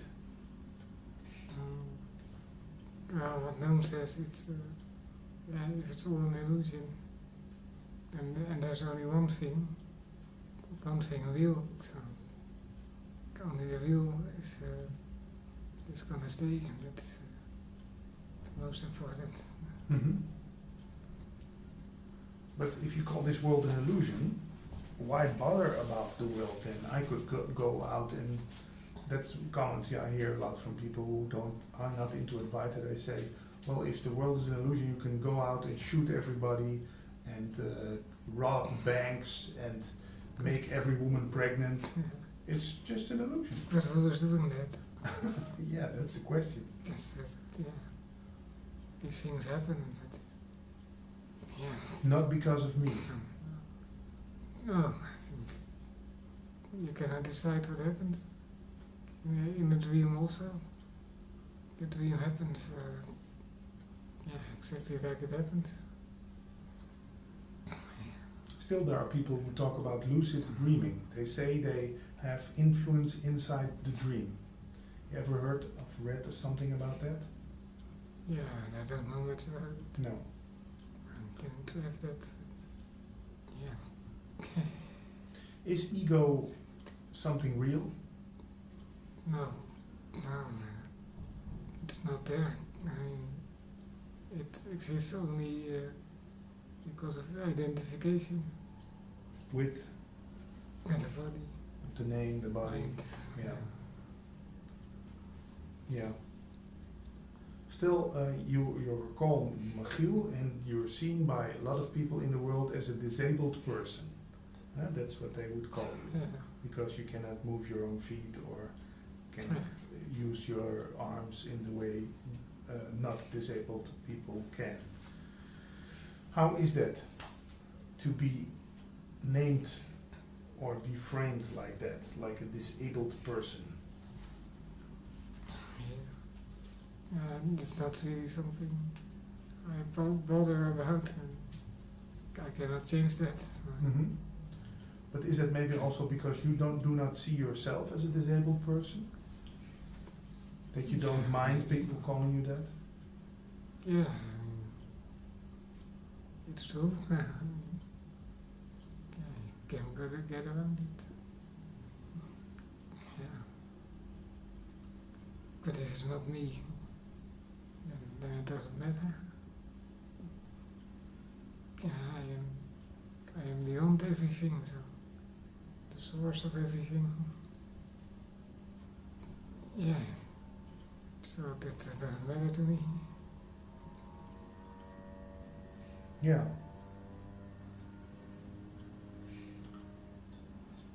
Yeah, I'm thinking about, I cannot imagine how it is to not move my feet and but you say to me that just as you are not moving your feet and legs and arms, I'm not also. Yeah. It's being done. Yeah. It's not you. The body is not you. Yes. Can I define myself by something? No. It's indefinable. Yeah.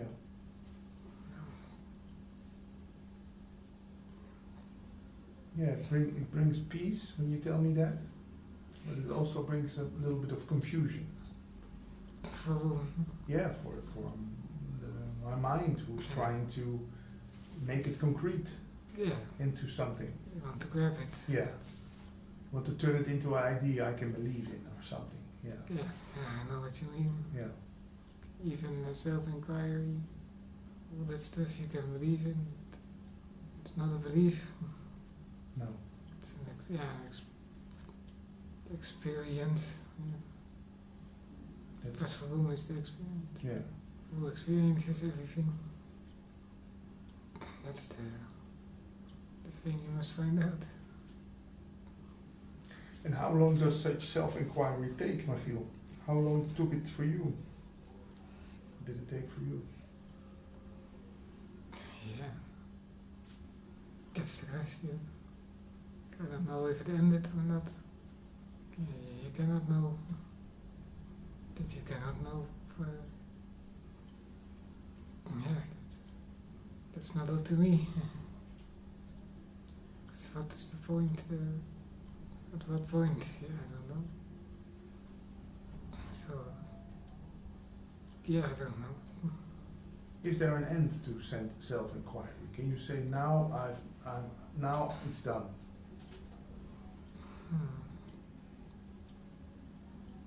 Yeah.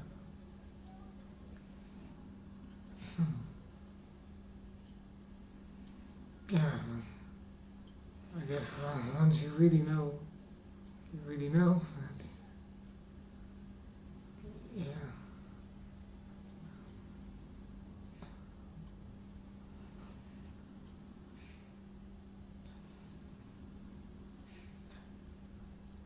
Yeah, for me that's a little bit difficult because I also hear that some teachers still visit satsangs from other teachers or still read the books and still watch other YouTube videos, and I think, oh, well, maybe they haven't seen it all then, because why would you still watch other ones? But yeah, that's maybe from my mind state that I judge that. Maybe it just goes on. Yeah. Yeah, but yeah. I think you're right. I mean, like Alexander Smith or Advaita or something, they would never do that. No. So maybe indeed that's burned. That stops automatically. But I think you yourself cannot stop it. Yeah. It just stops when it stops. Yeah. Yeah. Hmm? Yeah. It's the same with trying to fall asleep. You just fall asleep whenever you fall asleep. There's no control over that. When you try to fall asleep, when you try it won't work. No, you still stay awake, yeah. Still trying something. Yeah, I think Alexander once told that when he visited Walter Keers, and another Dutch teacher who isn't among us, they would just sit with each other and watch out the window or smile at each other or drink tea, and then after a couple of hours they left and they said, hey, it was a nice evening, thank you. Yeah. Yeah. Yeah, I might do that too.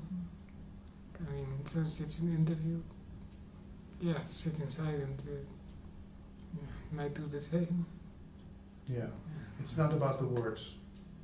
No. No. Still there's this programming inside us, also inside me, that when it stays silent in a conversation like this for 10-20 seconds, it starts to feel awkward. Yeah. Or some things come up like, oh, I have to say something. Yeah. You don't have to. Yeah. Yeah. To do an interview, you have to. Yeah, that's one of the rules of interviewing. Have you ever been to a retreat or a silent retreat? No. Just silence. You don't need to go to a retreat. No. It can disappear. But it will also disappear if you make it happen yourself. Then, what is you are the silence. The real silence you are already. Yeah. So if you try to make things silent, that won't last.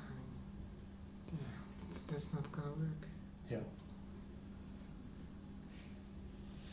And could you say there's one particular guru for you? Did you say is that Ramana or yeah? Yeah, for sure. And how come he is the real guru for you? Yeah, the silence, I think, and he was the first one I saw, and it gave me such a huge feeling of bliss, and so that was clear to me.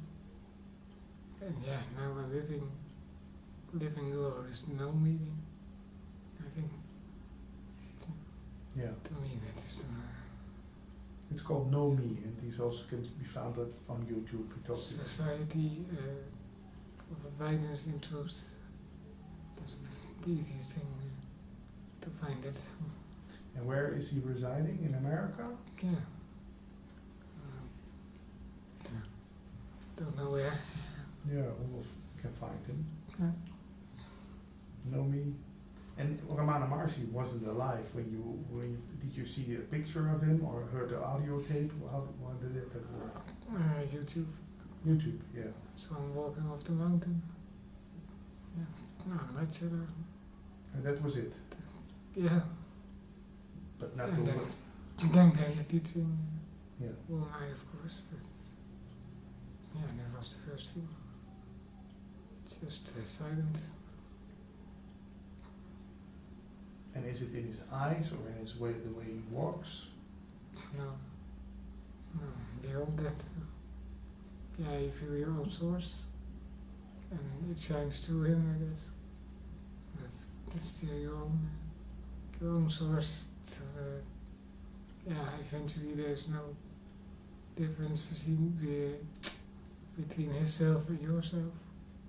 It's the same thing. Yeah. And can you see that in everyone and everything right now? Yeah, you can see it. Maybe you can feel it. But can I feel it? Yeah. Sometimes. Yeah. Yeah, I still think that is when we have this conversation, I feel stillness inside also. But it cannot be claimed by anyone. It's not your stillness or my stillness or the stillness of the room. We could say it's the stillness because it's Easter, it's Sunday. No, it's just there. Always. Yeah. Yeah, I once had an accident with my moped, and I can remember that also, that when I was flying through the air, when I was hit by the car, there was complete stillness when I was flying through the air. I went down on the ground, I smelled the grass where I was laying, it was all very intense. Yeah. So, yeah, you cannot do anything then. No, It's sort of surrender, I yeah, think. complete surrender. Yeah. And I didn't feel any pain at that moment also. Okay. It was a moment of bliss, yeah. Yeah. Strange. Yeah. Just when the first person came to me and asked, is everything all right? And the sirens of the ambulance I heard, then suddenly the person came back and started to think, oh, I got into an accident and can I still walk? And wow, and then the pain came. Yeah. Yeah. You hear that a lot from people who were into accidents. Yeah. Just for the viewers, you weren't into an accident. You got the illness Duchenne at how old? They discovered at 4. 4. When I was 8, I got a wheelchair. Yeah. And we talked about this before. Did that make you unhappy? No, I was happy. You still were happy as a child? Yeah, Yeah. most of the time. Yeah. Yeah. And how was it for your parents? Were they unhappy because of their son having this illness? For a little while, I guess. Yeah. Not that I really noticed. No. Yeah.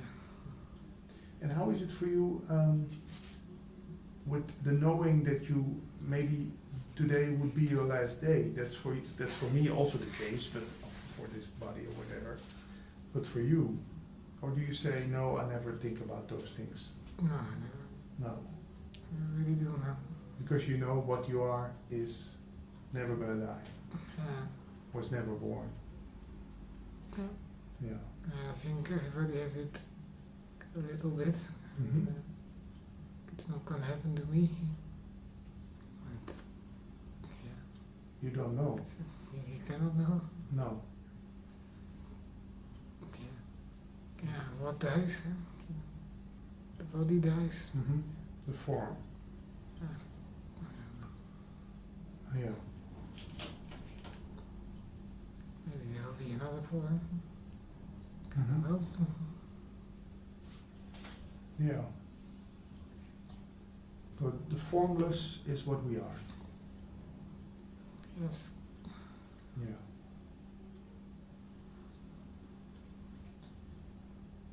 I remember a talk by Eckhart Tolle.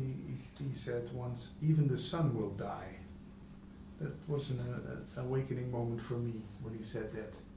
Even the sun will once die. Eventually. Huh? Eventually, yeah. Yeah. The whole universe is also not lasting. Yeah. It's also form. Yeah. Is then maybe the problem that we are trying to make something solid out of something that is, not lasting? That we're trying to make something of ourselves which is permanent? Yeah. Yeah, that's what we try. Yeah. It's not possible. No. Not possible. But it could be that we try that because deep down inside we know that what we are is permanent, is everlasting. Yeah, I think. Maybe that's why we try to keep everything in place and the same. Yeah. Could be. Yeah, holding on to things. Yeah. Attachment. Yeah. I'm going to move the camera for a little position. I'm going to grab a sip of water. We'll talk for another 15 minutes, okay? Of course. So Michiel, I took a handheld camera, so people can also see your wheelchair. That looks like a very expensive wheelchair, with all kind of high-tech things. With this you can, this is your joystick, you can, what can you do with that? Drive the wheelchair. Move the wheelchair. And this computer here? Well, I can open the curtains, turn on the lights and open the doors. That's kind of things. Yeah. And did you always have this modern wheelchair, or were you dependent on other people to do those things for you? I didn't need them before. Yeah, the wheelchair I needed, but not the high-tech things. Yeah. So talking about Advaita, I asked you once before in the Dutch interview, people could maybe comment and say, well, that's just because you have a disabled body that you say to yourself, I am not the body. Is that the reason? No, it's not a belief. It's a realization. Yeah. Yeah. And I feel it's true. Sorry? I can feel it, that it's true. Yeah. It just happened. And can we feel that also? How can we feel that we are not the body? Investigating it for yourself, if that's true. Not believing what somebody says. But, investigate. See for yourself. Yeah. And when I realize that I'm not the body, then maybe I'm going to think, okay, well then I'm my thoughts. I'm just my thoughts. The thought I, that's a thought as well. The thought I, yeah. Where does that thought come from? When you think it, it's already gone. Yeah. Strange thing how that works. We believe so much in that I thought. We investigate it. We don't investigate. We put everything in it. Yeah? Yeah. We emphasize it every day. There's always a voice in your head, and you think that it's you, but we never investigate. if that voice is you, something stays aware of that voice. Yeah, something has to hear it. Yes. So could you say that I'm not the hearer, but I'm the hearing? I'm not the seer, but I'm the seeing? You could say that. But is it It's true? It's more true than Yeah, then, the other way around. yeah. And for you, it's also, you have all these machines who are trying to, or helping you breathe. So for you, you can see that you're not only the body, you're also then the machines who are keeping the body alive. Yeah.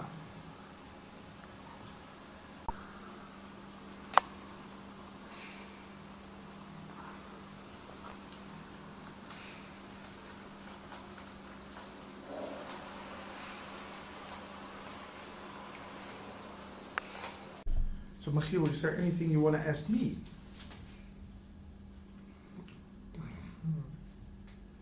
Who do you think you are? That sounded a little weird. But Who do I think I am? Yeah, sometimes I still think that I am Patrick, the radio DJ, who has a lot of followers on Twitter, and I still check how much views I have on YouTube and all those stupid things. But then existence takes my YouTube channel away, and then I start shaking because it's all gone. yeah. Okay. Yeah. Is that you? That's the question. The work goes on. Yeah, you think you're doing it, but it's sort of going automatically. It appears. And disappears. Yeah. But who experiences the work? And what you know of yourself? Yeah. And could you say that everything that appears has to disappear? That's a law. Yeah. That's for sure. So even the earth will disappear once. Yeah, the universe will disappear. They say it appears in you and disappears in you. But you stay. And have you ever asked yourself the question, Michiel, is there a reason why the one thing that we are, or they even call it the thing, the oneness, whatever, the all created this dream inside itself? Yeah, it is. But I don't think so. It just has no reason. And did it really appear? Yeah, it really appeared, but is it real? Mm-hmm. I think it's not. In the end, I mean, after you die, did it all happen? That's the question. Yeah, it's all gone. Yeah. Yeah. There's just one thing real. That's the non-duality. Yeah. Yeah, we still come back to the dream. But not for the dream character. Yeah, he thinks it's real. It's real for him. Yeah. And isn't that a law also, that the actor has to believe that the role he's playing is real in order to play it with everything he has? Yeah. Yeah. Like a theater. Yeah. The drama and the happiness. Everything happens. Yeah. Bad and good, but yeah. The Dutch teacher Johannika Ring, who I talk to a lot, also says that the person has to believe he's the person from about age, let's say 8 till age 40, because that's a way how we learn compassion for one another. Because I know what it is to be a person who has success and failure and ups and downs and grief and sorrow and happiness and bliss, that I can, feel with you when you have the same. Does that sound like music into your ears, Michiel? Not really. No. Okay. Well, I brought her book for you, so maybe after you read it, I can ask you some questions about that. When people want to get in touch with you, is that possible, and how so? Yeah, it's of course possible. To the website, on Facebook. Who are you really? .org or .com, we're not sure about that. Yeah. Facebook, Michiel van Dijk. Yes. And Twitter. your Twitter name is also Yeah. Just One Life? Just Life. Just Life. It's lowercase. Yeah. Yeah. Stripes. One question that comes to mind, final question, is that you seem like a very intelligent person. You have a good set of brains. Is that needed to realize this? Or can even the biggest fool on planet Earth realize this? Yeah, I think it can just happen. Just like that. You don't do anything for it. And suddenly you feel it. That can happen, I think. Yeah, okay, that I believe, but you were a smart guy, so you also start reading books when maybe the foolish one would just read comics and sex books, Playboy and Hustler all the time. You know what I mean? Yeah. Isn't this still something that the more intelligent people search into in that direction earlier than someone who is just thinks that enjoying a good dinner and sex and everything is the only thing? Well, if you're too intelligent, you're going into the mind earlier, I think. And you want to intellectualize it. So no, I don't think you need to be smart or something. It can be a hindrance even, too Yeah. much intelligence. I think so. Yeah. Yeah. Yeah. Maybe some final words of wisdom, dear Michiel? Wisdom. I don't know if I have wisdom. I think I said what it's about. Yeah. Yeah, I don't know what to add. No, sorry. So this is not about being wise. I've not been talking for 45 minutes with a very wise man. No, I think not. What was I talking with then? I don't know. Myself? In a way. In a way. Your real self. Yeah. Source. That's what makes me emotional all the time when I hear that on a tape or read that in a book by Jeff Foster. The one who is speaking these words is the one who is listening to it, or the one who is reading these words is the one who wrote it. So it all points back to the same. That it's still the one that's pretending to be two, Michiel and Patrick, Yes. in duality. And in essence, it's just not duality. It's always the one. Yeah. Yeah. That's it. Pretending to be separate, pretending to be intelligent, not intelligent, disabled, not disabled. Everything. Yeah. Yeah. Yes. Well, that's a nice conclusion of this nice talk we had. Yes. Thanks for your time and give me a call when you want to talk some more. Okay? I will. Thanks, Michiel.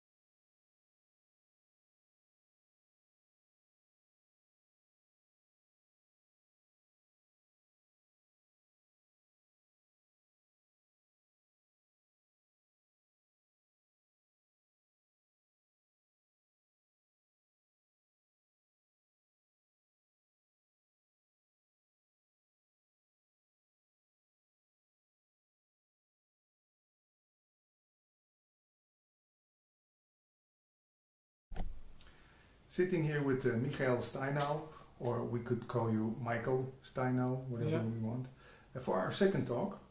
When did we do our first talk? Great to see you again. Yes. Yes. Same here. Yeah, I had a good feeling when we had our first talk. So I think it's half a year ago, something like that. Yeah.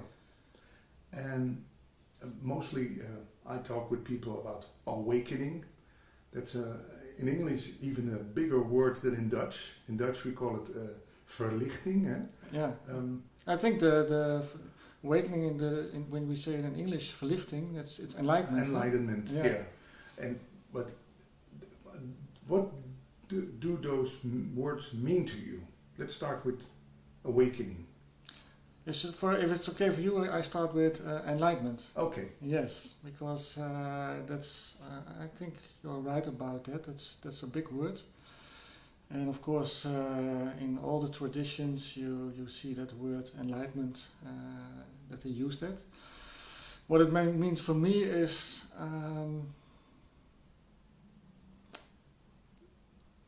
There is something that doesn't come and doesn't go.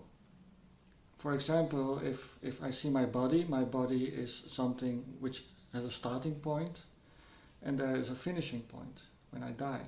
So, and everything what we see has a beginning and an ending. And for me, enlightenment means that which has no beginning and no ending. And we can discover that. Because if you know how to look, where to look, then you can see that there is something which is not starting and not ending. And that's that big secret every spiritual seeker is looking for. Yes. Yeah. And then you come with awakening, because if you recognize that, you awaken to that state of mind. Because it's... the difficult thing with enlightenment is that you cannot see it.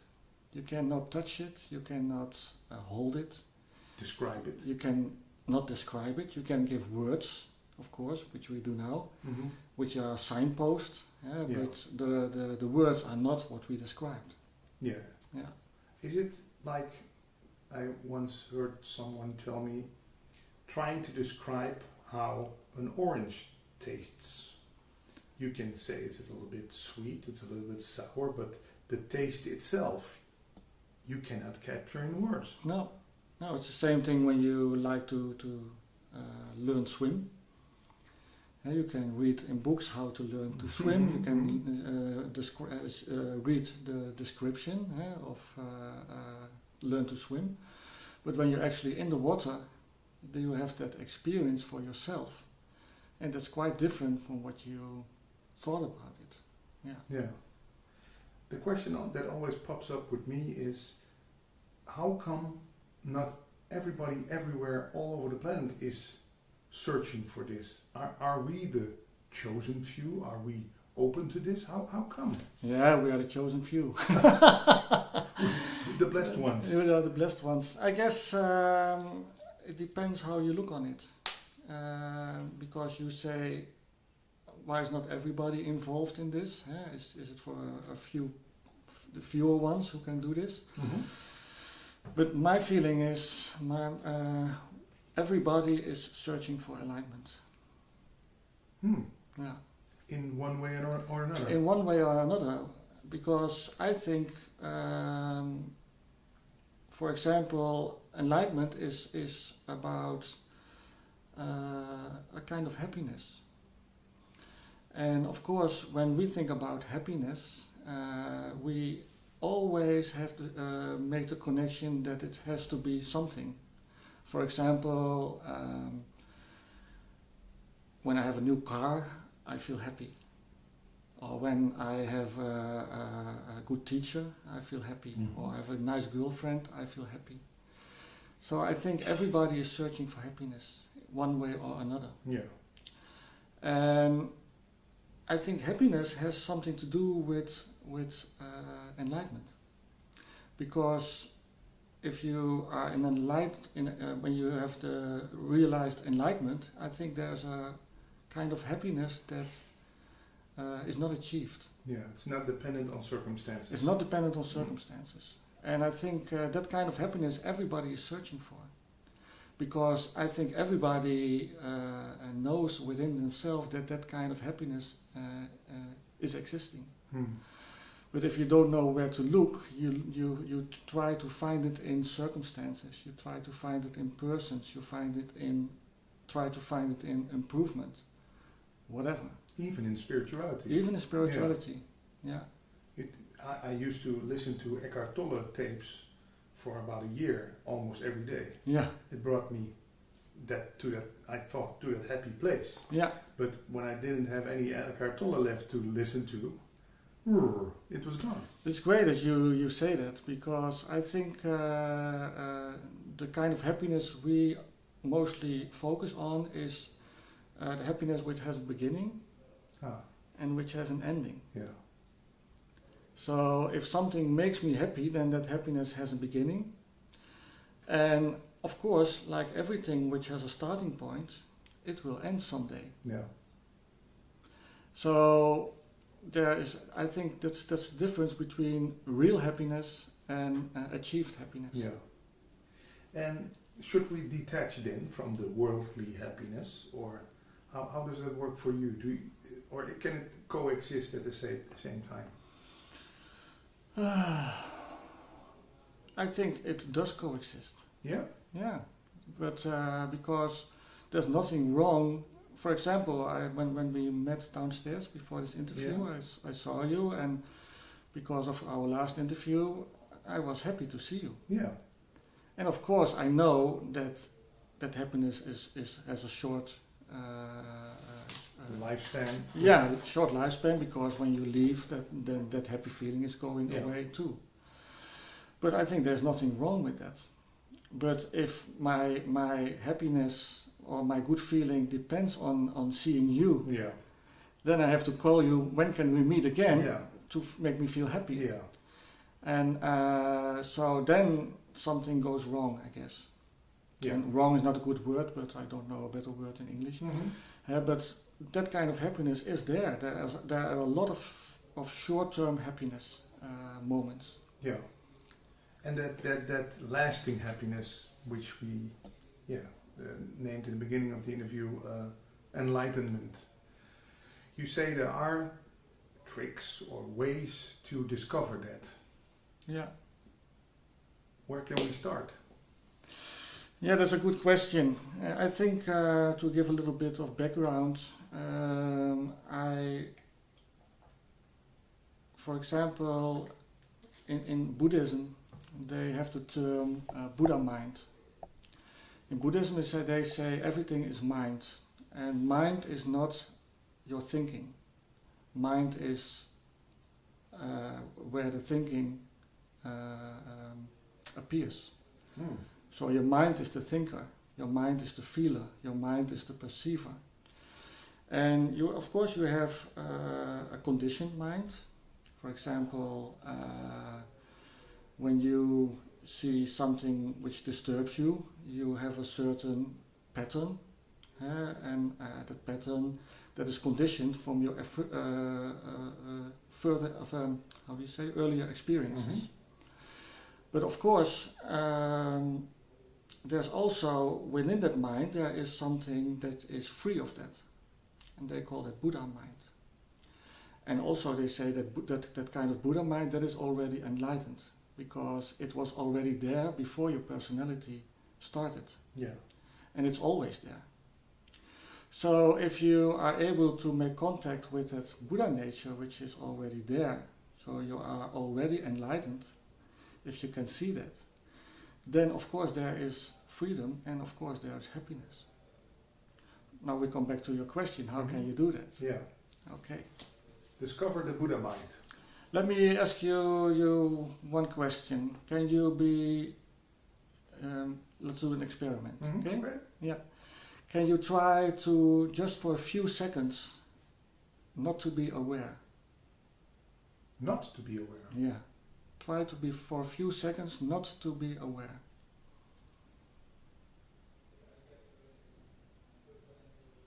It's difficult. Yeah. Or is it impossible? You tell me, because it's your experiment. Well, try not to be aware. I'm trying very hard. I find it difficult. Yeah. Yeah. And what is difficult? Yeah, not to notice that I'm sitting on a chair, that there are people talking on the hallway, that there's light coming in from the window. It's difficult to shut your. I could shut my eyes and shut my ears, but. Yeah, but then of course you would be aware that you shut your eyes and shut your ears. Yeah. So what happens now if you realize it's not possible? Yeah, not possible to be not aware. Yeah. Yeah. What happens to you? What happens? Because I see something. Yeah. You're a little bit searching. Yeah.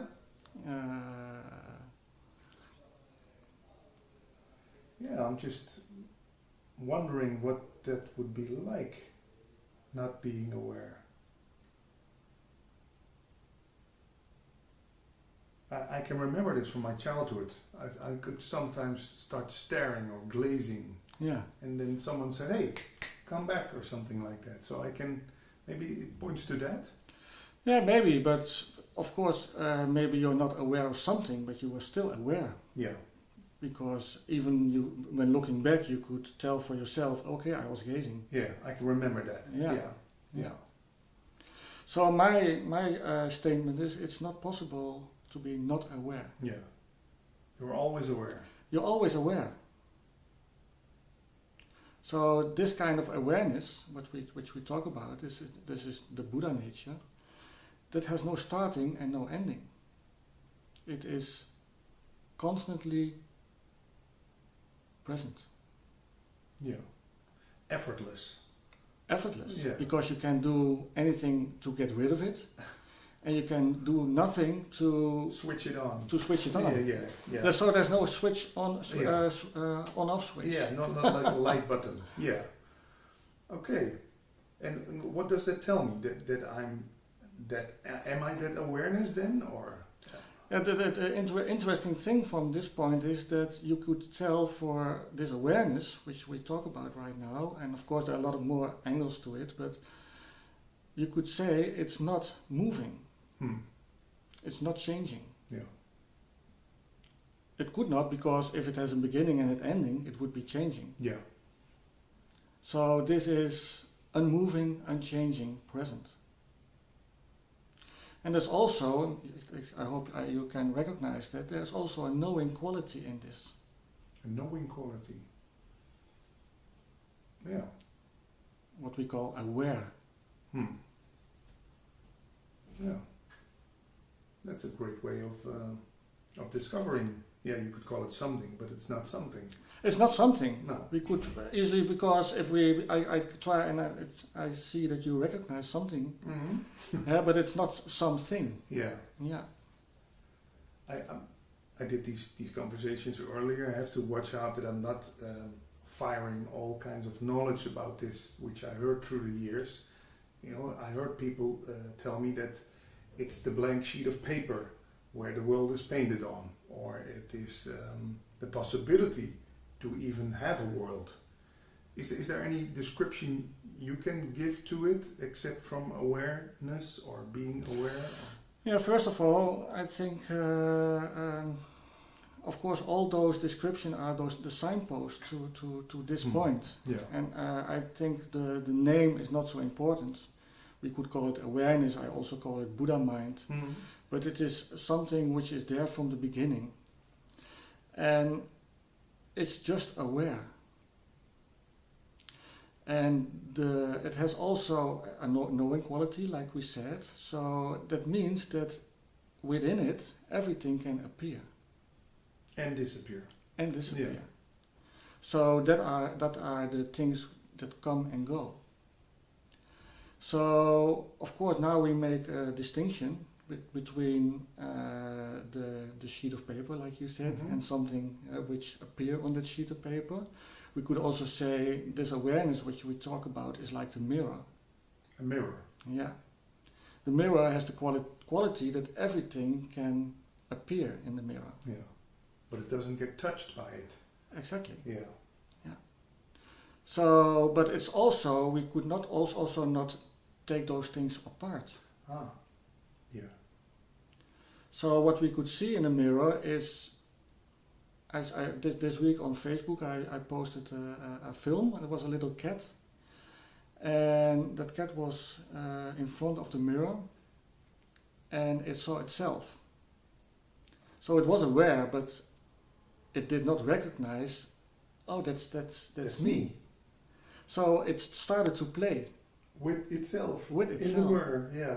And I think that's what is happening. Everything is a play of awareness. Awareness playing with awareness.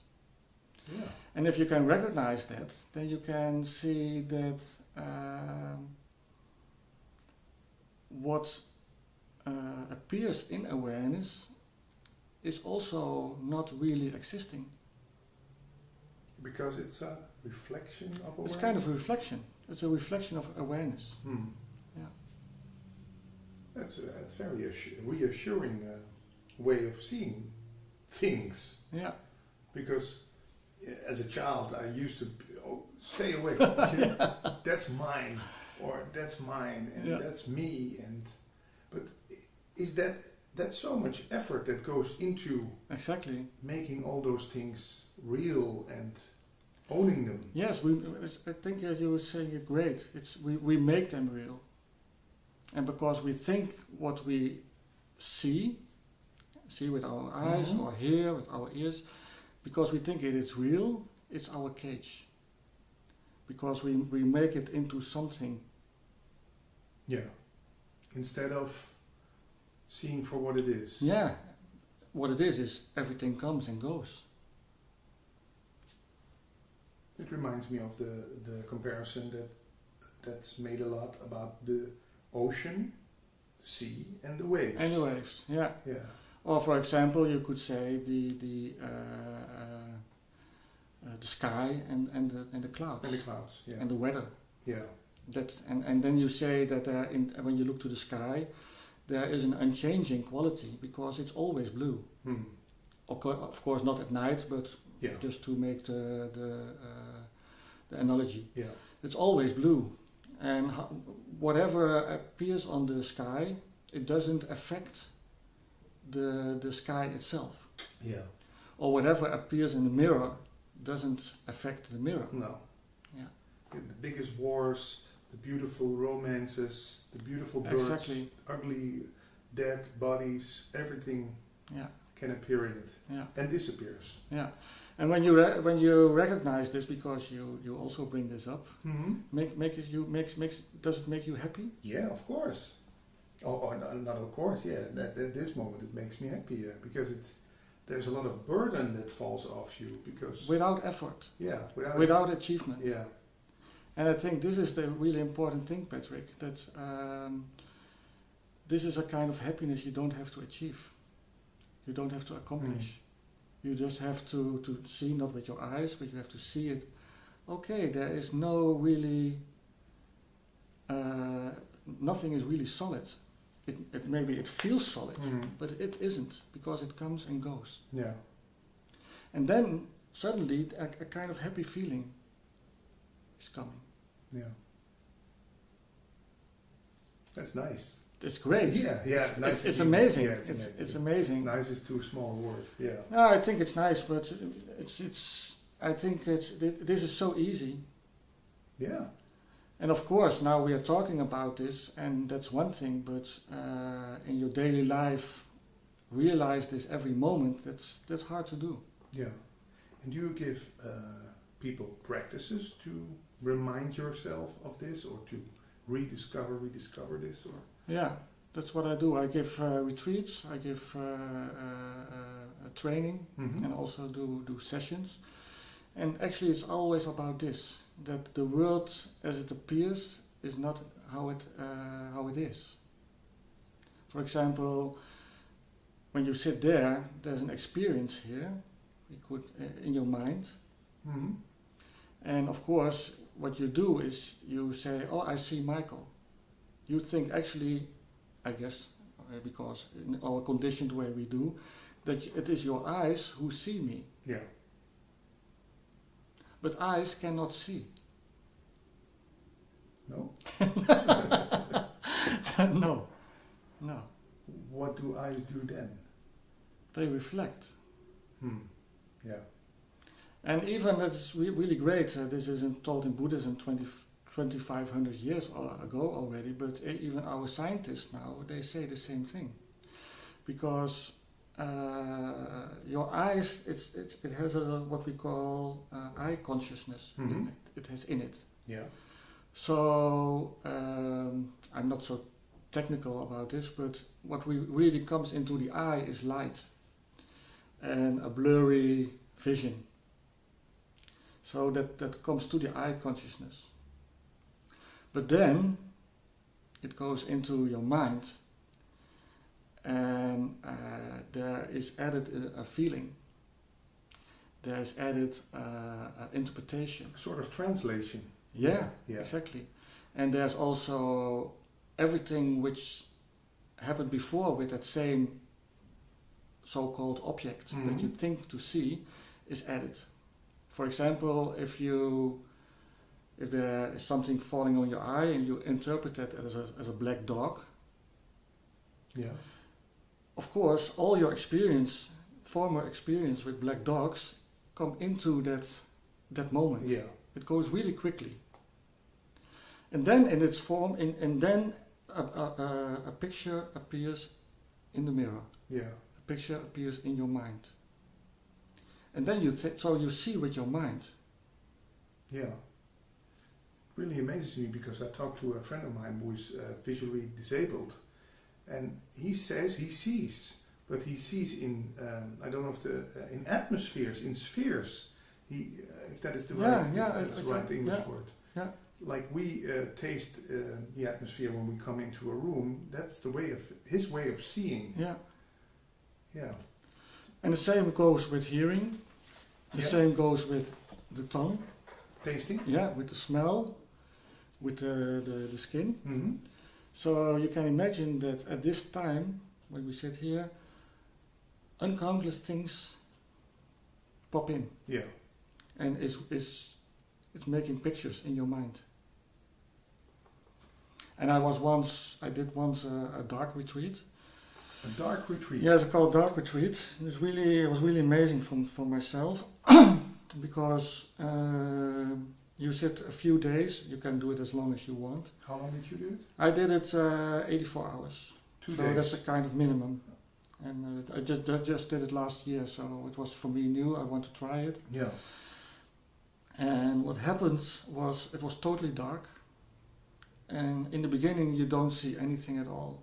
And you do a kind of practice and whatnot, meditation. And it's really, really funny because I also decided not to eat because you can also do a dark retreat for longer days, and then they bring you breakfast, they bring you lunch, they bring you dinner. So then you have, of course, a kind of awareness of time. Mhm. So I told them not to disturb me with food. I just sit there for 48 hours, which is a long time. I mean, 2 days it goes quickly, but when you sit on your own and nothing, No impulses. no impulses, then it's a long time. And what happened? And then after, I don't know after what How time, long? of Yeah. course, but then I started to see things. I saw light, I saw images, and I thought, wow, how can it happen? Yeah, they're not here. They're not here, but I see them. And then I don't know why I did it, but I thought, okay, I don't want to see it. So what I did was I put my hands before my eyes. Mhm. Still there. Still the same Yeah, thing. Yeah. And then I really recognize, okay, this is my mind. Fantasizing. Whatever. Projecting, I think Yeah. that's a better word. But of course, it's really funny. It's also a fantasy. Yeah. Because this is also fantasy. You could call it fantasy. Why not? Well, yeah. Or dream. Yeah. Yeah. Or Mind-made. Yeah, mind-made. Yeah. We live in a mind-made world. Yeah. And if really, it's really. I saw a few years ago a documentary, because we're talking about now. There's input, and that input within your mind, it's projecting. But if a mouse would walk here, Mm-hmm. he has the same input, Yeah. same light, Yeah. same blurry Mm-hmm. things, but different. Interpretation. Different Yeah. interpretation. And if there is a bee, is that a good word? Yeah. Bee flying here. I saw that. I don't know how they managed to film that. Mm-hmm. But the mind from the mind projection of a bee is totally different. Much more colors, Yeah. different shapes, different forms. Yeah. So now we have a bee, we have a mouse, we have a human, Patrick, Yeah. Michael. Same input, Different world. different world. Yeah. So you couldn't say there's one objective world then. Sorry, there's There's no no objective. objective. Exactly, that is what. Yeah. And even now, I see a different world than that you see, because I see the painting on the wall. You see the plant next to me. So Yeah. yeah. And amazing. even if we were sitting In the same- next to each other, we Yeah. would have the same visual, Yeah. because it's humans have a kind of same visual Experience. projection. Yeah. And mouse, all the mice they have Yeah. too, all the bees they have too. Yeah. So that's kind of what they call karmic vision. Mhm. The form where you are born into. This is the human form. It has already a kind of Imprint. imprint. Yeah. Exactly, good word. But of course, your how do you say in English? Believing. Experience. No, that's not a good word. The way we interpret it, and Yeah. also the way we experience it. Experience, Yeah, it will be different. Yeah. This wall, which you see here behind me, has a different meaning for me than it has for you. Because I work here, for example. Yeah, you've seen this wall. Yeah, and I see when I looked at it, Yeah. maybe a picture of a patient, of a client Yeah. is coming. Yeah. I say patient because I was physiotherapist a long time ago. Okay. Sometimes I use that word. But a client, I see a face, and then a kind of association is coming. Yeah. So it's totally, you and I are not in the same world. And for the man who built this wall, or the different men, they can remember. Oh, that's the stone we had to replace, or Yeah. that's the place where the Yeah. power cables run. And Yeah, exactly. So Totally different yeah. meaning. Yeah. So there is no objective world, and that is really mind-blowing if you really let that in, because we think that we are living in this world. It's not so. No, because it's your world. So it's living inside of me. Yeah, but not in your body. Your body is also in Yeah. your mind. Yeah. Okay. Your mind is not in your body. Hold on. Hold on. Very interesting things. First thing, so the world is an appearance inside that... Inside your mind. Inside my mind. Okay. And it's different for each and every living conscious creature on the planet. There's some what we already talked about, the karmic vision. The humans, they have a similar kind of interpretation, projecting. Yeah. But not the interpretation. The projecting is the same. I have to look a little bit for my English. Mm-hmm. But the interpretation within that projection is for no one the same. So we have uncountless worlds. Wow. Which all don't exist. They only exist in your mind. Yeah. But the great thing is, when you look a little bit deeper into that, is that whatever appears in the mind, you could still say, oh, but then it exists in the mind. Mm-hmm. As something. Yeah. But then we come back to our earlier experiment. Yeah. Which showed us that there is nothing solid existing. Yeah. When you have a nice walk in when it's dark, the moon is shining, you go with your girlfriend to Arnhem, to Sonsbeek Park, you walk, the water is very clear. Then you see the moon in the water. Yeah. Do you go into the water to grab the moon? No. Why not? Yeah, because it's a reflection. It's not. It's a reflection. It's not really there. It's not really there. No. Yeah. So true happiness, we come back to happiness and to enlightenment. Yeah. True happiness is to see that everything is like that. Like the reflection of the moon in the river or in the sea. Something appears in the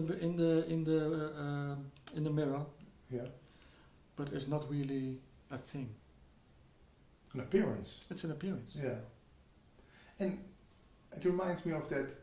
We also we know that, and then immediately we forget about that. Yeah. Let's say we're watching a play on stage. The people, or I'm watching a TV series now, a great TV series called The 100 on Netflix. Oh yeah, I know the series. Oh, that's a great series. Series, yes. We're now in season 2, so don't give me any spoilers. But I'm watching this and I believe it.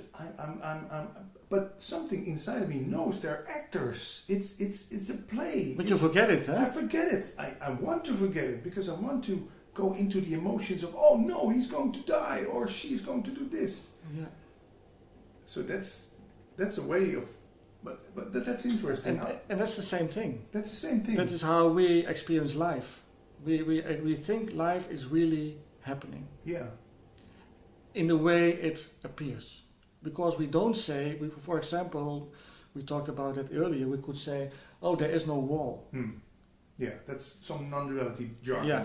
And of course, I totally understand why they say it, but for now, that wall is still appear in your mind. Yeah. And for there, you could say it does not really exist.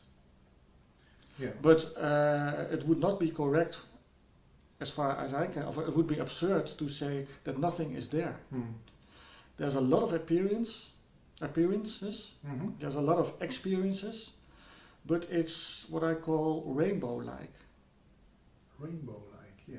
You see it, but it's not really there. Yes. Yeah. Yeah. You feel it. It feels real. Yeah, yeah. But it's not real. And then my neighbor, if I tell, he watches this, and my neighbor is very theoretical. Huh? Whoa, what's the use of knowing this? I can imagine you get that question sometimes. Yeah, of course. What's the use for me to know this? What would be your answer then? I think there's no use. Except it makes you happy. It makes you happy. That's quite a... Yeah, and then we come to the point that I think even your neighbor is searching for happiness. Yeah. Is searching for freedom. But he goes to the casino on Friday evening. Of course. He thinks... But that is an experience which comes and goes. Yeah. So if he leaves the casino and maybe he won a lot of money, then he maybe... Yeah, joyful. Joyful, and it lasts a little bit. Yeah, a couple of days. But a couple of days, or if you've done it a lot, was probably only a couple of hours. Mm-hmm. So I think if you're really interested in who you really are, and if you are really interested in real happiness, In lasting happiness. and in lasting happiness, Yeah. and in real freedom, because if you really see that everything is your mind, then you're also totally free, Yeah. because there is no use, it has no function to grab at things or to distance you from things. Yeah. Because if you really see it how it is, then it frees itself. Yeah. There's a kind of liberation in it. And for me, that's great. I think our mind is great. If you really can see your mind for what it is, I think there's no greater thing for me than and then you come to awaken, because what they say in all the traditions is, if you really see that, then it's like when you're in the morning, when you had bad dreams in the night, how great it is when you open your eyes and you realize this was just a dream. Yeah.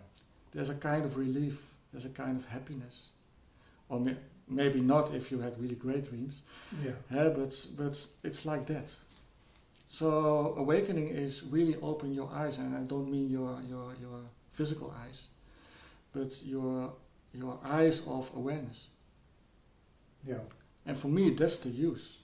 I'm really interested in real freedom. I'm really interested in real happiness. I'm really interested in the truth. I mean not conventional truth, but the truth about who I am. Yeah. That's that's I don't have any words for it. Speechless. Yeah, you can speechless. Still, I have to act a little bit as if I'm still confused about this, because I can imagine if you hear this for the first time, it brings peace, it brings happiness, but it also can bring confusion. Of course. Because everything you were told all those years, you think, whoa. That's why you accompany people who are on this path, because I can imagine people can also get so confused that they have to stop their work or take pills or go into a mental hospital. Yeah, I think that's true. So we have, I think everybody, and that was what we really earlier talked about, everybody has this enlightened nature within themselves. But I think there are a lot of roads, a lot of possibilities to work with that. When we see a river, every river is flowing to a destiny. Yeah. And I think every mind is flowing back to the original original source, which is not in time, but in this moment. So, but how you do that? Because as another story, but I come back to this subject. I did once. I told people in a workshop. I had 25 people, and I asked them, if you could do one wish, what would it be? And of course, there are 25 different wishes. One said, okay, I want that everybody has something to eat.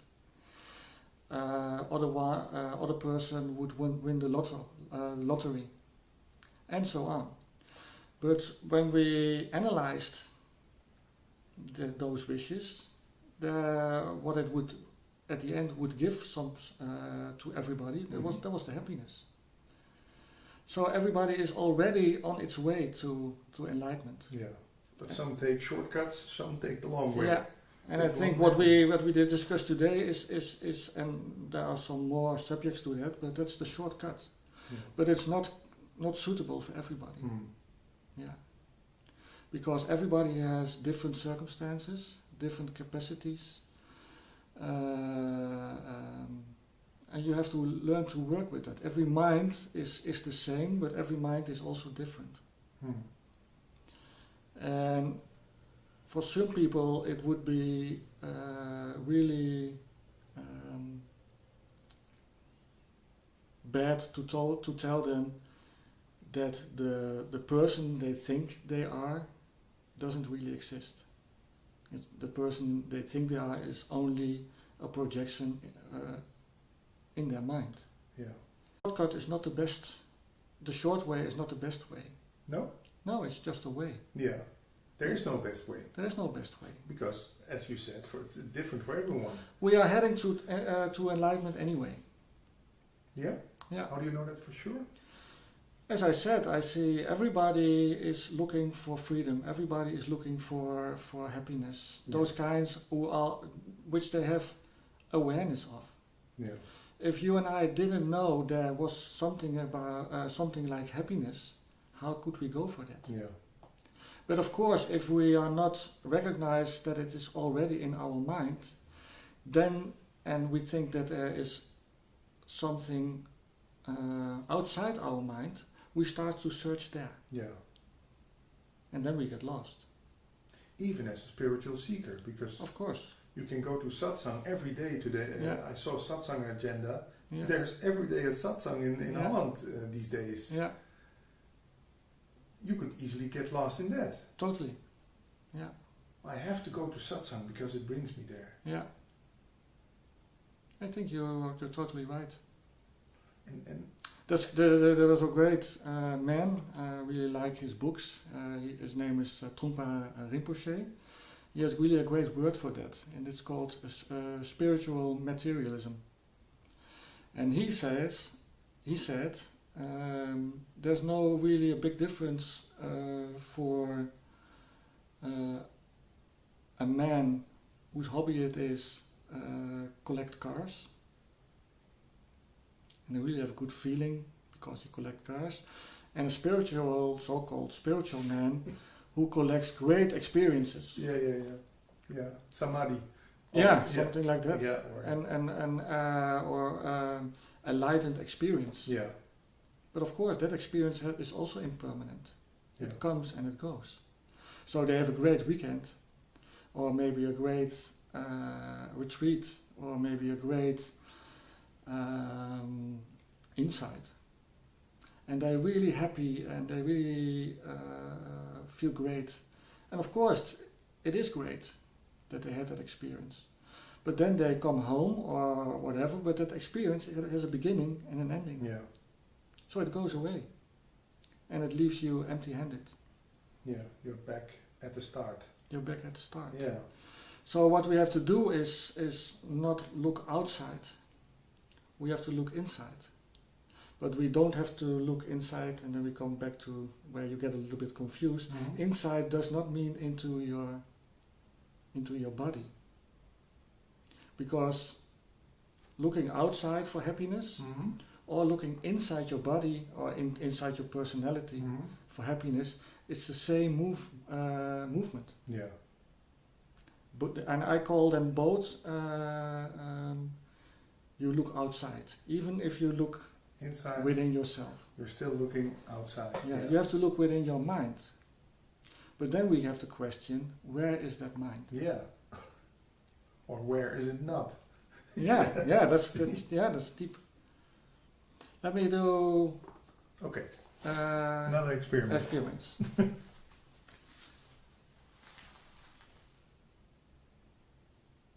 You visualize, you can do your eyes open, nobody Mhm. see, or you can close them, nobody see. Mhm. You visualize a pizza. Yeah. You can see it. Yeah. And for the people at home, he has closed his eyes, Yeah. but you can still see the pizza. I can still see the pizza. Yeah. Yeah. Almost smell it. Yeah. Where is it? Yeah. Everywhere I look, the pizza goes with me. But where is it? Yeah. It's in. Can you really say it is there? Can you really find a location? No. If I could compare it with a film projector, it would be, projected on the screen. Yeah. But you can't tell where that screen is. No, I cannot, and I also cannot grab one piece of the pizza. Yeah. Yeah. So it is there, but it has no location. Yeah. How great is that? Yeah. But let's say I want to... So that's your mind. Yeah. And if I want to turn this pizza into a real pizza? But where is that real pizza? Well... Where does it appear? Yeah. That's the distinct... How do you call it? The difference I still make between this pizza I just imagined and the pizza I get when I take my telephone and call the pizzeria. Yeah, but you make that distinction. Yeah. Yeah. But there is no distinction. No, because that distinction, where does it appear? Again, yeah, here. In your mind. Yeah. And that distinction is like the moon in the water. Yeah. But still the critical people would say, well, I cannot taste the pizza that is I just imagined, and when I order a pizza I can taste it. But then again you say the taste is inside. Of course, tasting is the same as, and I won't give the whole sequence, but I told you already, we discussed that, you don't see with your eyes. Yeah, and I don't taste with my tongue. Yeah. Yeah. And what I usually do with my students when we work like that is don't go into this analysis if there is a world or not. No. Maybe there is, maybe there isn't. We cannot really prove that there is a world outside our mind. We also cannot prove that it is not there. Yeah. That's the most open way to look at it. What we can say is that you are the one who experience it. Yeah, that we know for sure. That is, and you know this is my mind. Yeah. And there you start to work. Yeah. And then if you do that a lot, then you will also see that what you call normally solid, even the real physical thing, what we call normally real physical thing, becomes more fluid. That's really amazing. In the way you see it, or the way you perceive it, or how?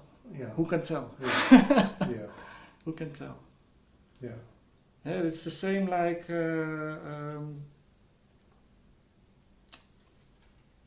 I had once a long time ago experience with mushrooms, and I don't know if you. I know the stories. But yeah. Yeah. And as well, you see a really fluid kind of reality. Yeah. And of course they say, you're hallucinating. Yeah. But maybe we are hallucinating all the time. Yeah. And that hallucination can change. Yeah. Like everything can change. Because this is how your mind is. It's still interesting. Huh? Let's go back to that there's no one objective world, and you perceive another world than I perceive it. Could we also say that outside of this room there is no world at this moment? Yeah, we could, for example, we talked when we drank some tea. Yeah. We had a coffee. We talked about our children. Yeah. Are they existing? No. Yeah, as a memory or whatever. As a picture. Yeah. So that's where where we have to start. Yeah. We cannot prove that they exist. No. No. Except in our memory. Yeah. And for that we have to do an action. Let's say take the phone and call them. Yeah. Then they appear in your mind. Yeah. Yeah. The phone appears. Yeah. The so-called I. Phoning appears. The so-called daughter. Yeah. Or in my case sons. Yeah. They appear. But it's all moon in water. It's all rainbow-like. Yeah. It comes and goes. It's a great way. It brings back again that happiness you talk about. Yes. Immediately, yeah. So it is totally effortless. Yeah. It reminds me of that scene in the movie What the Bleep Do We Know? Yeah. Where also the woman looks to the left, and on the right the whole world starts disappearing. Yeah. It's something like that. The blocks go away, and she looks to the right, and the left side everything. I think they visualized it greatly. Yeah. I think that it is what we talked about. Of course, we think our children exist, but it's like this, like you, Yeah. you make them, Yeah, I make like you- this like gesture. this, Yeah. for the camera. Yeah. It gives me goosebumps. Yeah. Yeah, it's really breathtaking looking at this. Yeah, I'm totally agree. I have not really goose, but I have that tickling. Yeah, yeah. And I think this is happening in this conversation, and it's really it fills my heart with joy. And it's I think this is amazing. Yeah. And I feel so happy that things are not solid. Yeah. It makes us free. It makes us happy. Yeah. I totally Like- feel connected. Not from an island here and an island there, Yeah. but we're Yeah. on the same. Yeah. Yeah. There's only one mind. Mm. It's easy. It makes it playful. Yeah. Yeah. Yeah. Not so serious. I used to take life so serious. I do too. Yeah. In my conditioned way, Yeah. we are really serious. Yeah. Yeah. Yeah. And that's what I was taught also from my dad. Still hear that voice inside my head saying, you know, life is hard. You have to work hard. It's serious business, that life. Yeah. Yeah. Yeah. Yeah. We have about 10 more minutes, and also time is just, you know, it doesn't feel like we're talking for 51 minutes. Oh, I thought we are really just what 1 minute or hours. Yeah. One thing that non-duality people love to talk about always is that damn free will. You know, is there place for free will inside this? And that still also amazes me how things go, how you're now sitting, how we're now talking, where the words come from. Yeah. Do you have any answer to that? I think it's a very difficult subject if we really go into a kind of analysis. For what really, how I work with that is that free will, where does it appear in your mind? So free will is like a moon in water. Again. Yeah. Again. Because everything is like that. Of course, no free will also appears in your mind. So what's the difference? There is no really a difference No. on that level. And that's the level I like to work with. But of course, for example, you don't know about it, but I have a big knife in my pocket and I will take it out right now and stab you. Like in the 100. Yeah, something like that. So you could say I have a free will to do that. I also could decide, like you told me, I could offer you to stay a weekend in my house. So I can do a lot of things. Yeah. And so I think we are really free to do that. But of course, the freedom is limited because we are also very conditioned. Yeah. For example, there was a decision we made together to be here at this day. We talk, okay, we meet each other at 2 o'clock. So that was a decision we make out of free will. Yeah. But you can see, that was I think 2 weeks ago, you can see there was a lot of happening In between. Yeah. which is influencing it. Yeah. And it's really amazing. It's actually it's a miracle that it's happening. There could be a lot of things in your life or my life which has changed this. Yeah. And which has influenced this. Yeah. Yeah. The things you saw on TV, the things you read. Exactly, and it influenced this conversation and everything else. And it goes even further. Everything that you, in your so-called life, happened, brought you on this point. Yeah. Of course, there were choices you thought you make aware, but I think there's a lot of stuff going on.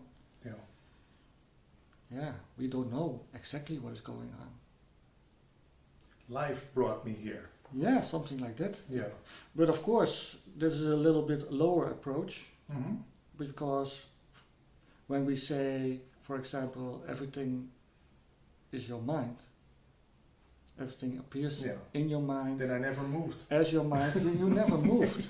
It's just your mind who changes all the time. It changes all the scenarios. Yes, yes. So there is no Yeah. starting point. Yeah.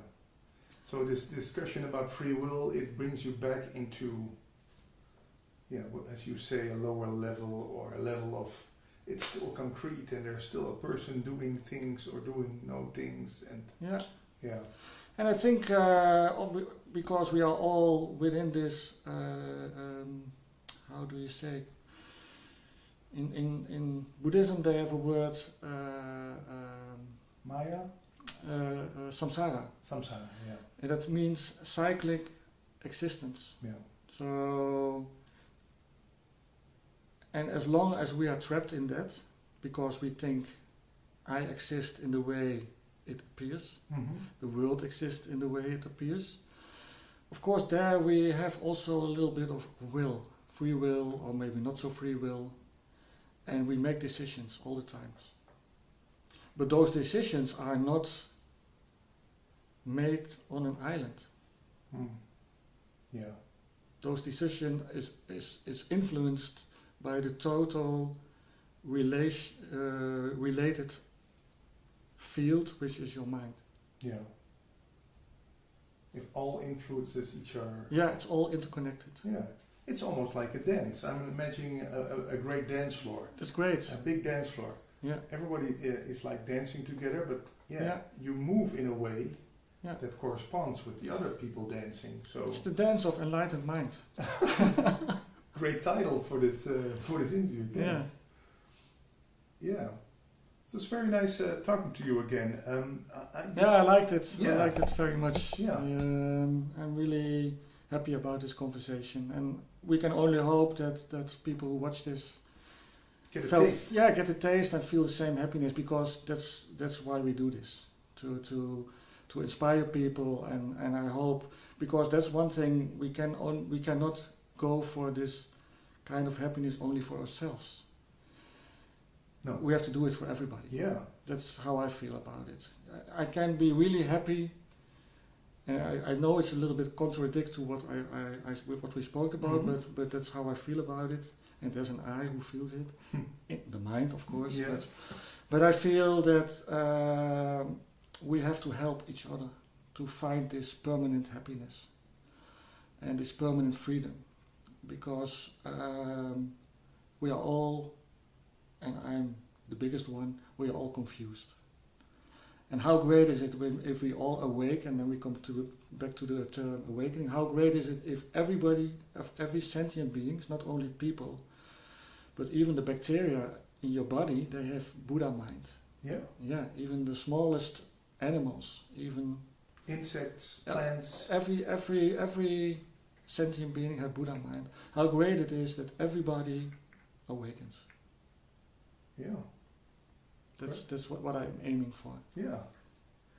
People in Holland who want to get in touch with you, do you often give talks in Holland? They can go to my website. I think you will put it on the. Yeah. If we have a little bit of time, Yeah, of course. because I have a great teacher, Hans Knibbe, and my core business is business, but my path is being orientation, zijnsoriëntatie, but it's not a good English translation, called being orientation. And it is rooted in the Tibetan Buddhism, like Dzogchen and also Mahamudra. And it has also great Western insights. So I'm really grateful for my teacher, Hans Knibbe, who pointed out the nature of mind, what we talked about today. And I'm also very grateful to the Tibetan teachers I know who pointed this out. So I offer this in my workshops, in my retreats, in sessions. One-on-one? One-on-one. Yeah. So I offer it there because I think I'm so excited about this. And as I said, it's not something from me. It's in everybody. Yeah. So I really, if people are really interested, I really like to help them to pointing to the nature of mind. Yeah. And I hope we can do that with this interview too. Yeah. I'm guessing that people got touched by this the way I got touched with this. There's a Dutch interview with it. You can listen to it or find it on iTunes and YouTube. You were planning a retreat in a foreign country? Yes. First time in Ibiza. It's a small retreat, but it's in English. So if we have English viewers who doesn't understand Dutch, maybe it's interesting for them. They can details also on the website. It's in Ibiza, and I was in Ibiza a few months ago, and it's really great energy. I did some meditations there, and wow. Yeah. I don't know if you know it. I didn't know it, but Ibiza, the island is a crystal. Oh. And it's really, you have of course the party scene, but the Ibiza is really great nature, and we will go into nature, and it has great energy. There are little small, not really mountains, but it's also, how do we say? Rocky, yeah. And it's a really great island. Okay. And so I will in November do a retreat over there too. Yeah. And for people who want to get in touch with the school of Hans Knibbe, it's mostly situated in Utrecht? That's in Utrecht. Yes. It's in the middle of the Netherlands.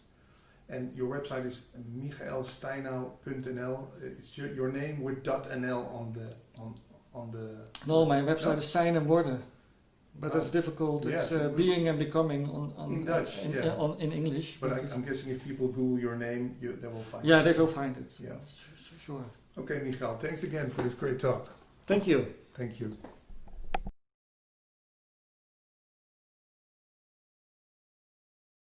That looks cozy. Yeah. Yeah. So, what I'm interested in, who of you two started this whole thing? Who influenced? He yeah. did. Yeah. You found a book, or you went to a talk, or how did it come about? What are you referring to? To this thing you thought, wow, I have to. I was searching for 18 years before I found my teacher. I had an awakening in 1971 when I was a literal fugitive during the Vietnam War, and I had to face death. And I woke up. I didn't know what enlightenment was in 1971, where I was living in Colorado. There were no spiritual teachers. There was just books, and I didn't know anything. But I woke up and I knew that if everyone could realize what I realized, the world would come to peace, that the genocide would stop, the madness would stop. And so I went off on a search for a teacher who could help me transmit that. And it took 18 years to find my teacher. And the teacher was? My teacher is Papa G. Still is. Yeah. Yes. And when I found him, I walked in his room, I sat on his bed with him, and immediately my mind stopped, and I knew I was in the living presence of a true Sakuru. And everything stopped. My world came to an end, and something fresh. You already met each other before that? Or? Yes, we had met in 1976, and Eli was already on his spiritual search, and I was just searching for a man. I wanted the right relationship. I thought that would give me happiness relative to our prior conversation, that my problem was that I didn't have the right man. And I fell in love with Eli, but Eli was actually more in love with truth and the search for truth than he was with me. And at first I didn't like that, but I soon recognized that actually was what I was in love with. So there was no competition for you. You thought, well, he Initially. loves the guru more than me. Yeah, but that's before we met Papa G, and then Eli did meet Papa G first, and then he came and got me, and we both fell in love with Papa G. Okay. Should we tell him to Yeah. stop? So, you say Papa G, a true Sadguru. Yes. How can I recognize the difference between a phony one and the real thing? Between Pepsi and Coca-Cola? Well, Papa G was once asked, why are there so many false teachers? And he said, because there are so many false seekers and everybody needs a guru. So, you only know from your own heart, you can't know from your mind. So when something happens and your mind stops and you know you're in the presence of something beyond what you've ever known before, you stop. Yeah. And then you discover, you realize. You check it out. I mean, Papaji used to say, check it out, investigate. But first it has to be a matter of the heart, or otherwise it's just conceptual. So it's no search for more intelligence about the subject, or... Actually, the guru is the embodiment of intelligence. Mm-hmm. True wisdom. And when your mind stops, you realize where intelligence is. You realize the source of intelligence. And then everything flows from that. So you can't check your mind to say, is this right, or should I, or shouldn't I? That conversation's long gone. So it's immediate recognition of trueness, no falseness. Or yes, it was for me. Yeah. Yes. And so like some people are called guru hoppers, who go from one guru to the other to the other. You say that's fine until if you meet the right one, you start hopping around. Or yeah. Well, I think that you have to search until you find the right one. But if it then gets uncomfortable, which it can get quite uncomfortable, and you just escape that and begin hopping again, then that's spiritual promiscuity, and it's finally hollow, and you lose an opportunity for the deepest commitment of a lifetime. I had many teachers along the way, beautiful teachers, gurus, a Taoist master, Buddhists, and I was with them, but they didn't bring me to the end. They didn't bring me to a silent mind. Moments my mind would become silent, but it never lasted. And so I was looking for the true teacher that can cut the egoic mind. Because when we were working together, before we met our teacher, or when I was training therapists or working in therapy, there would be moments when the mind would stop. You walk into a room, you walk in to lead a group, your mind stops quite naturally, because it's not about me, it's about what's showing up here. mm-hmm. Therapy, same thing. It's not about me and my story, it's about you. So the mind stops. But then as soon as we would leave the room, we'd pick up our shoes and our stories and we'd start our same old again. And so that's what we wanted, was something that could cut that level of the egoic mind. So should you get rid of the old shoes and jacket, throw them away, or keep them for rainy days, or? You throw everything away from that. You lose everything and discover what cannot be lost. And then, even if you're wearing old shoes, they're enlivened by that. So old rolls can come in. Nothing has to change in form, and that's what shoes and rolls are. But the discovery of what is unchangeable overflows into everything, into every roll. So the mind is not the enemy. That's right. How can, there's no enemy. There is no enemy. There's only yourself here. And it's all in how you relate with yourself. If you believe you are this mind and you follow your thoughts, you suffer. You miss. But in the moment that you stop, you're still here. Everything that's here is always here. No enemies. It's all mirrors. It's like a little parakeet that sees its reflection in the mirror and fights with it and pecks with it. Yeah, that's a great translation.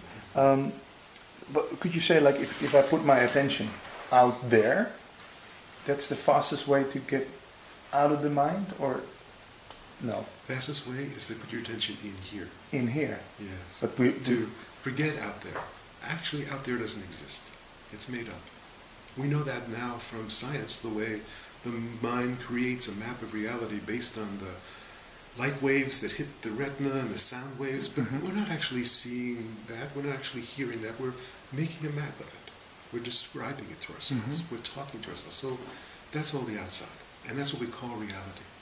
When you're willing to turn away from what you think is real, you find where reality is. And reality is turning away from everything you think is real to find what is real. And that's inside. But can that reality be described? Can you give a description of that reality so we know for sure that, hey, I got the right reality? Yeah, as soon as you know that, that's the wrong one. Yeah? If it can be described, That's not it.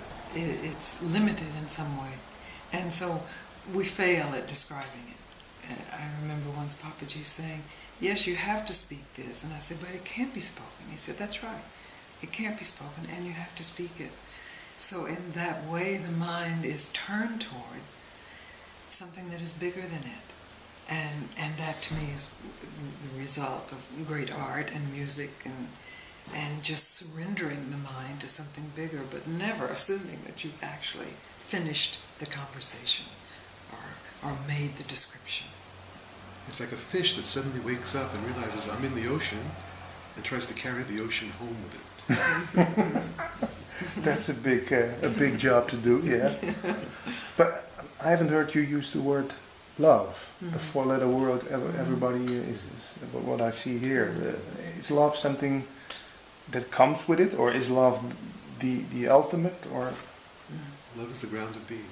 Love is life. So life and love are the same. Yes. In Satchitananda, it's a Sanskrit phrase that to me says what can't be said. And that's consciousness awake to itself as being and then overflowing in the love of that, the ananda of that. It's a natural state. That's the definition of self in Sanskrit, Satchitananda. So Sat is true? Sat is actually being. Being. Chit is empty intelligence. Ananda is the bliss of love. It gets translated as bliss, but that's really not right. You know, bliss is joy. It's the overflowing of love itself. Yes. But you could say life can be nasty sometimes. Yes. People get murdered, people get hurt, animals eating animals, people shooting people. Life is suffering. Those are the life events. And those, as we were saying earlier, they're horrible events that happen in life, and they're blissful, beautiful, sublime events. But the source of all events is the Satchitananda, and that's the mystery. The embracing love, that also... Not just embracing love, it's the love that is the source for killing and mayhem and madness. It's the source of all form. Mm-hmm. So all form is informed by it. All form is informed by it. Yes. It's such a mystery, you know, because I never would want to trivialize killing and say, oh, it's all perfect, or it doesn't really happen. They are horrific things that are beyond our capacity to comprehend, and yet in our willingness to directly experience what is at the source, we find this life that is love and aware of itself. And then that gets put into the service of the end of suffering. So that, yes, there's suffering in the world, there's pain in the world, and that can stop at least where you are. You stop and there's one less spot of suffering on Mother Earth. Then there's one more potential, there's one more light, there's one more shining, and that's what gets passed on. That's how this will change the world. Spacious mind. Spacious mind, heart to heart. So, does it ever bore you talking about this subject? No? What could be better? It's beautiful. Although I wouldn't say we talk about the subject so much. We have interviews and we have meetings, but when we're just together, it's the unspoken reality. Yeah. I mean, when we first got together and we just discovered Papaji, or even earlier than that when we were discovering Buddhism or Taoism, we talked about it a lot because it was so new and so radical and such a shift for the mind. And that's a stage. But it's really living from it. And it is never boring. It's not always pleasant. It's not always anything. But it is never boring. It's being yourself. So, to be yourself without knowing what that's going to look like or how that's going to turn out, it's fresh. Boring is predictable. Boring is the idea of yourself. Boring is the idea of the world, the idea of what I should do, what I'm supposed to do, the burden of life. All of that is boring. Or the hope that it'll be a good party. Yeah, we talked earlier. So, but when you're fully being yourself, First you have to know yourself. I first have to know myself. And you don't refer to the mind-made self, the thing you think you are, the image you have of yourself. That's beautiful. The image you have of yourself is like if you look in the mirror, and it looks like there's somebody in there. And they move, and they're alive, they smile, they talk. But if you try to make contact and try to actually get something alive in there, there's nothing in there. No. It's exactly what you're calling myself. The image. It's an image. Yeah. It's not real. It's empty. It's an illusion. And as long as we live in illusion, we're living in suffering. But when you know yourself, then you can be yourself. You can discover the source of that illusion, the source of that image. Because it's not separate from the image or the illusion, but it is prior, before, and images change according to the mirror, but the source remains. I once heard the comparison with, like, you're on a great holiday and a great island with beautiful weather, beautiful sea, and you're just sitting there watching the photos of the of the vacation and not enjoying the whole atmosphere, but just People do that. People spend their whole vacation taking just photos. taking pictures. Yeah. I see that a lot. But what is that? Is that like trying to capture? Yes, I think the so. mind is always trying to capture a better experience, a new experience, a different, a better, and then trying to store it so it'll make me happy. So I miss being happy in this moment because I'm too busy taking a picture that I will then show to somebody else to make me happy. To prove that I was happy. Yeah, with the Facebook generation, almost the most important thing on your vacation is The pictures. the pictures you can put on the internet. So everybody puts a thumbs up and says, "Great." You had a good vacation. Yeah. You had a good life. Yeah, that's it. But is that what we're trying to do to satisfy that image, or to reinforce that image, or to make that image happy, or what's the thing we're trying to do? We start trying to do that. We believe we are the image, and if we can just perfect the image or the concept of who we are. But as we mature, we recognize that no matter how perfect it may seem in a moment of success or love, getting what is wanted, that's not lasting. And there's a deeper yearning that then comes forth for what is lasting, what is truth. And that to me is when one is ready to really grow up. That's spiritual ripeness. Spiritual ripeness, when you're willing to put down your childhood toys. Because most people never grow up. Most are just big babies. Doing the same things that you did when you were a teenager, or trying to do better, it's all based on a past projected into a future, and that's egoic suffering. But as Gandhi said, the possibility to find the source, to find what's real. And that's the ripeness, is when you realize, I've done this so many times, it doesn't work, it doesn't last. You know, how many great dinners do you have to have? How many sunsets? How many vacations to realize this is a moment, it's going to end, and it's not going to bring me lasting happiness? You can be loving the moment, but you're not relying on the moment to deliver what that moment is already appearing in.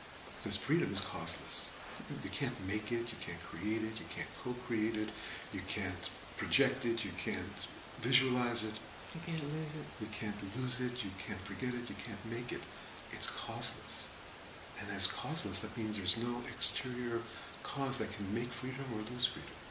Freedom is prior to cause. And joy is prior to cause. Happiness comes and goes with the events. But the joy that's prior to it all, that's what is the good news for all of us. That's who you are. Great stuff we're talking about. Can you talk a little bit more about the difference between joy and happiness? For some people, they think, well, it's the same. Happy, happy, joy, joy. No, they can overlap. I mean, you can be so ecstatically happy that you, in that moment, recognize the very joy of your being. But if you link that moment up to a cause, that's because we met, or because I was in a particular place, or something happened to me, then it's already doomed to birth and death. And the joy that we're speaking of is what is always present. And it's not necessarily always a joy. It can be very quiet and sober. It's just the joy to be. I am. That's what a mystery that is, and the wonder. So joy and wonder are very similar in my... Is it more like an enjoyment of everything, or? That's more like a pleasure. Okay, so there's pleasure, and pleasure can bring you some happiness, but when it doesn't last. It always ends. And so what I'm speaking of is what can't be caused, and therefore it isn't lost, and doesn't depend on the particular state you're in. So, that's it. You know, we just were traveling. It wasn't a pleasant thing to fly. We don't like flying, and we don't like the airplanes in this Delays. situation. Yeah. Whatever it is, but that's a circumstance that kind of arises and falls on the ground of being. The ground of being doesn't change. It doesn't hurt your joy. It doesn't touch anything. But it's not joy the way joy is normally It's not a happy defined. face. Yeah, Mhm. it's not like we were like, oh, this is joyous. So you're not like, oh, a delay, great, thank you for this. No. And some people may be like that, and that's a possibility, but it's not By our the way we do particular it. experience. Yeah. It's just that the joy is still the presence of beingness. But when you say to Eli, you bring me joy, which you do you refer to? And then I'm probably saying you bring me pleasure. Okay. And I'm appreciating that. It's one of the gifts of sensory being. So this we're talking about, is it something, it's not something you can give to one another? It's something you can not even share? You can catch it though. Recognize. You can catch it. Catch it. It's catchy. It's contagious. Yeah. Yes. Yeah, you're catching it. Yeah, you can see. Because I sometimes get goosebumps in these interviews. Yeah. we're always transmitting something. Yeah, I heard you talk about that before. Yeah. Yes, and so this is catchable. This is the way we're actually communicating with each other. Yeah. You know, we know from science that we don't have hard edges. Everything's energetically bleeding, and we're all in each other's energetic soup all the time. And so mostly what we call friends are the ones that are at our valence and willing to share our experiences, and we share their experiences, so we stay in a certain vibration together. And you know, but that's so superficial. This is where there's a depth of being that can be communicated. When all that's out of the way, then that can even be there, but it's not an obscuration to what's already flowing. Yeah, I sometimes experience with the best friends. They say, "Oh, I can be myself with you." Yes. Yeah. Yes, You know, that's right. You don't mind if I wear this old Yes. T-shirt I have on for 10 years, or I put my feet on your couch up. Yes. It's all good. Because it's something deeper than that. Yes, nothing to do with behavior. Yeah. Yeah. And that's it. So when people are watching and seeing the two of you sit together, you've been together for 35 years? 35 years. 1976. You still look like you just catched each other at the Vandal Park a couple of hours ago. We really like Vandal Park. We love the park. You know, we've gone through it all. And, you know, from the 70s, the 80s. I mean, this is, you know, we went through every possible permutation. In our lifetime. In our lifetime, Yeah. how our relationship could be. You know, we've had open relationship, we've had not an open relationship. And We've split up, we've gotten back together. Relationship is not usually linear. It has cycles and transformations and revelations. But the beautiful thing is our relationship wasn't based on looks, wasn't based on superficial. It's like when I met Gangaji, I told her, "You're the brightest manifestation of light I've ever seen." And I still feel that way. It's still my experience. And so I fell in love with her soul. I fell in love with the depth of her integrity. I fell in love with her beautiful clarity and intention and willingness. And that's still here. And so that's our relationship is based on that ground. And then our personalities sort of followed behind that, and you know, Well, fought with that. And, yeah, because we both have strong personalities and different agendas as personalities, but we both like being in charge. yeah, but the basis was this mystery of love and recognition from the beginning. Very lucky that way. So we lived together for 13 years before we got married, and we got married in a cave in Haleakala crater in Maui. And it was a mysterious thing, the way the ceremony happened, and we just spontaneously spoke our own vows. And our vows were that as long as this relationship serves truth, then we're in it. And when the relationship no longer serves truth and our own awakening, then the relationship is over. And with truth, you don't mean telling each other everything? No.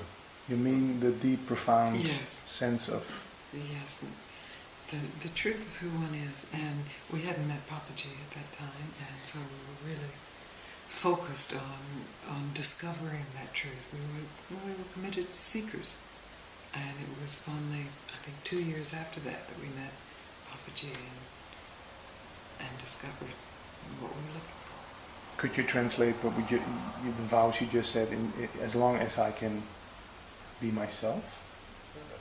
Or no? Because the thing is, as long as I can be myself is the ego's idea of myself. Doing what I want to do. Doing what I want to do. Mm-hmm. It's not that at all. I mean, that all has to be sacrificed. That's all up for grabs. That gets caught at the negotiating table. And really, we didn't know what form it would take. We just knew.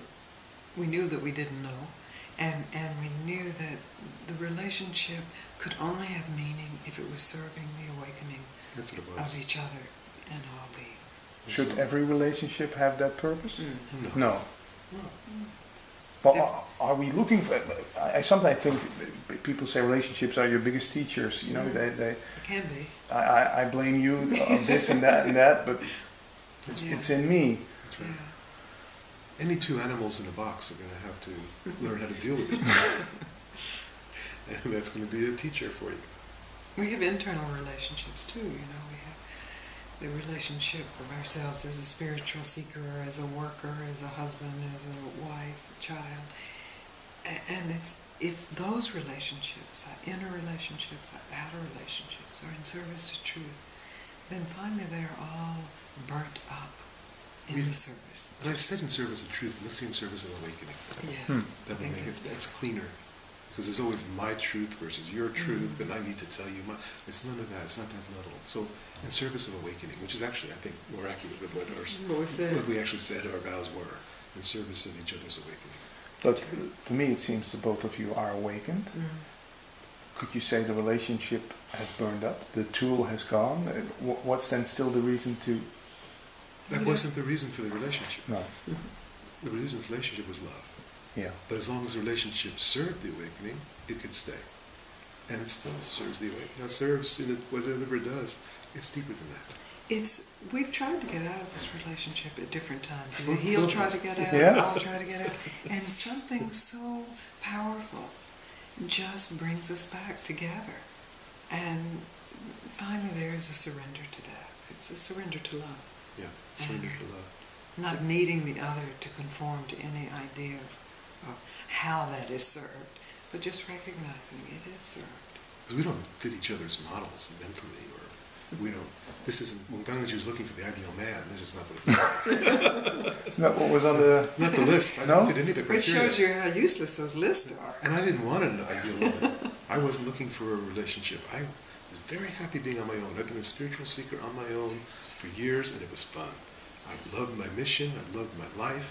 I wasn't interested in family. I never wanted babies. I didn't want to settle down. I didn't want a career. And so I wasn't looking for that at all. This was like something I avoided. I fought against. We lived together for 13 years before we got married. Because, why? What's the point?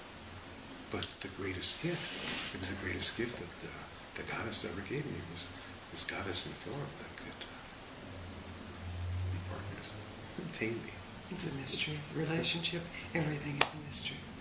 So all those sites with parship.nl and relationcommunity.nl where people fill in all the ideal partner, you say... That's all animal husbandry. Well, Duh? Animal husbandry. you You know, take care of the chickens, you take care of the goats, you take care of the humans. we search for connection, and that's true of us as human animals, because connection is protection, so it's for our survival. And it's part of the richness of life, is feeling seen and sharing good times and bad times. But at a deeper level, that connection must be found alone. And so even though we've been in relationship, and our relationship has definitely served each other's deepening awakening, each of us knows without a doubt that we are individually responsible for our particular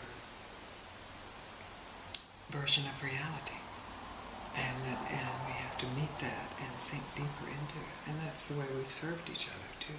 So when I went off to find my teacher, I was 43 years old, and Gangaji thought I was having a midlife crisis, because I had to leave everything behind and go off. I didn't know who I was going to find or where I was going to go, but I knew I was being called. I had to go find my teacher, and so I had to do that alone. I was wrong. And it's great to be wrong, because then he came back and got me, and took me to be Papaji as well. So nothing wrong to be wrong. It's to be expected. It's useful. That's how we learn. We have to be willing to make mistakes because that is the way as life form and as human life form, animal life form, that we learn. We know that. We see children, toddlers falling and getting up, but somehow when we reach the big babyhood or what we think is adulthood, we start to withdraw from mistakes, and so our life gets smaller.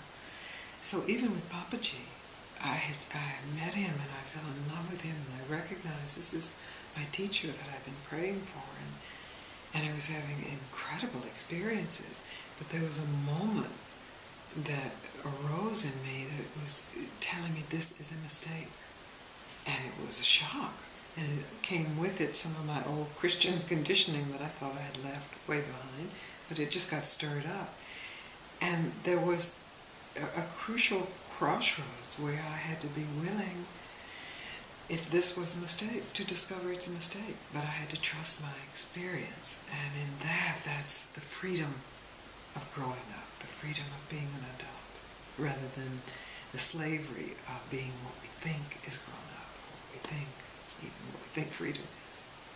So just start taking risks. Yes, You why can't. not? Take risks or don't take risks.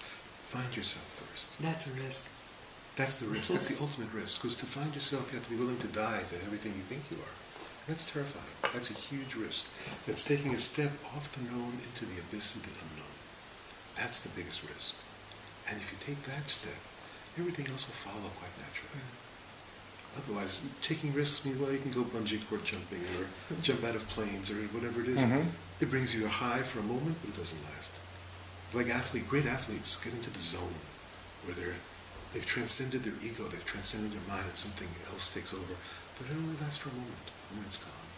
So you take the ultimate risk once and for all. You commit yourself in this moment, I must be free no matter what. And you dive into the unknown. And everything else will take care of itself, risks or not. So last question, the final big question. When do I know when I'm ready to take the big leap, the risk, to die? Right now. Right now. Yes. No more excuses. That's it. And the final excuse is the discussion of it. The question I'm right now asking. That's right. Yeah, I'm just, okay. It's hope in the future. Yeah, okay. Thank you very beautiful. much. That's so great. Really Thank you. wonderful. Thank you so much. Thank you. Totally real. Yeah.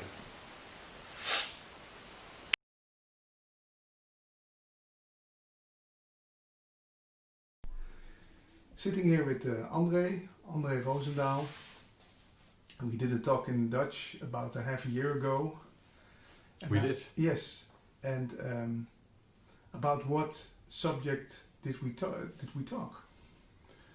Well, we talked about, I would say life. Yeah, life, I think. Yeah. That's what we talked about. And we talked about self-realization. We talked about nothing, you could say as well. Yeah. It's what you hear a lot in these, with regard to this subject. Yeah. With life, I think, is suitable. We also talked about your path, how it came about, what you found. You wrote a book and it's called in Dutch Zelfrealisatie. Yes. What is self-realization for you? Self-realization for me is knowing the truth of who you really are, which means the existence you are in life itself. And it's hard to explain. Why is it hard to explain? Because there is no real explanation for it in words. In the first place, it's an experience. It's your being, and in that part, it's hard for your mind to tell exactly what it is. In fact, that's also why people say you can't talk about it. At the same time, it's very real. It's very alive. It's the most alive thing there is. It's your existence. So, in that part, it has no words, and you can talk about it for hours. You could say. Yeah. Could you say it's about life itself? it's life itself, definitely, and also you could say what it's not. Mm-hmm. Maybe that's even easier to talk about it. What it's not. It's not something. Yeah. It's not like anything you can point at. Yeah. It's not you as a person.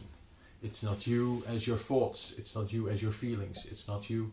Well, and you can go on like that. It cannot be defined. It cannot be defined.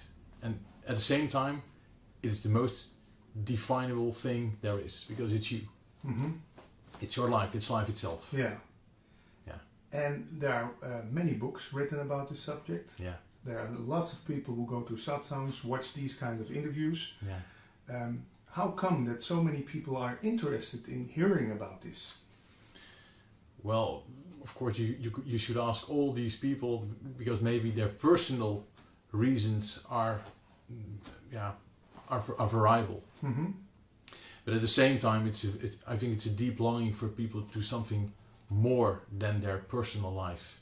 Most of the people who search for these kind of things, they think like, okay, I'm unhappy with the life I'm leading. I'm not happy with the circumstances I'm in, or just asking questions about the reality of life itself.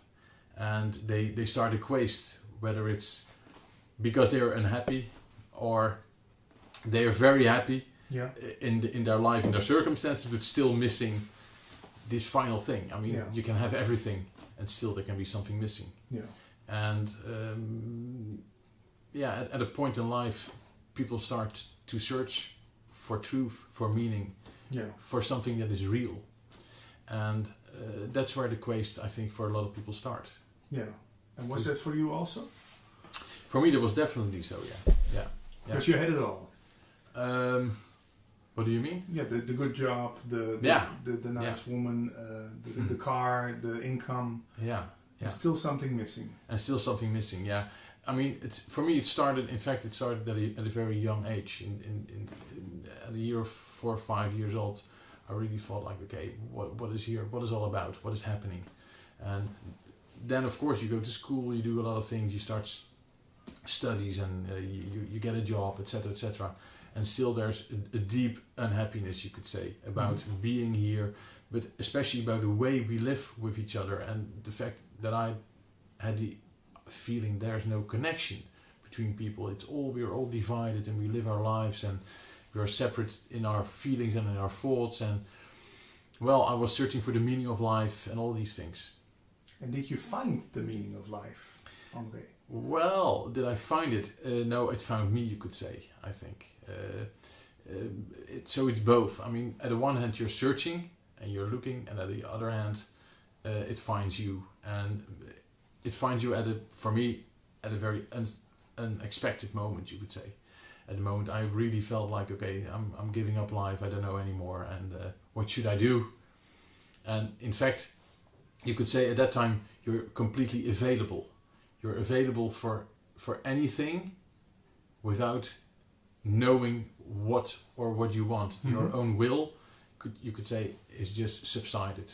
And at that time, life, I could say, or God, or whatever name you would like to call it, found me, not from outside but from inside. Mm-hmm. And inside means also outside, by the way, because there's no difference at that moment. Yeah. And was there no ego at that time that said, no, this is all bullshit, listen to me? Or how? In the experience itself, not. In the experience itself, it is so real that there's no question about it. Whether, or at least for me, there was no question about it for me as a person. Mm-hmm.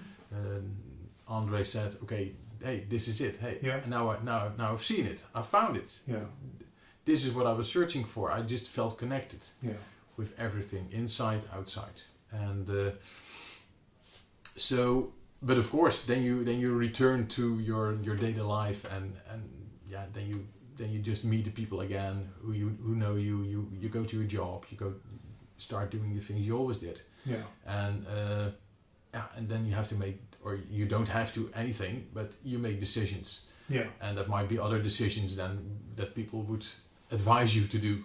Yeah. For example, quitting your job or starting a new career or whatever. Yeah. but that's just all in your personal life in the end. Yeah. So if you just take a look at the experience itself, there was no questioning anymore. The only hard part is that it's very hard to give words to it and to find words for it. Okay, how do I explain to other people what I've found or what I've experienced and realized? Yeah. And what you realize is that there is no real I. There's just unity. There's connection, and no separation. No separation. No. And at that time, it just was an amazing float of love, you could say. Yeah. And if you experience it once, it's something that doesn't really subside anymore. It is there, and it's there all the time. Yeah. And of course it can vary. I mean, in your daily life it varies. It's never that you do not have emotions or that you can't be irritated anymore or anything else. But at the same time, you know that there's no difference between the person you think you are and everything outside of you. Yeah. There's just only connection. And how did your family, friends and loved ones react? Did they taste any difference in André? Did he become a more loving person or more loving being? Or I think so. I mean, you should ask them, I think, in the first place. But definitely in the way that the unhappiness that was there before disappeared. And there was liveliness and there was eagerness to live this life with this knowledge and with this experience. Yeah. I mean, knowledge is maybe not the right word for it, but the experience is inside of you.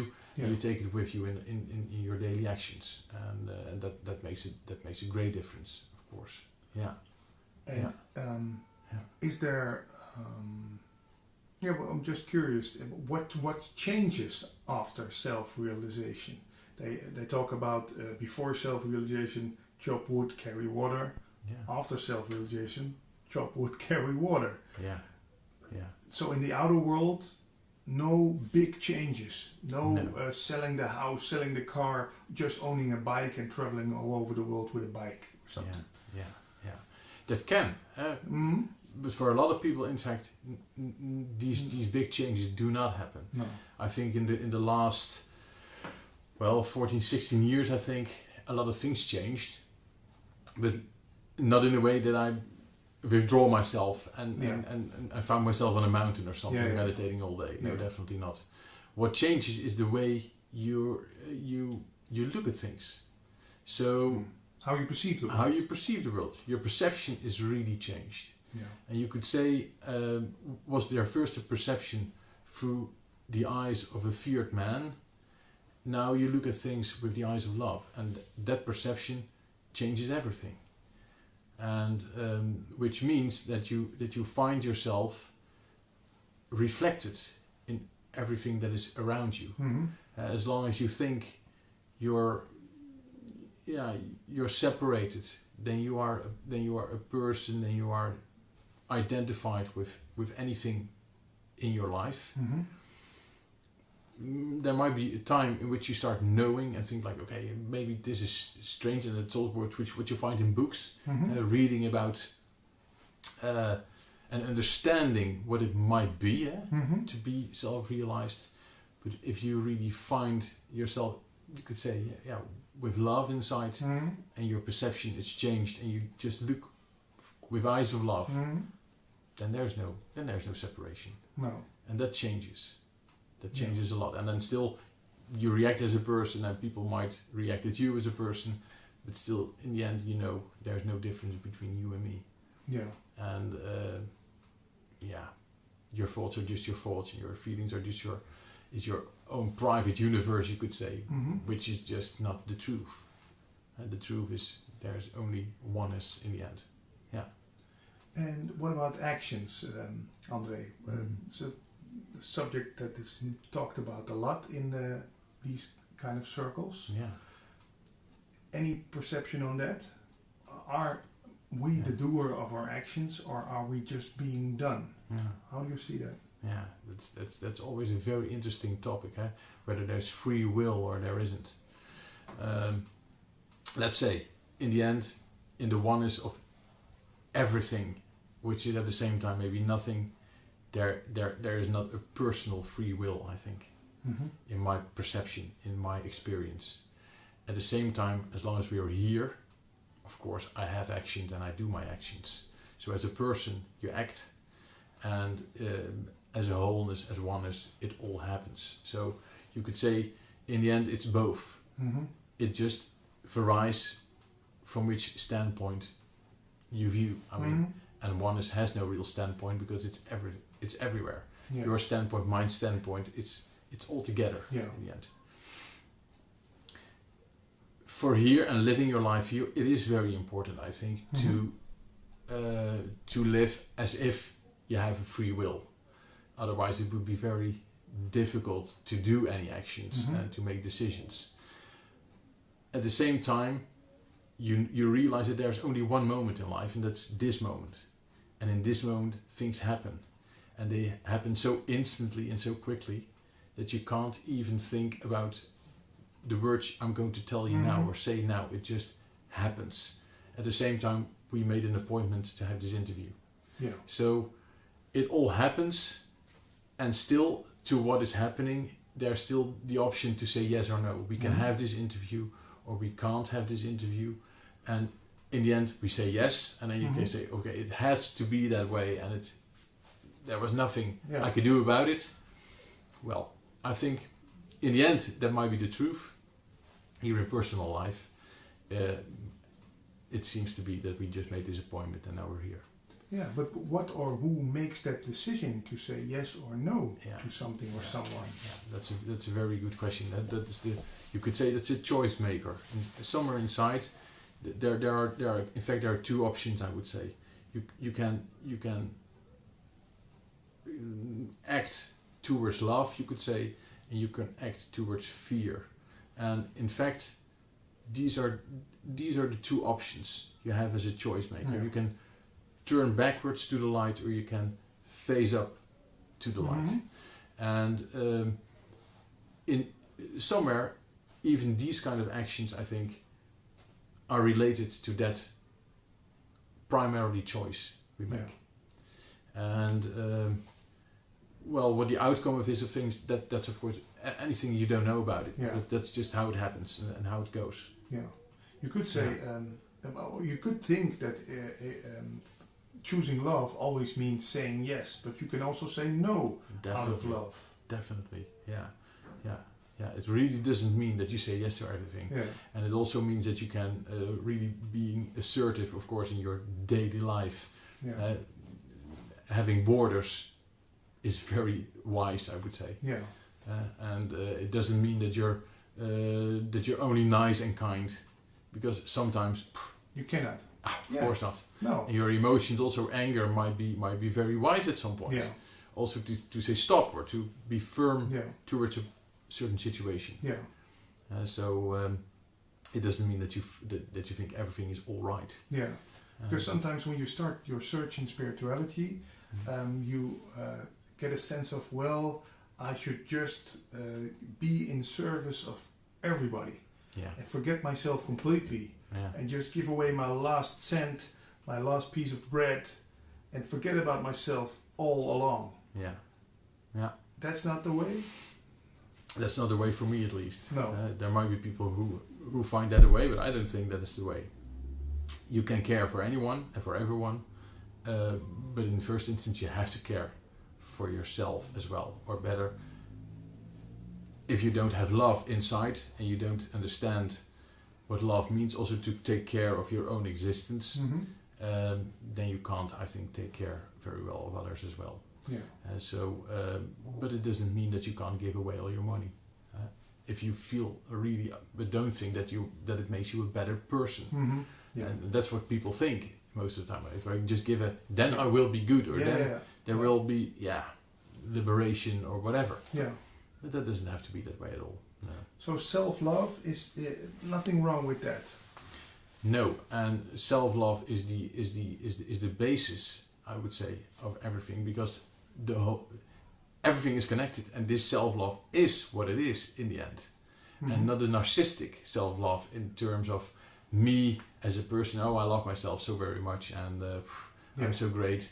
And in opposite to another person, because that's not what it is. But just feeling love inside of you, and that's who you really are. Because yourself is love. It's nothing like that. It's unconditional love. Yeah. But unconditional doesn't mean here that you have to give everything away. Yeah. You're a father of two beautiful children. How is that? What the difference with, let's say, the children of the neighbors or children at the schoolyard and your own children? Is that the same? Do you recognize the same kind of love in both, or is there still a difference? In your daily life, there's a difference for me, definitely. I mean, you have the daily care for your children, and you have a connection with your children in your daily life, which is different than the connection you might have with the neighbor's children. Yeah. But at the same time, if you just take a child and you take a close look at your child and the neighbor's child, and you just watch, with the eyes of love, so to say, without your thoughts, oh, this is my child, this is the child of the neighbor, etc., then there's no difference. No. Definitely not. And you would also risk your life rescuing the neighbor's child from a burning house instead of it was your own child, or you can't say. I can't say because I didn't experience it, but I believe I would. Yeah, you cannot say, but I'm still, reminiscing about this all-pervading love. And even if you, but that's very hard to talk about in terms of. It's all what if. Yeah. And what's the use of talking about what if? But even if you have to make a choice, for example, rescue the neighbor's child of your own child. Yeah. What would you do if someone? No, I know it's impossible to think about these things, but you just do. Yeah. You act. Yeah, and you don't know how you're going to act. No, I think my mind still wants to make you into like a special person, a kind of Robin Hood who has love for all and everything and would risk his life for all and everything. I think that's what my mind is trying to do right now. Well, yeah, maybe that, but that's not the case, I think. No. What is the case is that you become courageous in some kind of way. That I'm not afraid for my own death at all, I can say, because there is no death, and I'm really for 100% sure that there is no death, and that life just goes on. Life is eternal, so there's no doubt about it. So in that perspective, if you would ask, okay, we have to choose, is it your life or mine? Then I would definitely step up front. Yeah. Not because I would like to lose my life here, but I mean, why shouldn't I? I mean, I think it's an interesting topic, but it's hard to get one answer on these kind of questions. Definitely, because you only know the answer for yourself as a person in your experience when you're there. But there's nothing to lose. I mean, I can't lose anything. It is already lost, you could say. I mean, this is a body, and you sit here and you do your talking, and that's all fine, very good. Yeah. But at the same time, it's not real. It is already over, because it will pervade anyway. Yeah. Whether it's today or within 30, 40, 50 years, it doesn't matter. But it's not everlasting. It will vanish. Yeah. Luckily, sure. I would say. We can be sure about that. Yeah. Can you recognize this realization of love in other people? I mean, if you meet someone who also is self-realized, is there a kind of recognition between the eyes or felt sense of, well, we both know what it's about? Yeah, most of the time you do, in fact. Yeah. And, quite often you get to the topic very soon, or you immediately talk about the essential questions of life, and you also know that you can talk for a very long time, and at some point you also know, okay, we don't have to talk about anything because it's there, it's clear. Yeah. Yeah. I once heard one teacher say that it's like people who've been to the Vietnam War.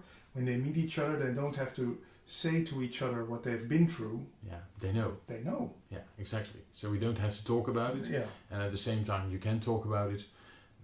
But yeah, I would say the willingness and the eagerness to talk about it with someone who also kind of realized or experienced something like that. Well, this eagerness is not that big. I mean, no. Still, you like to talk about this, also with people in public places. Yeah. How is that? Is that like a sort of passion, or what is that for you? Yeah, that's really a deep felt passion to talk about it. That's what it is. That's, you could say, for me in this life as I'm sitting here, I would say that is really felt like the purpose of my personal life here. If I'm willing to tell about anything, then it's about this subject to people who would like to know anything about it. Although there's nothing to know about it, in the end you only can experience it. But still, for a lot of people, they want to hear about it. They have passion for the subject itself. Maybe in the beginning they think like it's working on self-improvement, and hopefully they get to the point that they think like, I don't have to improve anything. It's just all right. It was always, and it will always be. Yeah. And there's nothing to be added to myself. The only thing that you can is to let go of things and find yourself, you could say, as nothing, and at the same time as everything. Whether it's only one person who would experience it, it would be fine. I mean, if there's none, it's also fine. It's just you can't stop talking about it to people who would like to know anything about it. It doesn't matter if it's 2 or 3 people sitting in a room. No. I mean, whether it's a class full of people, 50, 100, I don't know, or 2 or 3 or just 1, or it's all fine. Yeah. Is there any particular age you think that it's best to hear this message? Not a particular age, but in my experience, it is a fact, I would say, that people who are some kind of older, who have seen more things in life, 30, 40, 50, etc. In general, you could say people are drawn to the subject because they ask themselves more questions. At the same time, for very young people, it's also very important to develop an ego, you could say, and a personality. And if you realize immediately, hey, my personality and everything I think about the person who I am is just fake, I don't know whether that's really healthy. I mean, it goes like it goes. It's the question is how much influence you do have on that. But with raising children, for example, of course you raise children in as much love as you can, but at the same time it's very good that they develop their personality, because in the playground they have to stand up for themselves as well. Yeah. So otherwise they should be taken into cared custody or something, because they cannot. They cannot care for themselves. Yeah. This world needs that you have an ego as well, and your ego is not anything bad. I mean, it's just very, very fine. Don't misunderstand. It's a tool. Yeah. I mean, we have this conversation. It can't be done without ego. Yeah. Ego is helping me just telling the story here. Yeah. And the story is not the story of the ego. It's knowledge which is available for anyone. Yeah. It's all inside of you. It's not outside. It's inside, and that's what it is. And what's the wrong way of using your ego? Is there a wrong way? There's never a wrong way. No, of course not. No, there's never a wrong way. In life here, you can say you have actions which you could say are based on fear.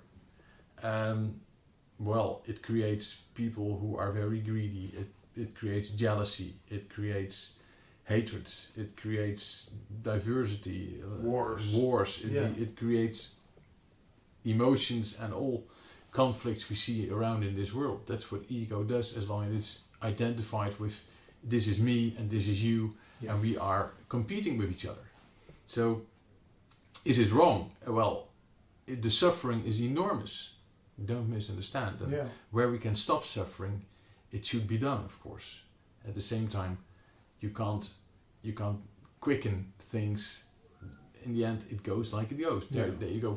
Do we have a free will in this? Well, just maybe here to a very limited extent. So the more we talk about, you do these interviews, and hopefully as many as people see these interviews and take something out of it and think like, okay, so there is no real separation, and me and my neighbor are, in fact, they are one, although we seem very different, etc. Yeah.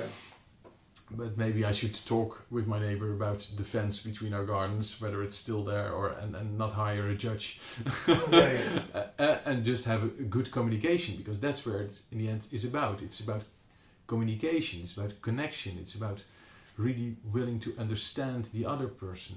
Yeah. Just all down to earth, but definitely the most important thing to make and create a better life here. Yeah. Is there a wrong way? Yes, there is a wrong way that we can harm each other, and that's what we do a lot. And at the same time, the harm we do to another is in the end felt as our own harm. Yeah. Which brings us back to our own unhappiness, our own suffering, which brings us back to asking questions, okay, why is life so hard on me? Why do I suffer? And these questions are the crucial questions to come up to this journey. Okay, what should there be else in life? Is there happiness to be found in this life?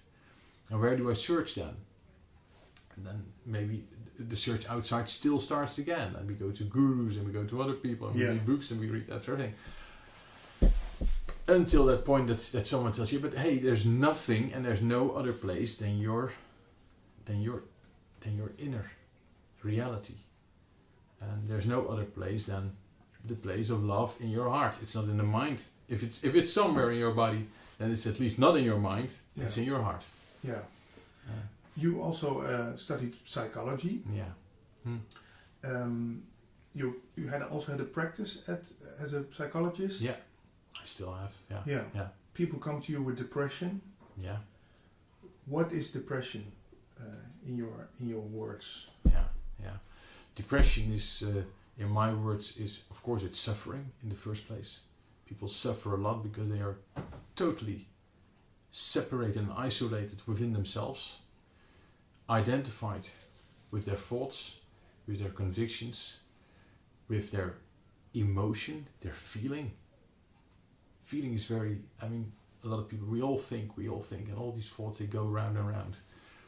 But especially the feeling of depression is, of course, maybe the hardest thing. What does it feel like, depression? Because life is feeling. Life is what you feel. Mm-hmm. It's even more than what you think, in the end. And what's your question? What does depression feel like? Have you ever been depressed? Can you tell? I have been depressed. Yeah, definitely.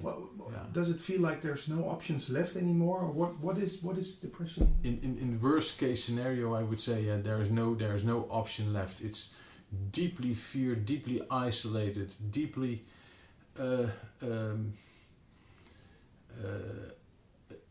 deep sense of grief, of not finding anything to live for, just complete I would say feeling completely lost in everything. So that these were my own words, I would say. Just feel very, very lost and lonely. Deep loneliness. Yeah. And that can be very severe, and that's not something I guess you can get rid of with 1 or 2 sessions of 45 minutes talking to you. What is needed for it can happen. Yeah. It can happen in 45 minutes. It can even happen in 1 minute talking with me, but also just seeing at some point. So time is just, there's no time limitation. In the long, you can spend years and years on it, and it also can be fixed within this moment, you could say. Yeah. There's no there's no guarantee at all. How did it work for you? How did you come out of the depression? Yeah, I would say just by total surrender. To surrender myself to, I believed something which was bigger than myself. I mean, I was here in life, and I could understand that was understanding that there must be something going on. Mm-hmm. And just by letting everything go and letting all wanting go and just giving myself over to life, I found life, you could say. And I felt like, hey, everything that was built in my head, all my thoughts, all my feelings, it is just not me. I could see it, you could say. I could see that it was not me. It was just an experience that came up and also went away again. Yeah. Yeah. And is that because you are so smart, or are people who are not getting out of the depression then not smart enough or not doing enough? Or I'm just. They're doing too much. They're doing too much. Yeah, they're definitely doing too much. Resisting and analyzing in a way like, okay, I have to understand why I feel like this, and then the whole search in your mind starts again. Yeah. But that's not where it's about. It's not about analyzing with your mind. It's just watching. It's not analyzing, just letting it be in the first instance. Yeah. And that needs, you could say, maybe the courage to surrender, the courage to let it go. Not fight the depression, but just fight it. Be depressed. Be depressed. Yeah. Exactly. Don't resist it. Just let it be and just watch. I can remember that I've sometimes some feeling comes up, and I it's not depression. I don't want to say that. No. But loneliness. Let's say loneliness, and then you feel it coming. And you think, oh, not this. I have to find distraction. Exactly. Where's my phone? Yeah. Are the shops still open? What can I order a pizza? Excuses. You're searching. Immediately, you search for something to fill up this gap. Yeah. This gap of a way. What is it? Because it feels like a gap. It feels like emptiness. Yeah. It's like a hole that has to be filled with something. Everything, but not this. Everything is good. So you try to focus your mind on anything else that might happen. Yeah. And that's of course also, for example, with sexuality. Mm-hmm. What pulls us towards sexuality is also this moment in which we, even for 5 seconds, totally forget everything and have this, this feeling of being complete, this oneness at some point, and there's no loneliness at that time. Yeah. We are filled up. Yeah. And in our memory, we search again for this experience, and then we. Because you can feel very lonely after these kind of things. Definitely, you feel very lonely. It comes back. It comes even worse. Yeah. It comes back. Yeah. If you try to use it as a fill up for your loneliness. Yeah. Because there's no real connection. Yeah. But also using the phone, watching TV, or the internet. How come, Andre, that we there's no one that says, "Oh, I've been happy for 2 days now. I have to get rid of this happiness." But when we feel lonely, depressed, sad, there's a mechanism inside of us that wants to get rid of this, that doesn't want to feel sad, doesn't want to feel lonely. Is that something that has been taught to us, or is that a survival mechanism? What is that? Of course, everyone wants to get away from pain. Yeah. So if you have pain, you want to get rid of the pain. You are depressed, you want to get rid of your depression. But at the same time, we do not ever closely examine that where we want to get rid of, we want to get rid of pain and we want to have pleasure. That is just the same in the end.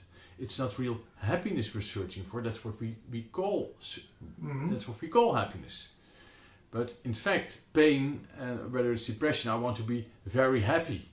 Yeah, you want to be very happy in the circumstances you're in. I'm now an unhappy person, and I really would like to be a happy person. Without understanding that a happy person, in the end, is the same as a depressed person.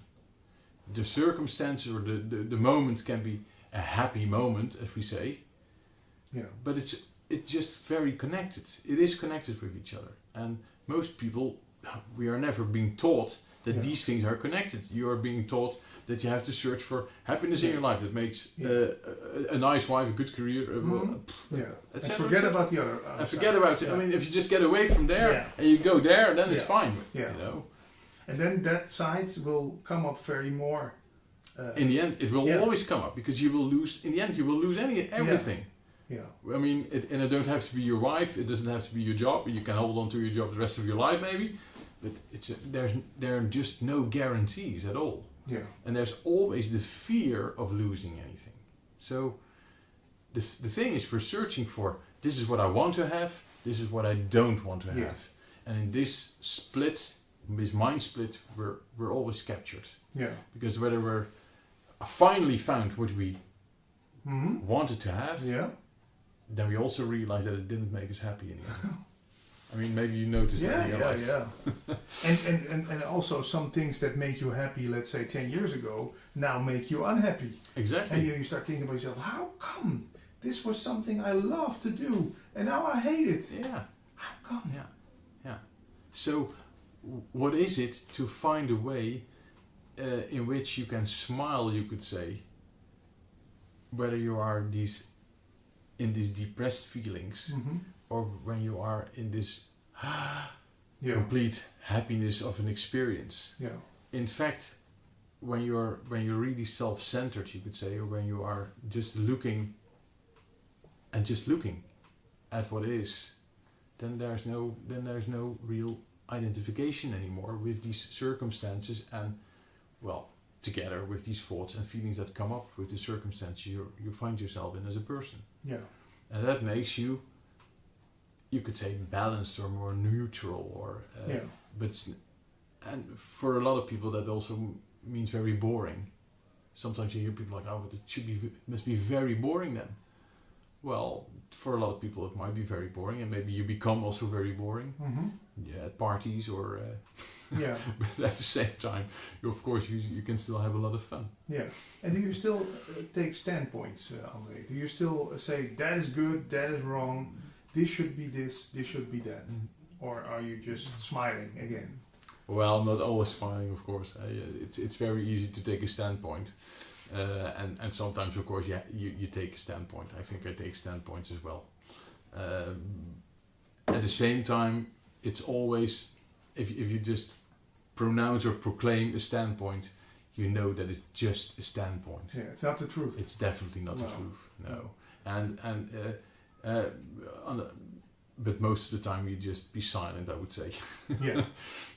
If you say, are you pro this political party or against this political party? Well, I don't really think that's. I don't also have this feeling because none of them speak the truth. Let's say they are all dividing and separating, and well, almost all.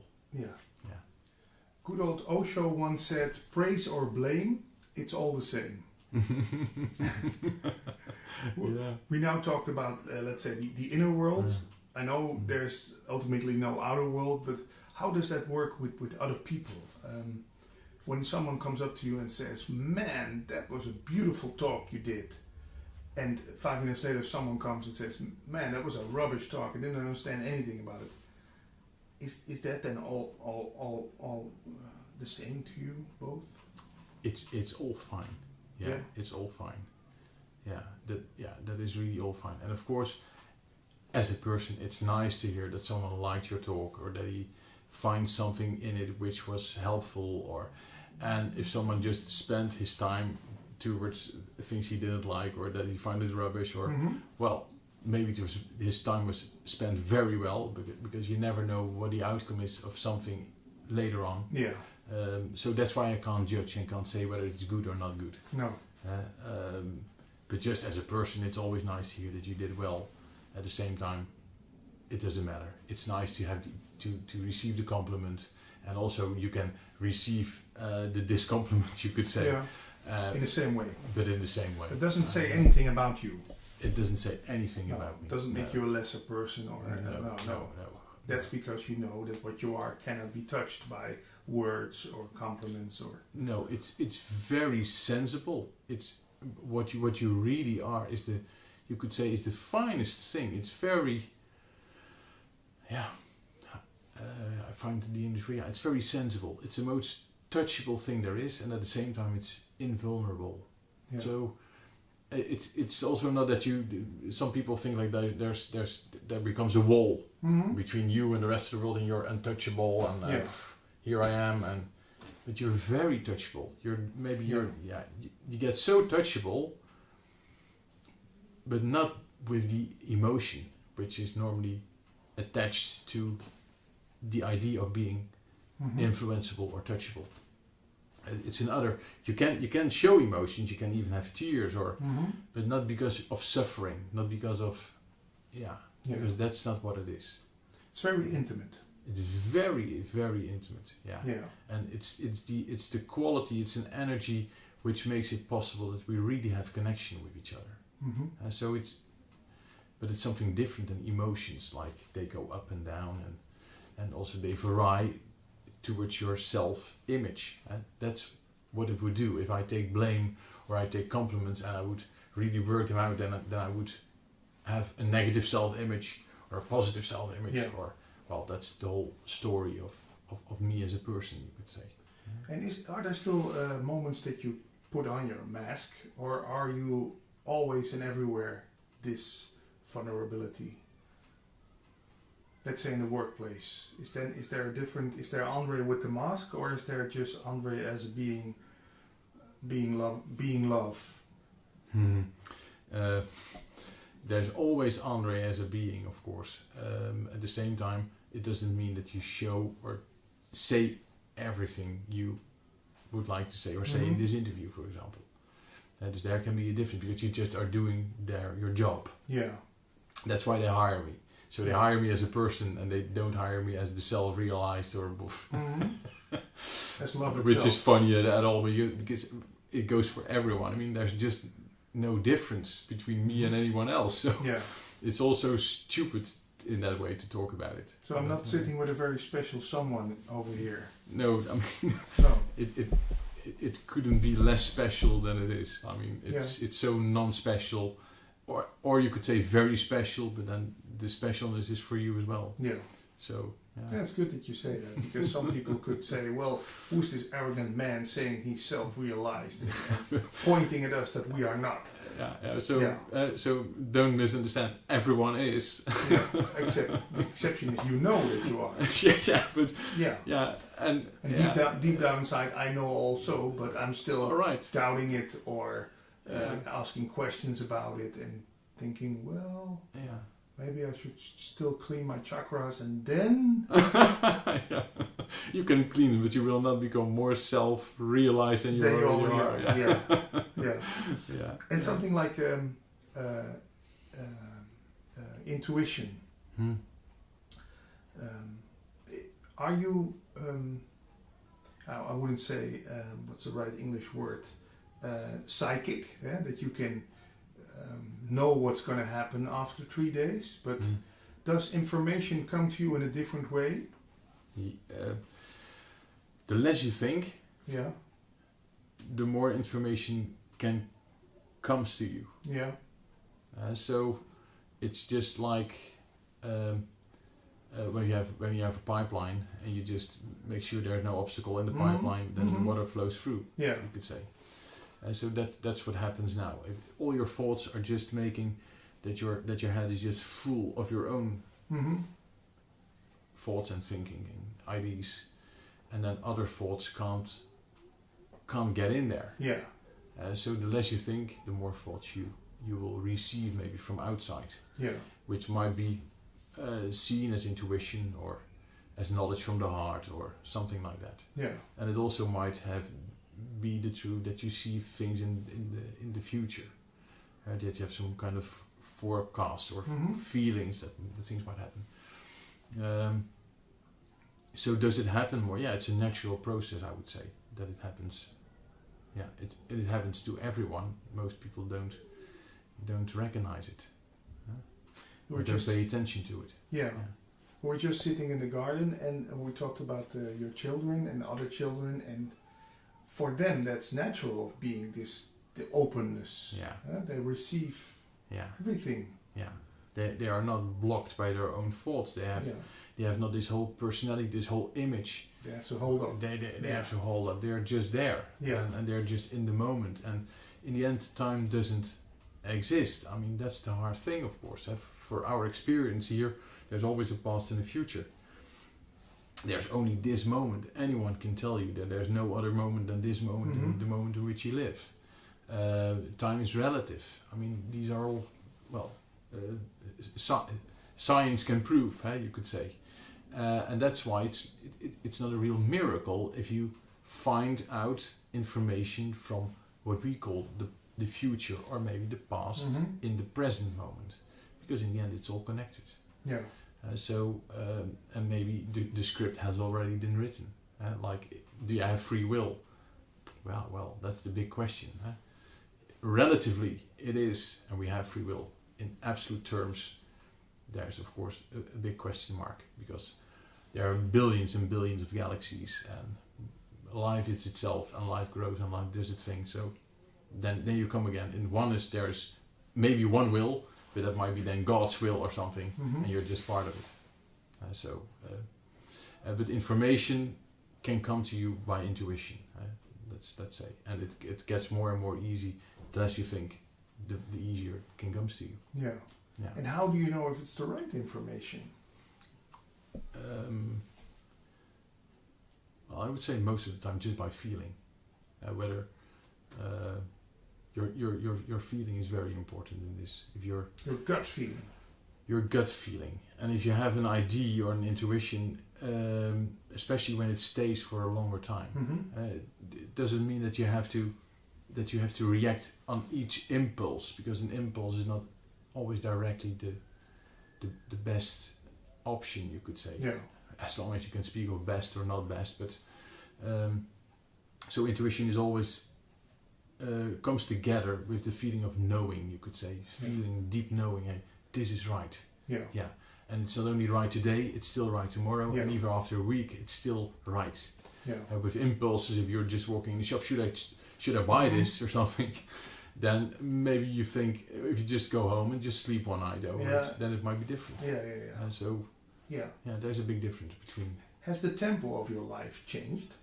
Were you before self-realization more? Yeah, I can imagine more stressed out, but also more eager to make quick, fast decisions and take steps and move.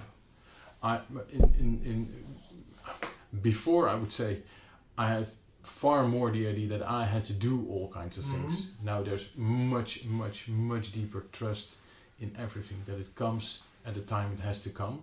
At the same time, the pace of doing things in my life is still live kind of a busy life, I think, with a family and kids and a job and practice and all kinds of things. So it is not that silent or that I'm just... But the tempo in which you do things, inner tempo, is different. Yeah. And so you still do a lot of things, but at the same time, inside of yourself, the tempo is lower, much lower. Yeah. And you just take time, and things come the way they go, and you take as it comes. Yeah. And you react on what is. Yeah. And whether it's good or whether it's bad, it is what it is, and then you choose your action. And so in that perspective, it's much less stressed. Yeah. Yeah. But no more stress. There's stress sometimes. Yeah, of course, and also the good stress. I mean, the stress of wanting and doing something, and feeling eagerness and passion for it. Yeah. But that's not where you get stressed out of. Yeah. Let's say. You can't get a burnout. Yeah. In that perspective, because the burnout, most of the time people get because they spend a lot of energy in things they don't want to spend in, or they spend on. Yeah. It's maybe because it's Sunday evening, but you also give me the vibe of that you are on vacation. That's the sense I get by with certain teachers I talk to. They have this atmosphere of what people would have when they're on vacation not the first 3 days, but let's say about 6-7 days into the vacation, I can finally relax. Yeah. It's not vacation time for you. No, definitely not. No, you have to go to your work maybe tomorrow or the day after. Yeah. So maybe is that the thing? Are you just inside? You are always on vacation. Inside, you're always on vacation. Yeah. And not because there's no emotion, there's nothing happening. But today is today, and now is now, and there's no wanting. No, because vacation would mean then life is okay. When I'm on a vacation, my life is okay. Now I can relax. Now is everything all right? I'm here sitting with my cocktail and no more stress. No more stress. No, because it's hard. I mean, I don't even have to go on vacation. I mean, I even rather stay here. I think even vacation may cause more stress than just being here at some point. Yeah. No, but that's the thing that's just very relaxing. Yeah.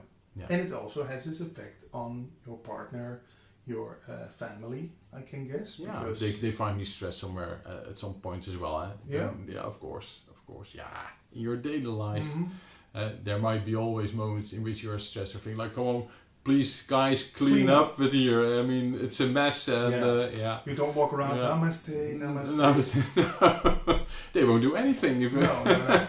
But it comes out of it still comes out of this relaxedness, I guess. Even when it would be on the surface. On the surface, when it's even seems to be not relaxed. Yeah, storm.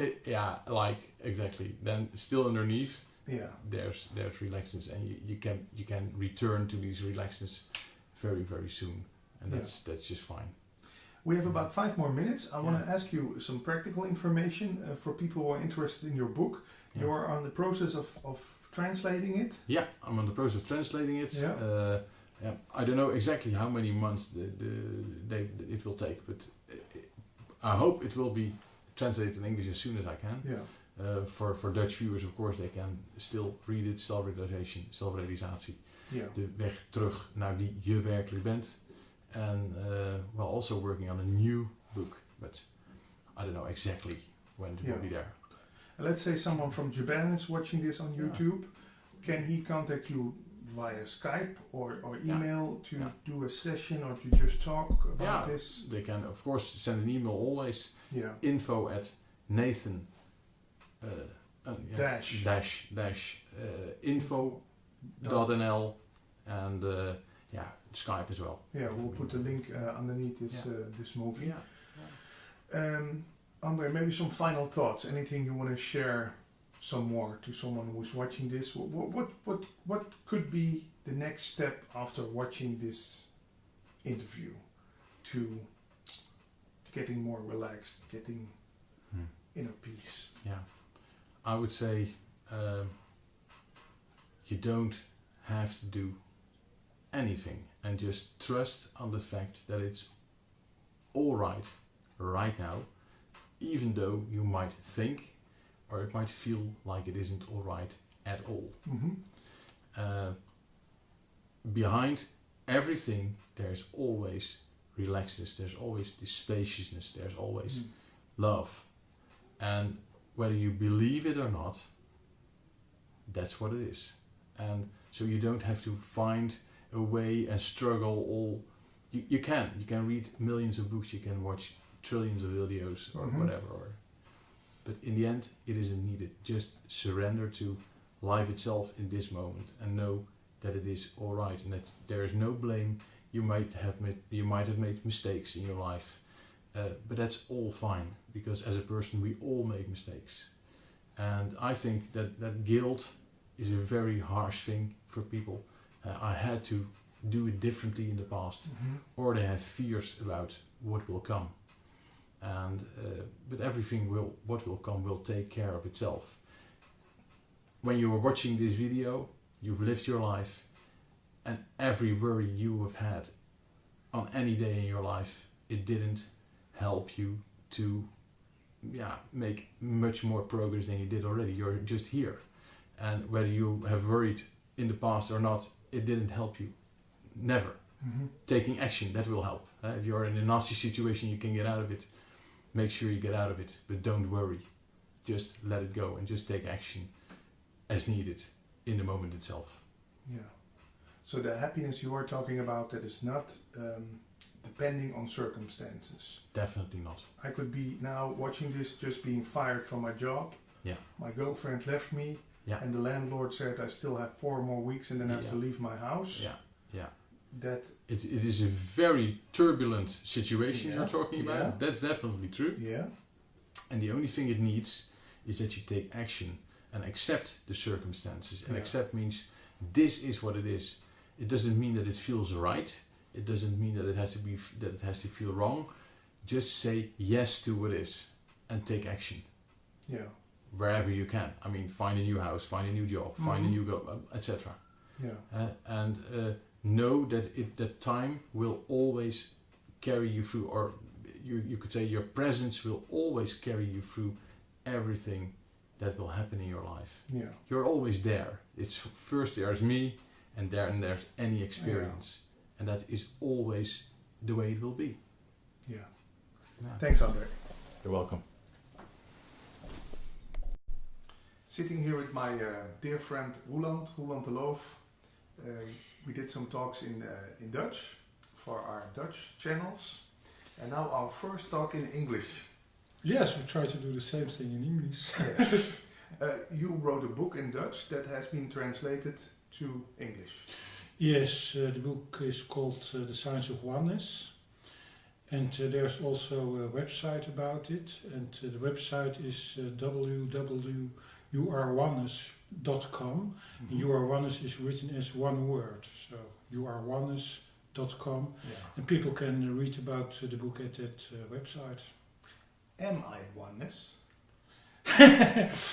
Well, the real you. But there's always a split between what you experience and the ultimate reality. That we experience ourselves as a separate being, closed off from our surroundings. But that's not what really is going on. That everything we experience, and also our body, is built of just a few elementary particles, and those are up quarks, down quarks, and electrons. And these particles form up protons, neutrons, atoms, molecules. But essentially, at a basic level, it's all the same stuff. So you have these up quarks, down quarks, and electrons. And everything that there is, even outer space, is filled up with just these 3 parts. They are there in different densities. Mm-hmm. So a body is in fact a concentrated part is made of a concentration of these particles, and the air, which you can look through, is made of much less dense. Yeah. Dense. And that's why we can walk through air and not through someone else's body. Yes. It's density. Yes. Yeah. But it looks to us that air is empty. Mm-hmm. That's not the case. It's built out of the same material as our bodies, just in a less dense, less density. So what you can say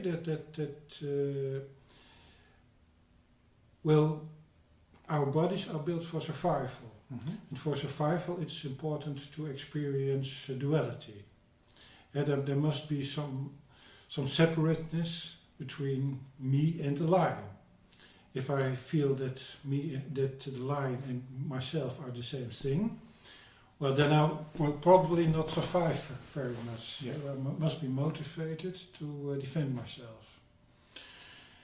And that's why we experience duality, while in essence it's just one field made out of quarks, up quarks, down quarks, and electrons. And these quarks are So it's just 3 elementary particles that make up everything that there is. Yeah. Does that tell me that the world is just a projection of, or illusion? That it's all the same stuff, just arranged someone else, but just to let us see the world, but in essence, there's just that energy field. No separation. Well, there is a world, but it's not the world that we experience. That in nature there are no colors. Colors exist only in the brain. In nature there's only electromagnetic radiation, which we experience as colors. But the colors that we experience are essentially electromagnetic waves of different wavelengths. But some wavelengths we experience as red, other wavelengths we experience as blue. Yeah. But in essence, there are only these wavelengths. So a truer experience would be if we would experience just that radiation. But the radiation is in essence not visible. And there are also wavelengths that we cannot see. For example, radio waves, they are of wavelengths that we cannot see. Yeah, but you need a radio to hear them. Yes, but and also shorter wavelengths that we also cannot experience. But in colors are a translation by the brain of certain wavelengths. If you want to experience how the world really looks like, the best thing you can do is being in a room in which there's almost no light, so in a room at night. And there you see not the colors, but you see different shapes in different densities. If you are in a dark room, you see darkness everywhere, but you see shapes where the concentration of particles is much more dense. Yeah. And that gives you some idea of how the real world looks like. And the colorful world is of course beautiful, but it's not how the world is. It's a translation of the brain. You once told me in our Dutch interview that we need to see colors for our survival. That it's a survival mechanism. Yes. It's for example, most fruits are ripe when they are red. So it's important that ripe fruits stand out. Yeah. It's also important that you can see a predator. So that there must be some. It's essence for survival that some things stand out. Yeah.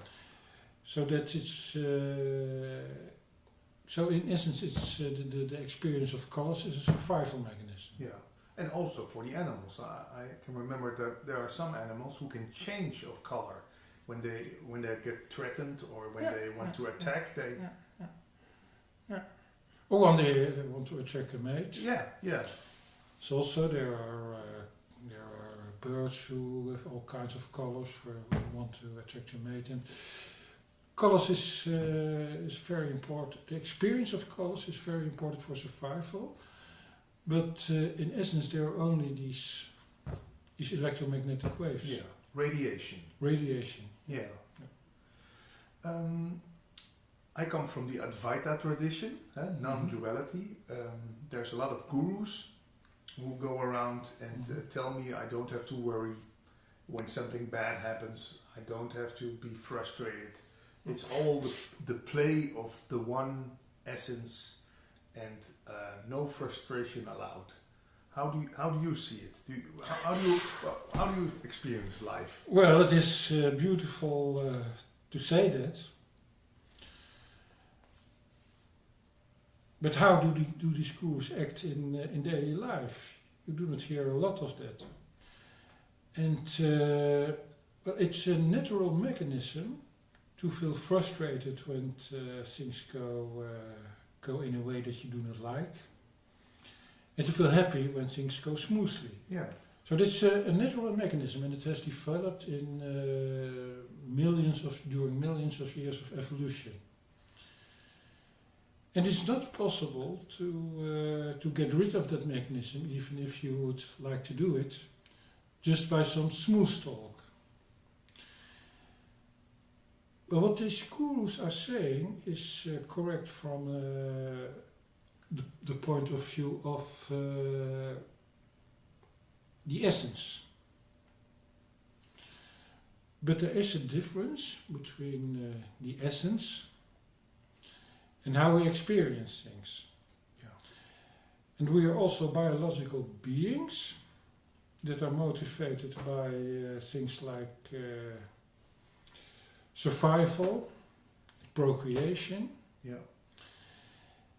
And what these gurus forget are some really important biological truths. And these biological mechanisms are also produced by oneness. Yeah.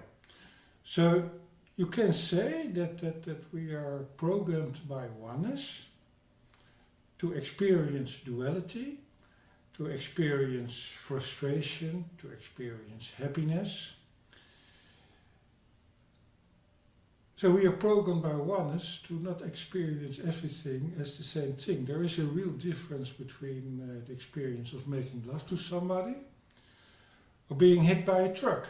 Of course, yeah. And you just cannot say, well, it's all the same thing, it doesn't matter, it's all oneness, that's totally removed from reality. And I of course, when you say that it's something that is very good to hear at a satsang, it's nice talk, but it doesn't, it conflicts with our experience, and we should not ignore our experience or say that it should not be that way. Mm-hmm. We are programmed by a certain way, and well, we do not have any choice into that nobody has us asked to be a human being. And instead of saying that we our experience should be something different, I think we should embrace things as they are, even if it means feeling totally frustrated, even if it means feeling sad, if it means feeling bad. Yeah. That's and I think the danger of what these gurus are saying is that it also removes you from your emotions. You stop feeling. Yes. It's if I would say, well, it's all the same, that it removes me from my emotion. In essence, I become a very flat person. Yeah. Nihilistic. Yeah. Well, nihilistic. Well, what you often see in Advaita is that there's a confusion between the level of absolute truth. Mm-hmm. Absolute truth, you can say, well, it's all one, and the experience that we have. Yeah. And well, I personally think that also the gurus that are saying these things also experience frustration in daily life when things happen badly. Yeah. But am I a human being that is separate from your being? That's a question that always comes to mind to me. Well, here you also have these two levels. At an absolute level, you are not. We are one. We are one. Yeah. But at an experience level of the experience, we are two. Especially if you would hold a gun in your hand, then I would certainly experience that we are two. Yeah. But at an essential level, you can say, well, it's one energy field. You are made up of the same elementary particles as I am, and you are part of the same energy field as that also of which I'm also a part. Mm-hmm. Well, but you can also compare the whole thing with a game. In a computer game, it's all one game. It's all bits and bytes. Well, bits and bytes are 2 parts. In real life, we have 3 parts: up quarks, down quarks, and these electrons. So it's all one game. But still, when you are in a game world, things are also experienced in a dual way. You will experience other avatars, and you experience monsters that threaten your life. Yeah. So that's always there's a real difference between the absolute level and the level of our experience. Yeah. There's also a connection because the absolute level has programmed us to experience this relative level. Yeah. So it's just the play of being two. Yes, yes, it's a play. But well, it's a play that can be real, looks real sometimes. It's just also which Einstein says was reality is an illusion. But it's a very persistent illusion. You always wake up and then the reality comes again. So you can say it's an illusion, but it's something different than a dream, because a dream is when you wake up, the dream disappears. Yeah.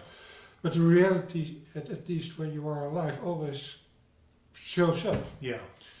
So it's a persistent illusion. And is there any meaning to life? No. No, I don't.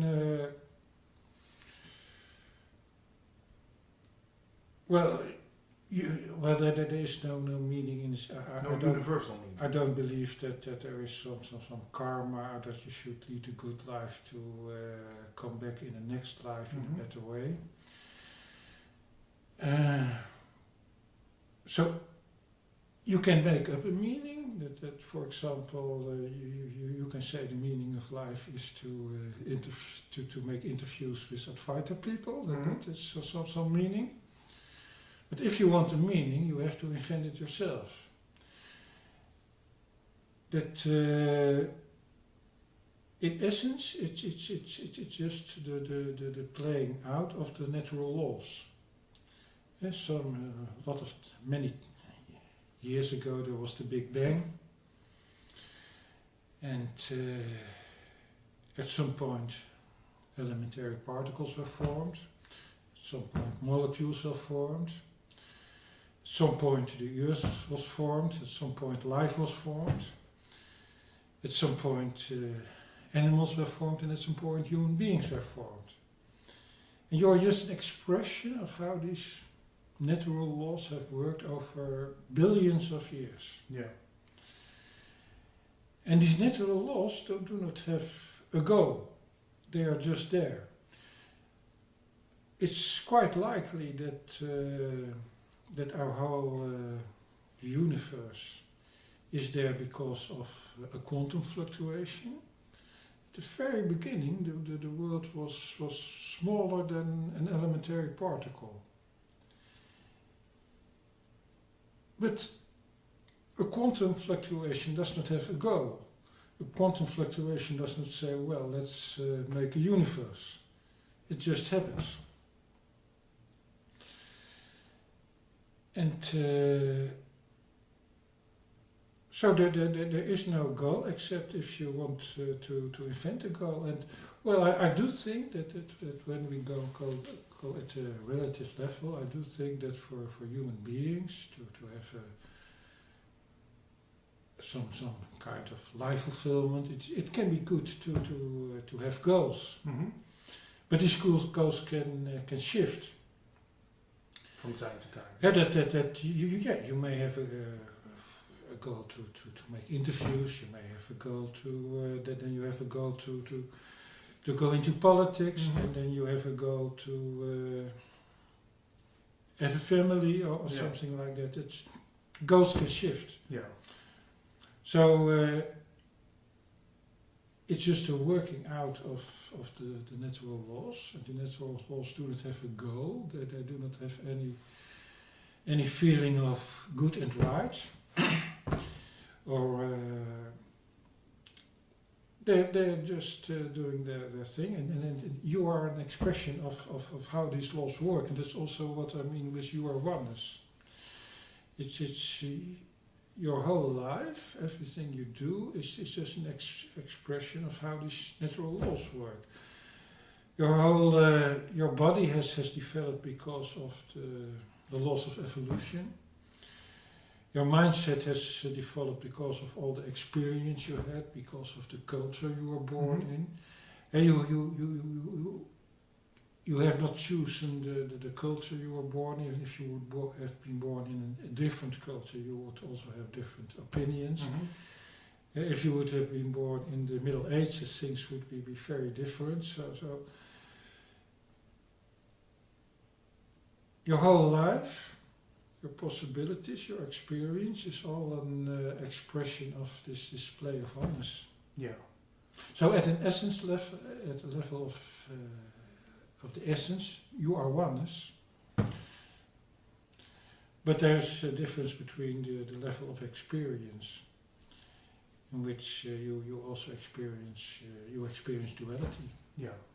We are still very active trying to become a good person, a good individual with wealth and health. And you once told me that let's say nature doesn't give a damn about me being lucky. No.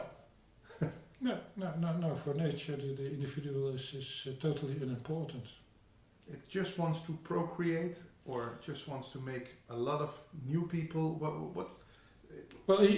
Nature doesn't want anything. It just so happens because of the laws of nature. Yeah. But nature does not have a goal. And what the mistake is also made is that people look at how life developed at this earth, and they say, well, nature has a goal to make more complex things. Yeah. Human beings are more complex than bacteria. Yeah. But then people forget that, for example, at Mars was once a planet with water, and there's a big possibility that there was also life created at Mars, but at some point it all died out. And now Mars is a wasteland. Same thing happened also in Venus. Venus also had a long time ago a good climate with water on the surface, but now it's a kind of hell. And indeed, the same thing will happen on Earth. At some point, the sun will swallow up. Will die, yeah. No, before it dies, it will become larger and larger, bigger. So bigger and bigger, and that means that at Earth it will become hotter and hotter, and all the oceans will dry up. Ooh. And all life will be extinct. So you just cannot say that and then all the life forms at Earth are gone, and it's even possible that at some point the sun will swallow up in a very big way, so that Earth itself will be burned into the sun. Yeah. So there's no orchestrator who will prevent this from happening. Thinks, well, those people on Earth, we cannot kill them. Well, you won't experience it because it will last over a very long time period. And well, the way things are going now, I'm very much doubtful whether human beings will experience that, because we are obviously in a very critical situation right now. Why do you mean that? Well, with terrorism.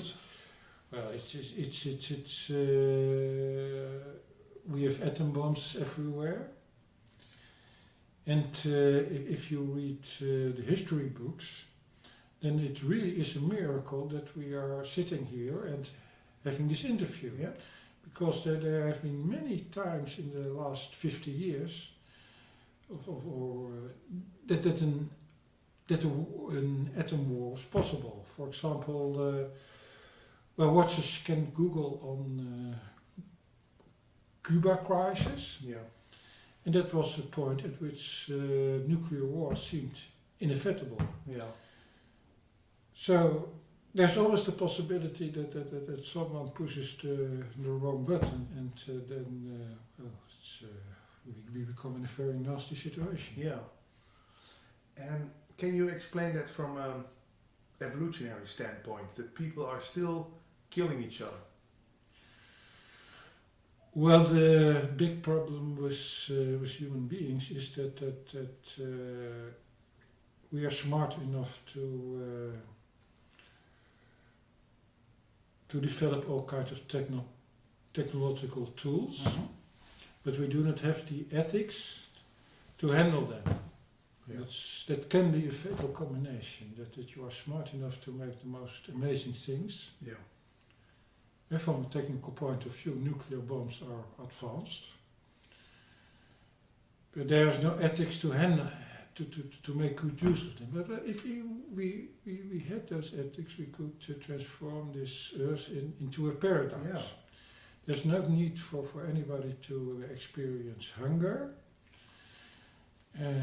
Obviously, there's no need for anyone to experience war. That's just made by humans. If we really had the ethics, then we could create a paradise within a couple of years. Yeah. Just all the world leaders would come together and say, well, let's abolish all the arms. And let's use the funds that we now use for Military. war, for Yeah. military purposes, for the development of the earth. Yeah. Well, in fact, it would be a very simple solution. Just say, well, we do not go to war anymore. We just use our tools to develop our planet and to abolish poverty. Yeah. Well, what would be simple of that? And the thing is that no one with their sound mind would be against that. Everybody would say, well, Yeah. it's a great idea. Yeah. But still, it's not happening. Yeah. brings us to a nice subject, which is talked about in Advaita also much. Free will. Is that because we cannot choose ourselves to do that? What is there free will for the individual, or is this just a logical outcome of everything that has happened before? Well, we are very bad in understanding how we work. The mind experiences the outcome, but it doesn't experience all the neurological processes. Yeah. And that when we make a decision, that it's the outcome of all kinds of processes that we do not experience.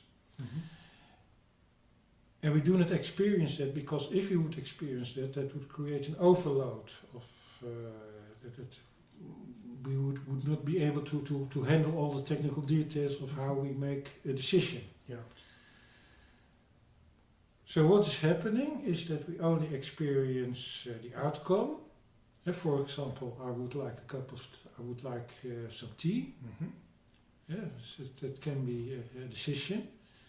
And it feels like free will, but it only feels like free will because we do not experience all the processes that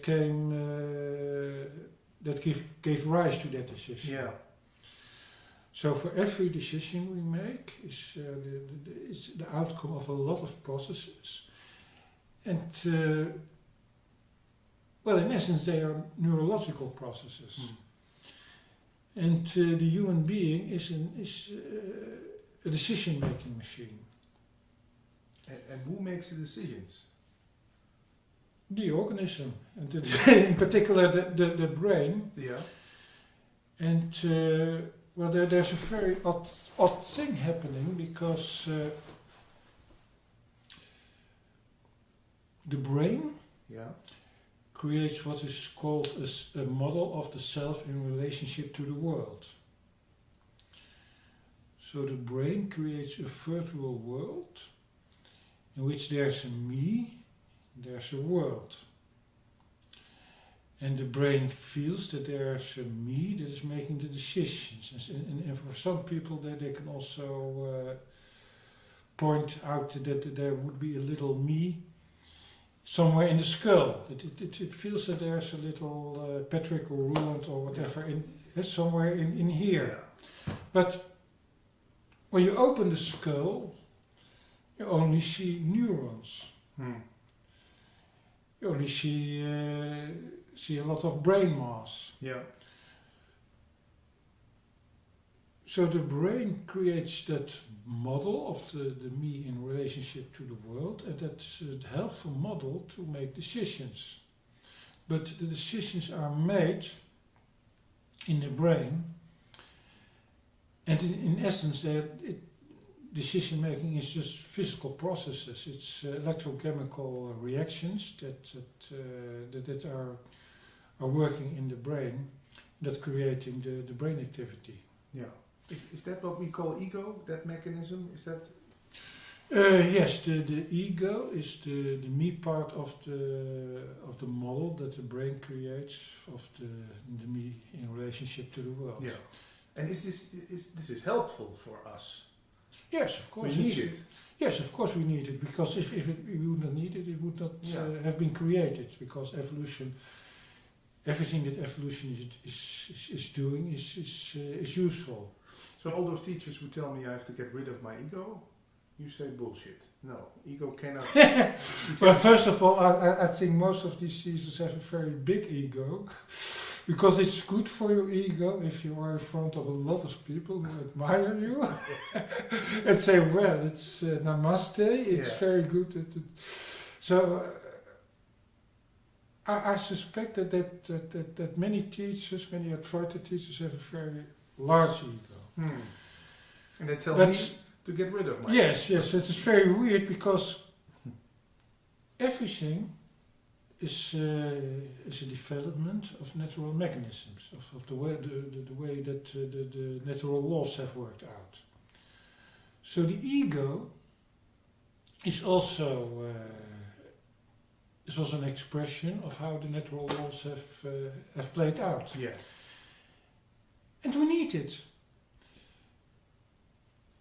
Well, if you want to see how enlightened somebody is, you can bring a tiger at satsang.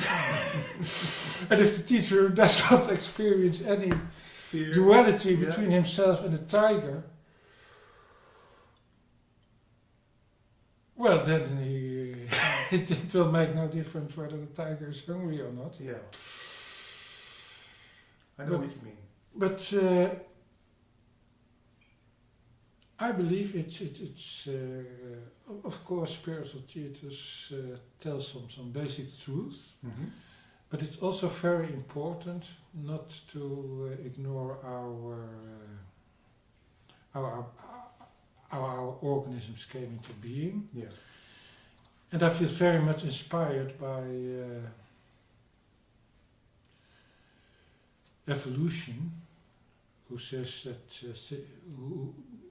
evolutionary theories that give more information about why things are the way they are. Yeah.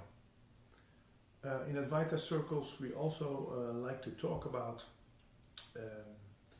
the world being an illusion. It's not real. It's just a dream. When you are in deep sleep, then you are in your natural state. Do you agree with people who say that? As when you are, it's a dreamless sleep. Yeah, in the deep sleep. Then you are awake. In deep sleep you are awake, and now we are dreaming. We are dreaming this world. Well, you can say two things about that. First of all, in deep sleep there's also a lot of brain activity. And well, in deep sleep there's also nobody who can experience anything.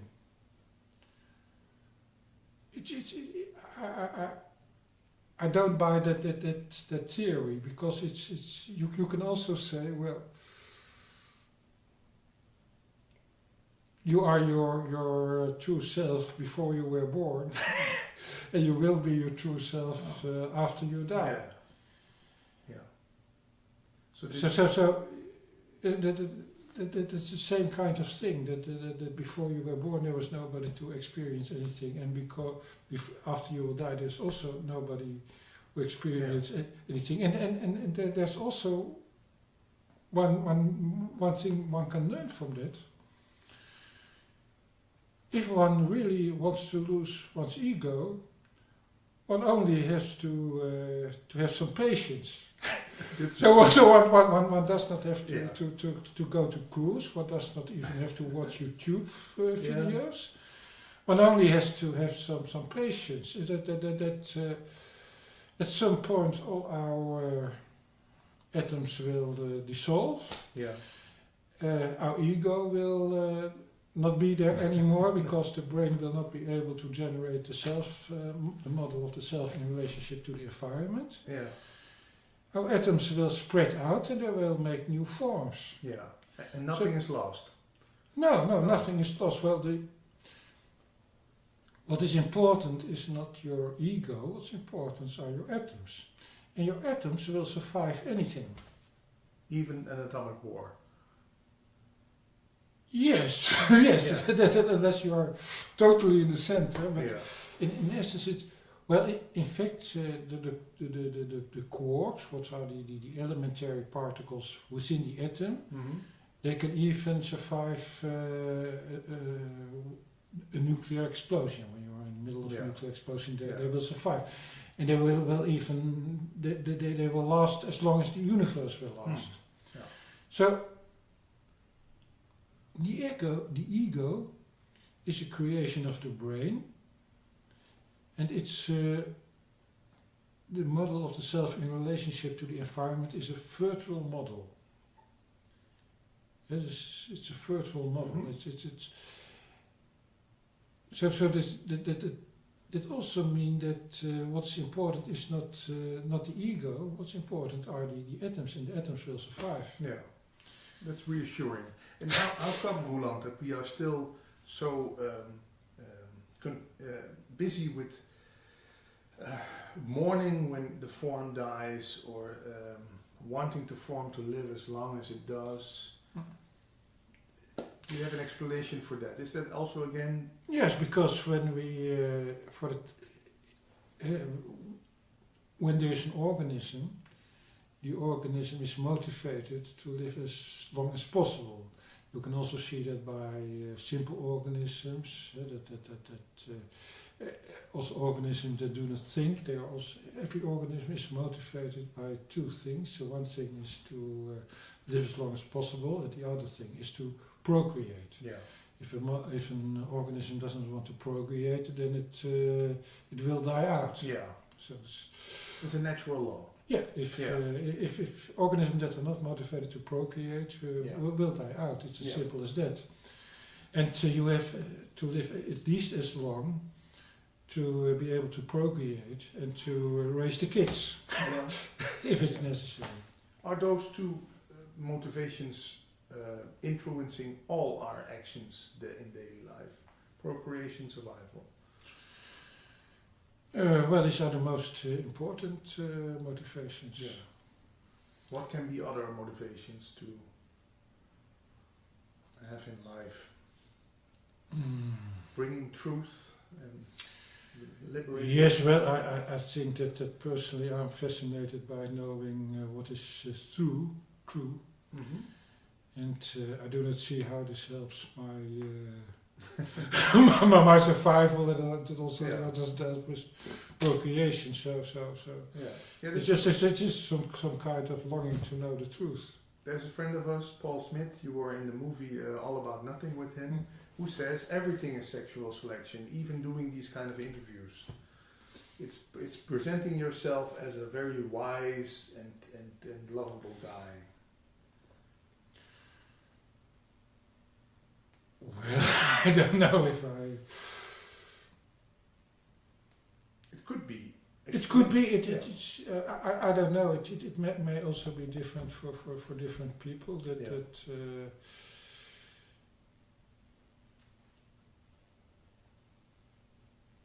Yes, well, that can be his opinion. I think there's a lot of truth in his opinion, because also when you look, for example, at artists, famous artists always had a lot of lovers. Yeah.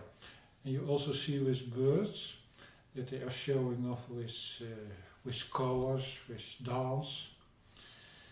And especially male animals of all kinds of species tend to show off with how knowledgeable, how good they are. Animals tend to fight with other animals just to show off how strong they are. Yeah. So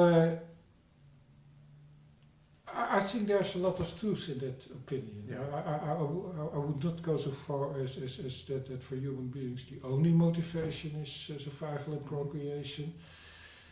That there can also be something like wanting to create a better world, or wanting to know the truth, or there are also some other motivations. But it's a very important part. Yeah. And is there such thing as enlightenment, Roland? That's what all we spiritual searchers are looking for. Eh? We want to become enlightened. Well, the short answer is no. I don't believe in it. I've believed in it for quite a long time. I've been a follower of spiritual teachers who said they were enlightened. But let's see it this way. If you fall in love, you do not feel the ego anymore. Yeah? It's just feeling of oneness. Yeah. So ego is melting away. Yeah.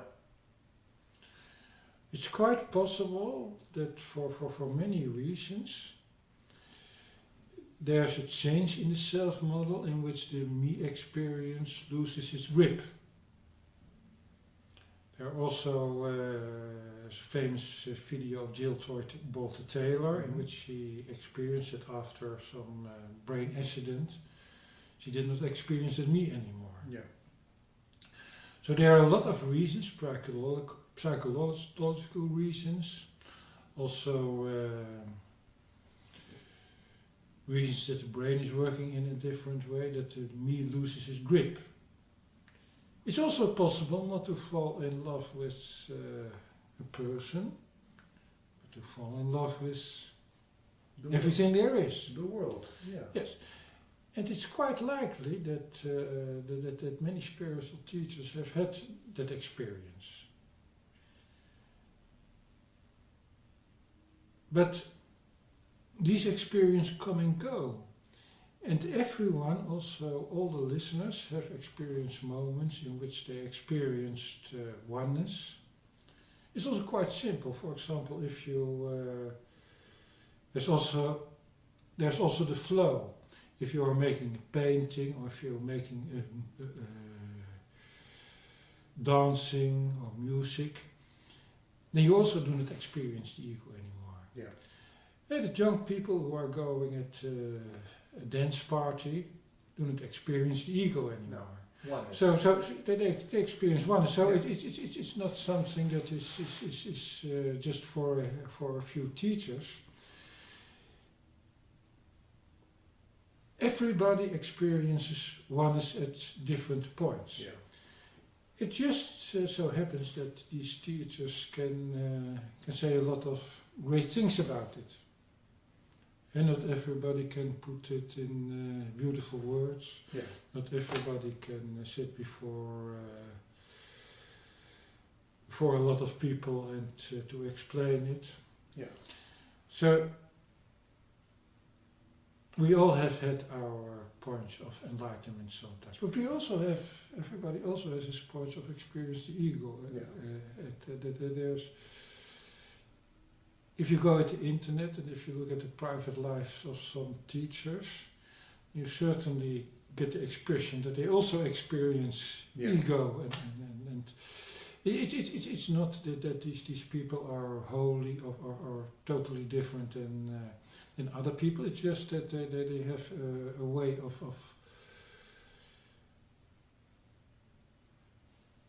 of giving, explaining the whole thing into very nice words. So there's no such thing as permanent enlightenment, permanent egolessness. No. No. No, it's very dangerous to suggest that there is. If I meditate enough, if I meditate for 10 years on a mountain, then my ego will completely dissolve and I'm enlightened. No, and it's very dangerous to suggest that there is, because some gurus who have claimed permanent enlightenment have also created a lot of scandals. Yeah. And there are a lot of reasons to suspect that especially those teachers who claim permanent enlightenment have a very big ego. It can also be a way to get followers. Yeah. If you say, I'm permanent enlightened, and if you also have some charisma, then you will get followers. Yeah. Also a good website is necessary, Yeah, a good yeah. public relations. You Good must be able to talk in a nice sounding way. You must have a nice voice. Your looks must be okay. Yeah. There must be all kind. But the whole, if somebody says, well, that I am in a way more spiritual advanced than you, yeah. you certainly can, then the person who is saying that has a very, very, very big ego. Okay. And it's simply a sales trick to say, Yeah. I'm permanent enlightened, and if you do what I tell you to do, you may become permanent enlightened also. Yeah. Then you get power over people. There's a movie called Kumare in which that process is, in which you can see how this process works. Yeah. So don't. Well, if you just remember one thing from this video, don't trust anybody who say that he's permanent enlightened. Okay. One last thing I want to ask you, a phrase I hear a lot in spiritual circles, also in non-duality and Advaita circles, is everything is love, all the other things are a lie. So this is all love, and that is what we are. We haven't heard the word love out of your mouth. Well, no, because everything, most of the times when somebody uses that word, it is suspect. Well, what is meant by everything is love is that everything that there is accepted without conditions by the universe, otherwise it would not be there. Yeah. If there is a disaster somewhere, then that disaster is accepted by the universe, otherwise it would not be there. Yeah. But the word love is used in a... But it does not have to mean that everything is rosy. Yeah. So the word love gives some connections to romance, to rosy feelings. But well, there's a lot of bad things happening at the world. There are a lot of diseases. There are people in hospitals. There are people freezing. There are all kinds of. There are animals suffering in the in intensive farming.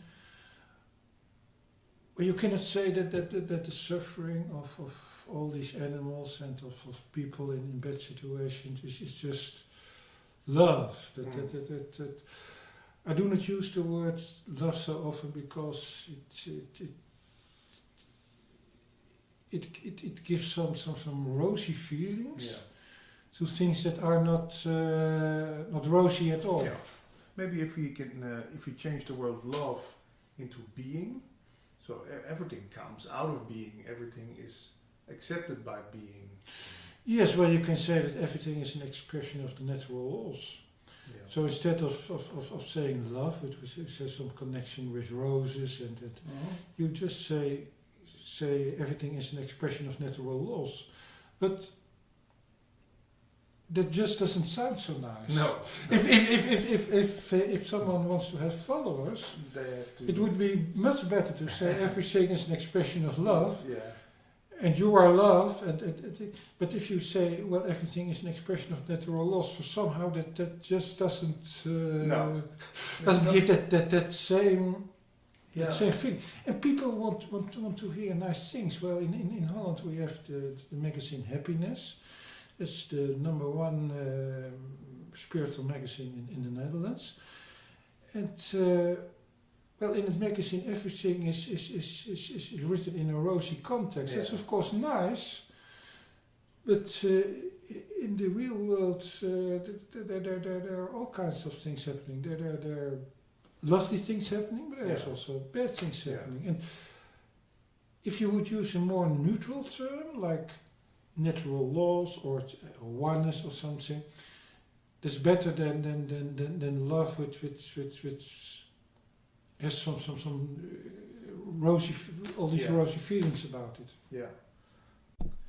Roland, is there anything else we can learn from the animal kingdom? You watch a lot of movies on TV. I do also. I'm always amazed about how things in like with the ants and the things they build and the big houses they build where the air gets through, and it looks so intelligent to me. And you cannot tell me that little ant that doesn't have that much brain capacity. How come those ants know exactly what to do to make such beautiful things? Well, they are more in harmony than human beings. They work together. And yes, it's just they work together in a very basic and automatic way. And well, the human being is a very strange being, because most animals live in a very natural way. And the human being has this very big brain. It seems at some point there was a mutation in apes that caused the brain to grow, to double in size. And with this growing brain came the possibility to use technology, but also the possibility for worrying.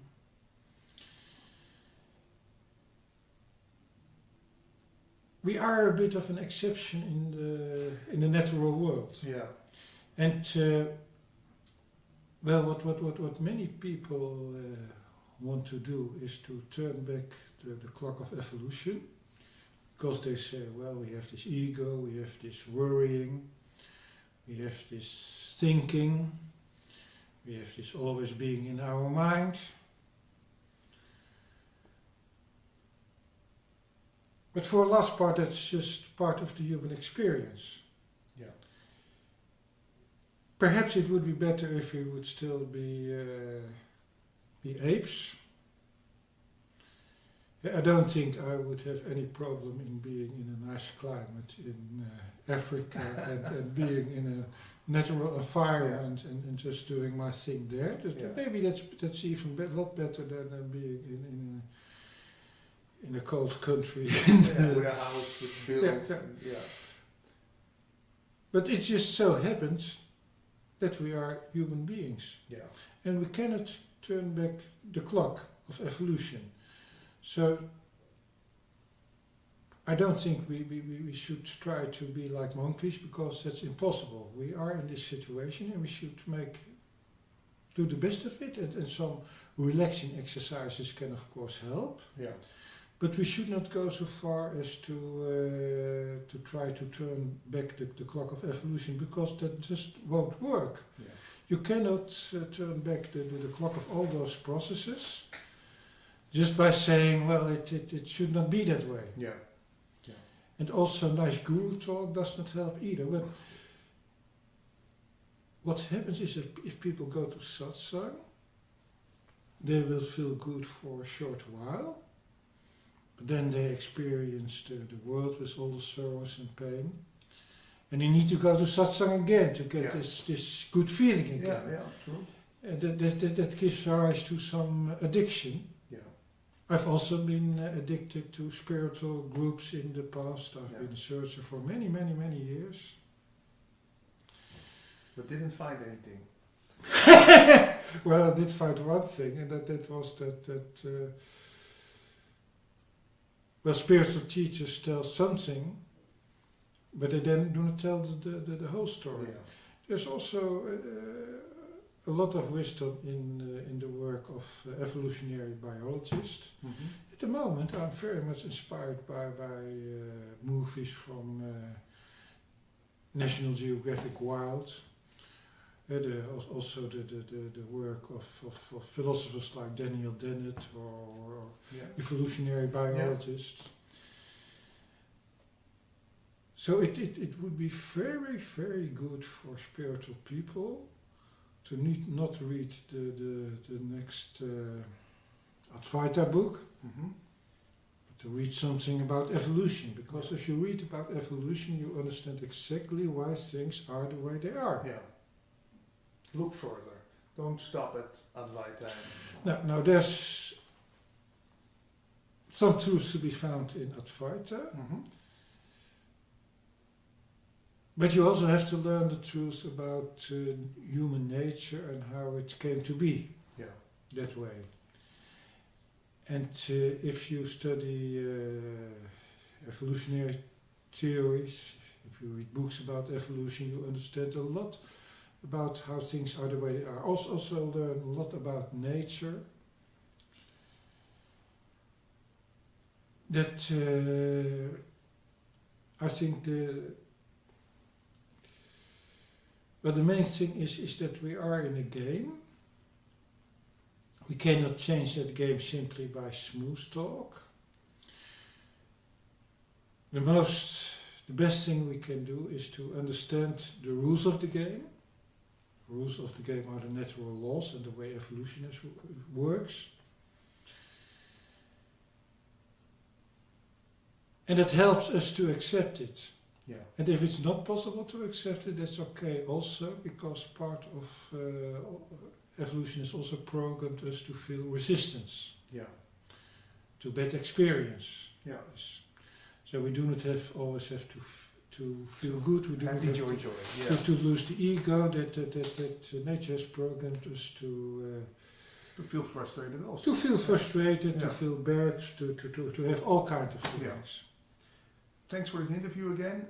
When people want to get in touch with you, the English website www.youareoneness.com. Yes, and it's written as one word. And there's also a lecture on that website that I've given at the Science and Non-Duality Congress some time ago. That's also in English. Yeah. So there's also a lot of information on that website. Also a way to get in touch with you on the website. Yes, there's also my email address is mentioned at the website, so people can look there. Yeah, and for our Dutch viewers or listeners, there's also 2 interviews in Dutch on YouTube to be and on iTunes to be found. Thank you very much again. Thank you, Patrick. Ik zit hier met een hele vrolijke meneer. Die we voor het eerst, althans ik, zagen op televisie bij Jan Rijdt Rond. Zou je even voor mensen die dat niet gezien willen zeggen wie je bent en waar we het over gaan hebben? Oké, ik ben Marcel Stegers en we gaan het hebben over non-dualiteit. En er is zoveel over te vertellen. Wauw.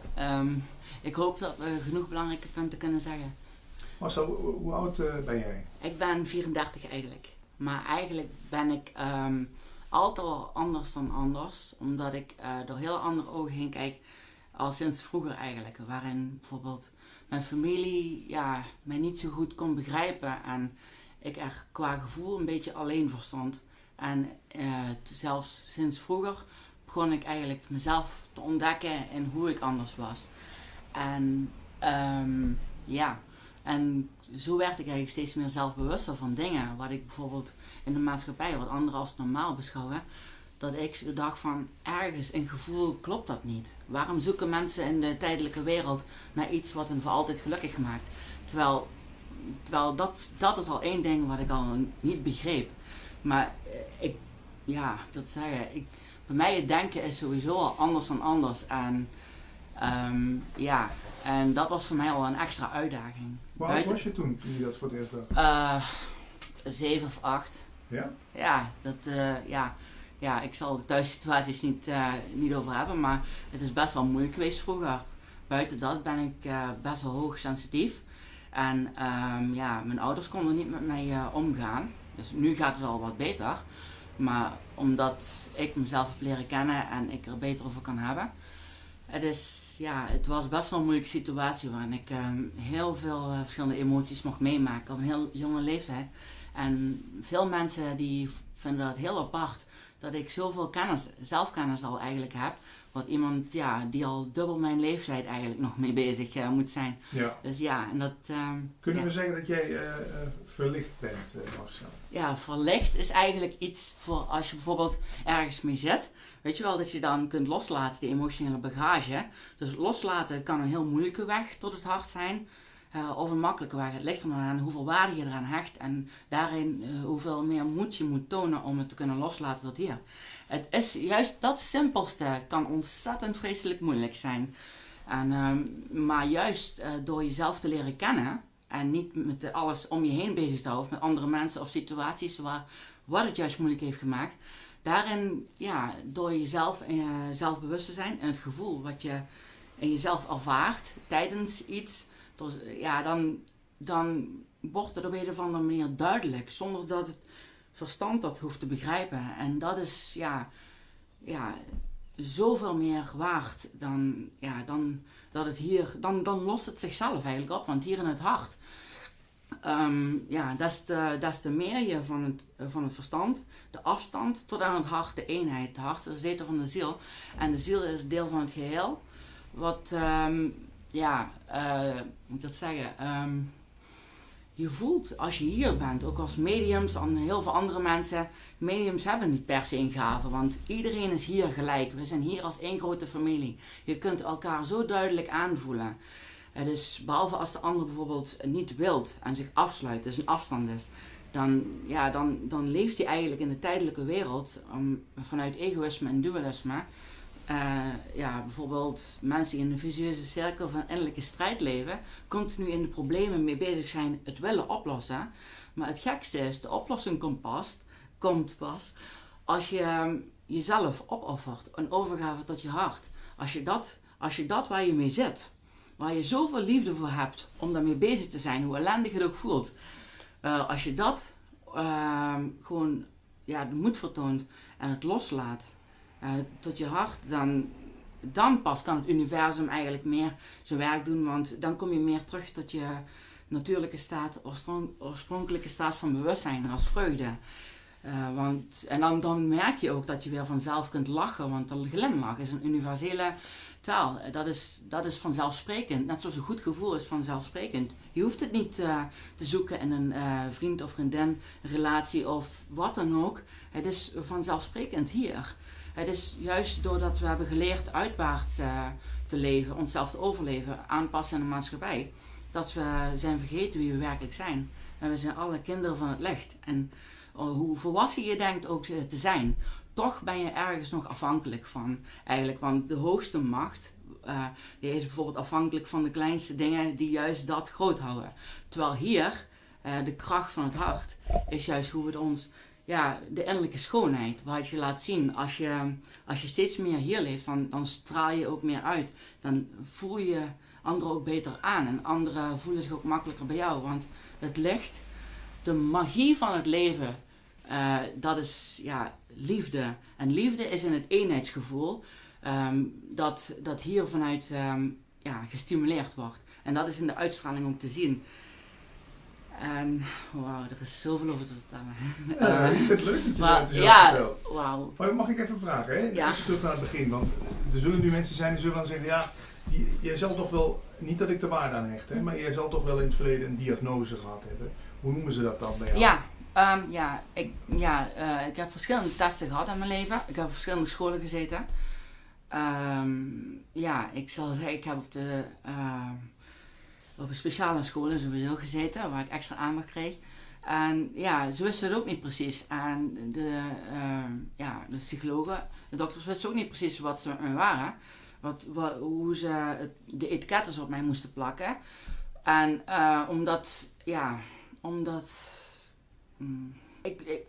ik heb een vorm van autisme ook. Dat zeggen ze ook omdat ik bepaalde trekjes ook ervan heb.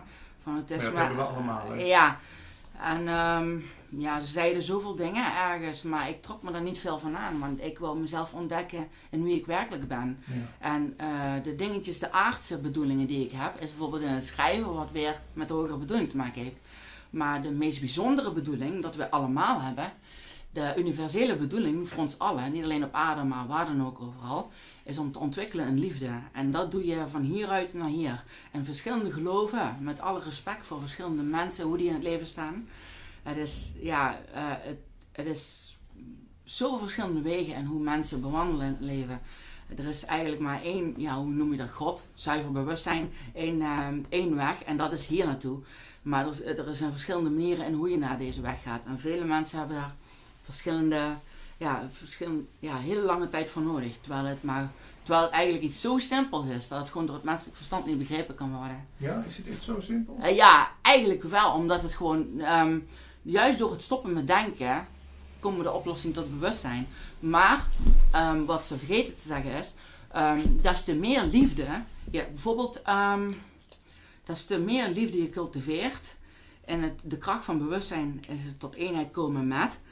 En des te sterker de liefde gecultiveerd wordt en je hecht je daaraan aan dat wat je wilt bereiken of dat wat je wilt herinneren. Daarin, des te sterker de liefde is, waar je dan bijna niet kunt loslaten, dat je dan de moed vertoont om jezelf, niet een dier of wat dan ook op te offeren. Nee, jezelf. Dat is pas een ware opoffering. Ja. Je eigen ego op te offeren in het licht van je hart, waarin dat wordt opgelost. En jezelf verlicht van de pijn, de kwelling vanuit het tijdelijke. En daarin komt het vanzelf. Want zoals een zee, bijvoorbeeld een woeste oceaan. Des te meer de afstand is, des te meer je hierbij bezig bent. In egoïsme vanuit dualisme. Dan is het zo chaotisch. Dat je alleen maar bij de tijdelijke bezig bent in plaats van wat hier non-dualiteit is. Wat echt altijd is in plaats van het tijdelijke. En dat is zo verschil, want als je hier naartoe gaat, steeds meer tot aan het hart, tot aan het eenheidsgevoel, waarin je met alles en iedereen al automatisch altijd al verbonden was en ook altijd zal zijn, dan voel je elkaar ook sterker aan. Maar de ego is een rotstak, die kan zich er wel eens mee bemoeien. De geconditioneerde denkwijze en hoe mensen hebben aangenomen dat normaal is. Maar het bijzondere is, niemand is per se normaal. Want voor de ene is normaal anders dan de ander. Maar wij zijn alle heel apart. Toch bijzonder vanuit het hart. Bijzonder in hoe wij eigenlijk als één familie zijn. Maar daar komen we pas achter. Dat als we bijvoorbeeld de bodem hebben geraakt. Dat we dan denken, dat we dan niet denken, maar dan, kijk, dan denk ik aan iets van de bodem geraakt. Ja. Ik heb ook al moeilijke momenten in mijn leven gehad, maar dan precies dat wat het effect heeft, precies dan ben ik gelijk bewust van iets wat dus niet bepaald positief is. En dan heeft dat gelijk, voel ik dat aan mijn lichaam. Maar ja, in ieder geval als je de bodem raakt, dan kun je maar één weg en dat is omhoog. En dan is het meer geforceerd en hoe je ego, laat maar, dan geef je het op. Maar of je bent zo verliefd, zeg maar, dat het even allemaal niks meer uitmaakt. Bijvoorbeeld met een vriendin verliefd bent, of verliefd dat je in één keer veel geld hebt, flauwekul. Maar ik bedoel dat mensen iets heel graag willen en ze hebben het. En dan die gelukzaligheid ervaren. Maar de werkelijk geluk zit in je hart. Dat hoef je niet dat je aan iemand moet hechten vanuit het tijdelijke. Want het probleem is, de angst vanuit de ego die zich daaraan probeert te hechten, die forceert zijn eigen wil op een gegeven moment als hij ziet dat het mis kan gaan. Want je kunt niet een ander dwingen om bij je te zijn of te hechten, want dat is alleen maar een kwelling. Want je kunt ook onvoorwaardelijk met de ander omgaan door meer jezelf te leren liefhebben, jezelf te kennen. Want alles komt altijd terug naar jezelf. Want als de bedoeling is op aarde dat we alle elkaar onvoorwaardelijk ondersteunen. En de positieve ondersteuning, dat is wat we nodig hebben. En daarin elkaar eigenlijk ondersteunen bij hart als we erom vragen. Of als je voelt dat het wel nodig is. Maar niet iemand forceren vanuit jouw wil van zo moet dat, want anders. Dat is die ego, want anders of wat als. Ja, dat de gedachte van, dat je al vooruit denkt dat zoiets zou moeten zijn. Maar überhaupt het denken, dat brengt ons verder weg in afstand van het gevoel. De ego kan wel eens heel vervelend zijn en ons gevoel veranderen dat het alleen maar een persoonlijke waarheid is. In plaats van de echte waarheid, een persoonlijke realiteit en hoe wij het beleven. In plaats van de werkelijkheid dat vanuit het hart is. De innerlijke wereld, de innerlijke koninkrijk, zeg maar, wat ze in de Bijbel noemen. Dat is eigenlijk het eenheidsgevoel. En de hemel en de hel is echt wat mensen zeggen. Dat vond ik ook apart, want dat heb ik eigenlijk nergens zo echt gezien zo eigenlijk, of gehoord. Maar dat had ik gewoon in één keer, kwam dat gewoon, met het schrijven ging het gewoon vanzelf. En de hemel is het eenheidsgevoel dat je hier hebt. En hier, als deel van het grote geheel, is eigenlijk waarin het licht straalt. Des te meer je vanuit het hart aanwezig bent, des te meer dat je in de hemel uitstraalt vanuit het hart. Vanuit het hart is de zetel van je ziel. En de ziel is juist dit van waaruit het licht afkomstig is. En des te meer je tot jezelf komt, zelfbewust, des te meer je bij jezelf bent. Vanuit je eigen kracht, dan kun je je eigen wonderen verrichten. En de wonderen, des te meer je vanuit eenheidsgevoel aanwezig bent, dan kun je je eigen toevalligheden eigenlijk creëren. Doordat je harmonieus in synchroniciteit bent met alles en iedereen. Omdat ieder ziel is eigenlijk... ieder ziel is eigenlijk de spil van het universum. Je bent de middelpunt van het universum. Ook al is iemand in Amerika of iemand hier of iemand ergens anders in het universum, toch iedere ziel is eigenlijk de middelpunt van het universum die zich met alles verbindt. En eigenlijk komt door hoe jij bewust bent, heeft effect op je leven en hoe je denkt.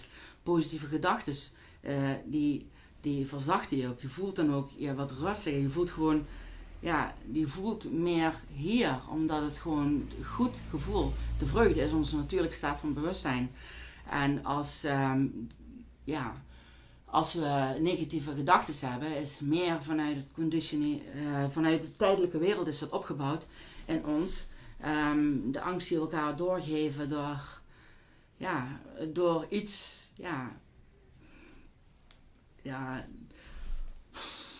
Daarom schrijf ik ook liever over positieve dingen, want ik voel dat als je over negatieve dingen denkt, wat voor effect dat er gewoon op je heeft. Dat is gewoon...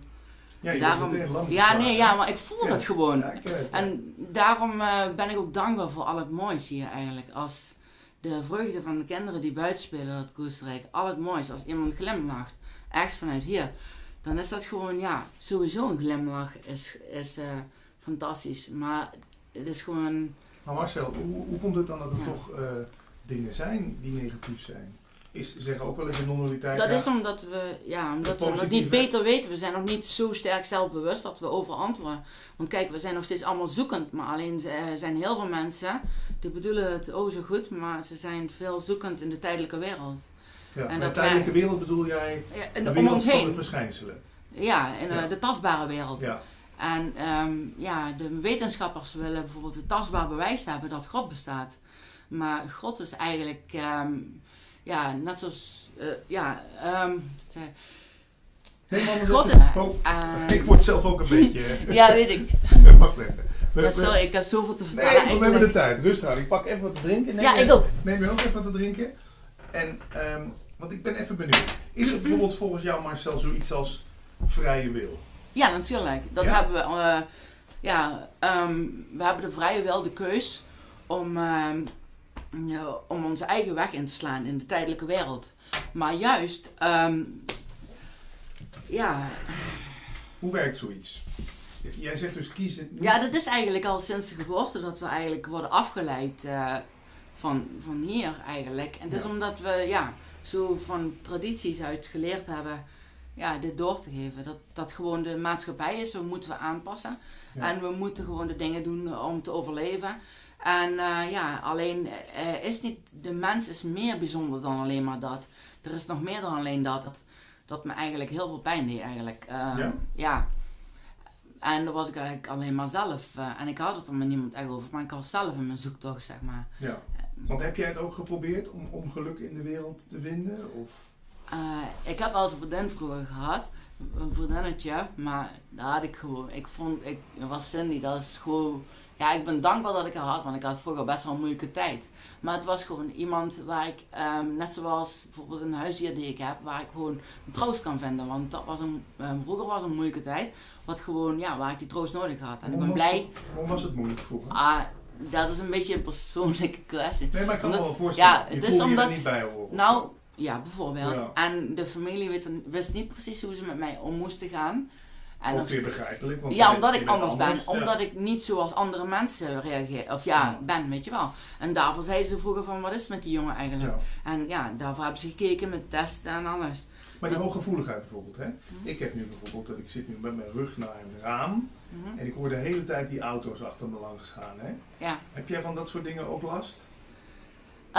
De prikkelingen komen, daar heb ik vaker in de gaten. Dat als ik heb zelf een BGB en daar ben ik dankbaar voor dat het in het land kan. En dan komen begeleiders, die komen dan mij ondersteunen met zelfstandigheid. Want ik wil graag een eigen plekje hebben om te wonen. Ik woon nog thuis bij mijn moeder. Vanwege dat deze maatschappij een stuk harder aankomt bij mij dan veel mensen die het gewoon, weet je wel, zo'n weg in proberen te vinden. Maar... Kun je eens een voorbeeld noemen van wat voor jou lastig is? Ja, bijvoorbeeld het nieuws. Ik kan geen nieuws meer kijken, want ik heb er zoveel eigenlijk dat je de dingen die er gebeuren, kijk, we hebben onze handen vol aan onze eigen dingen, zeg maar, wat we zelf in ons leven hebben. En daar op het nieuws kunnen wij niks aan doen, zeg maar. Alleen maar bijvoorbeeld een kaarsje aansteken of te vragen laten het gaan. Maar er is zoveel ellende eigenlijk, om er dagelijks mee bezig te zijn. Ja. Hetzelfde als heel veel kinderen die bijvoorbeeld van die vechtspellen spelen. Vroeger was het nog heel simpel met die Super Nintendo. Wat je denkt was dat flauw. Weet je wel, maar nu is dat zo realistisch. En ook dat GTA gedoe al. Kijk, ik vind het wel mooi gemaakt, grafisch, maar ik hou meer van avontuur of RPG's, wat vrolijker spellen. Ja. Zoals Mario van Nintendo, dat vind ik ook cool. Maar die gewelddadige spellen of zo, en heel veel gewelddadige films, ik kijk dat gewoon eigenlijk niet. Omdat ik gewoon, omdat het gewoon ergens, dat heeft gewoon effect. Alles wat je waarneemt heeft effect op je bewustzijn. Ja. En dat, als mensen meer hier leven, van laten we dat maar kijken, onze tijd maar even besteden eraan. Omdat het gewoon leuk is. Maar ze hebben vaak niet in de gaten hoe sterk dat effect heeft diep in je. Ja, je voelt het, hè? Wauw. Daar heb ik ook zoveel over geschreven. Marcel, kunnen we dat wat jij schrijft al ergens teruglezen? Ik heb veel gedeeltes heb ik op Facebook al jarenlang gedeeld. Maar ik heb sinds eigenlijk een tijd heb ik een eigen website, www.werkelijkgeluk.nl. En daar ben ik nog steeds mee bezig. Iemand die van WordPress verstand heeft, die helpt me af en toe. En daarbij proberen we een manier te vinden hoe ik onvoorwaardelijk de teksten kan delen.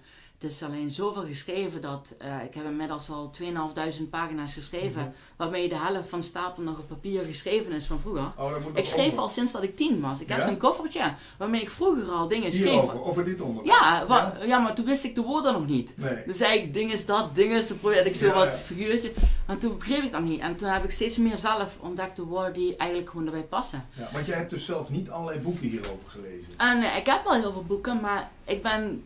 Oké, dat zal ik zeggen. Dan ben ik ook wel eens egoïstisch, want ik wil het zelf ontdekken. Ik wil niks overnemen van anderen. Ja. Want dat van die boeken of zo, ik heb wel eens soms dat ik op gevoel...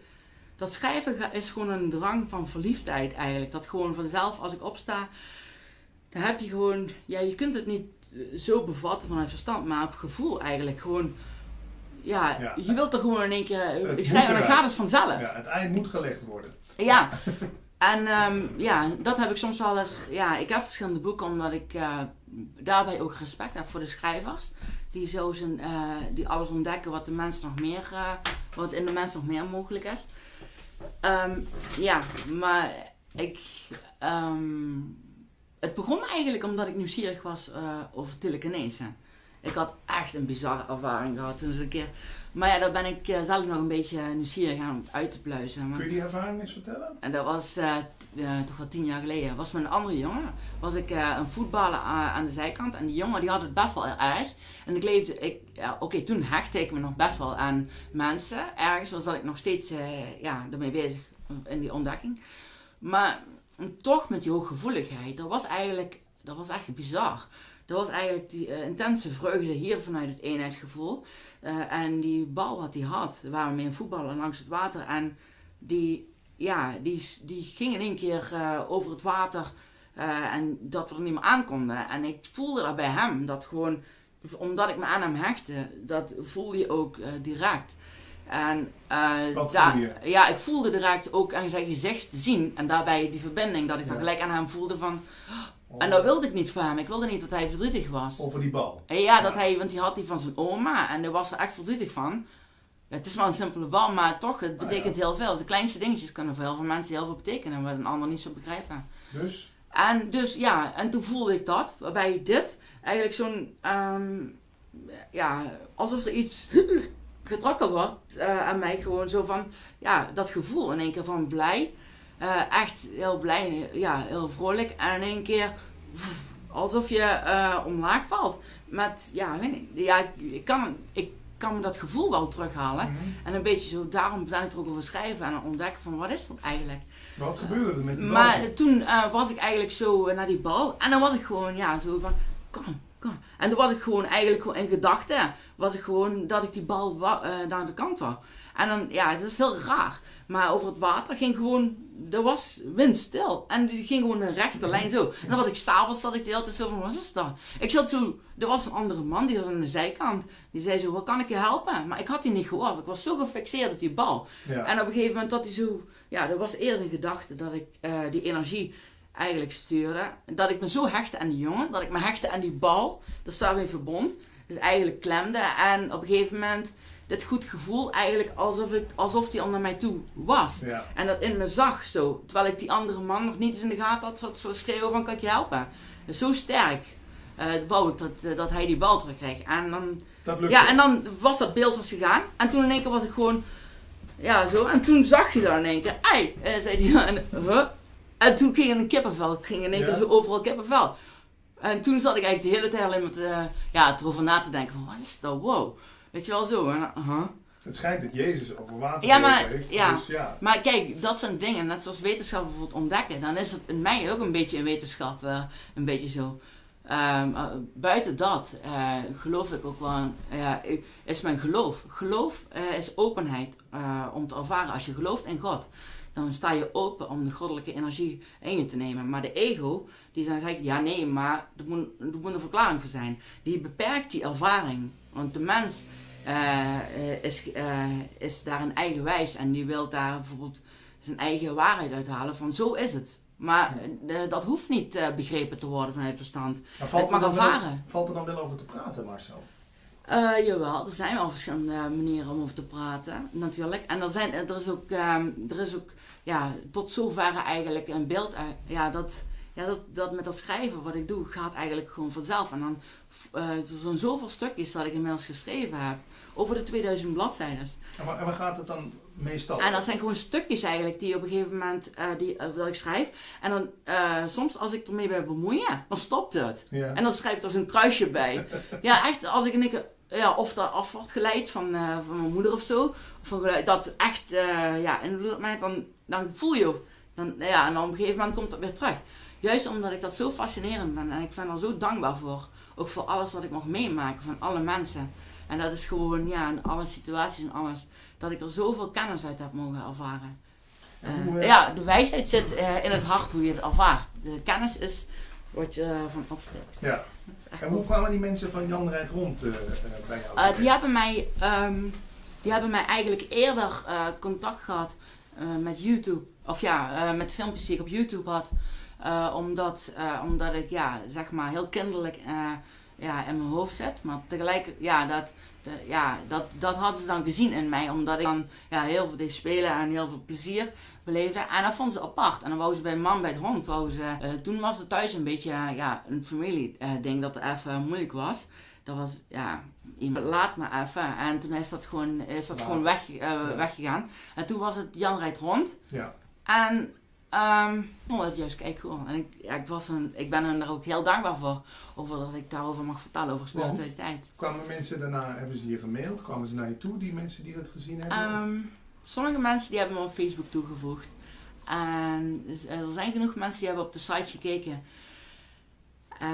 Maar heel veel reacties hebben het er niet over gehad eigenlijk. Ja, ik heb er wel gehoord van heel veel mensen op Facebook die dat hebben gezien. Die zeiden wel, wat bijzonder eigenlijk. Wat bijzonder en wat leuk. Maar zo voor de rest, ik heb wel gehoord dat veel mensen ook hebben gezien. Maar ja, daar hebben mij nog niks over verteld. Ja. En zo heb je met mensen over te praten of zo. Heb je nog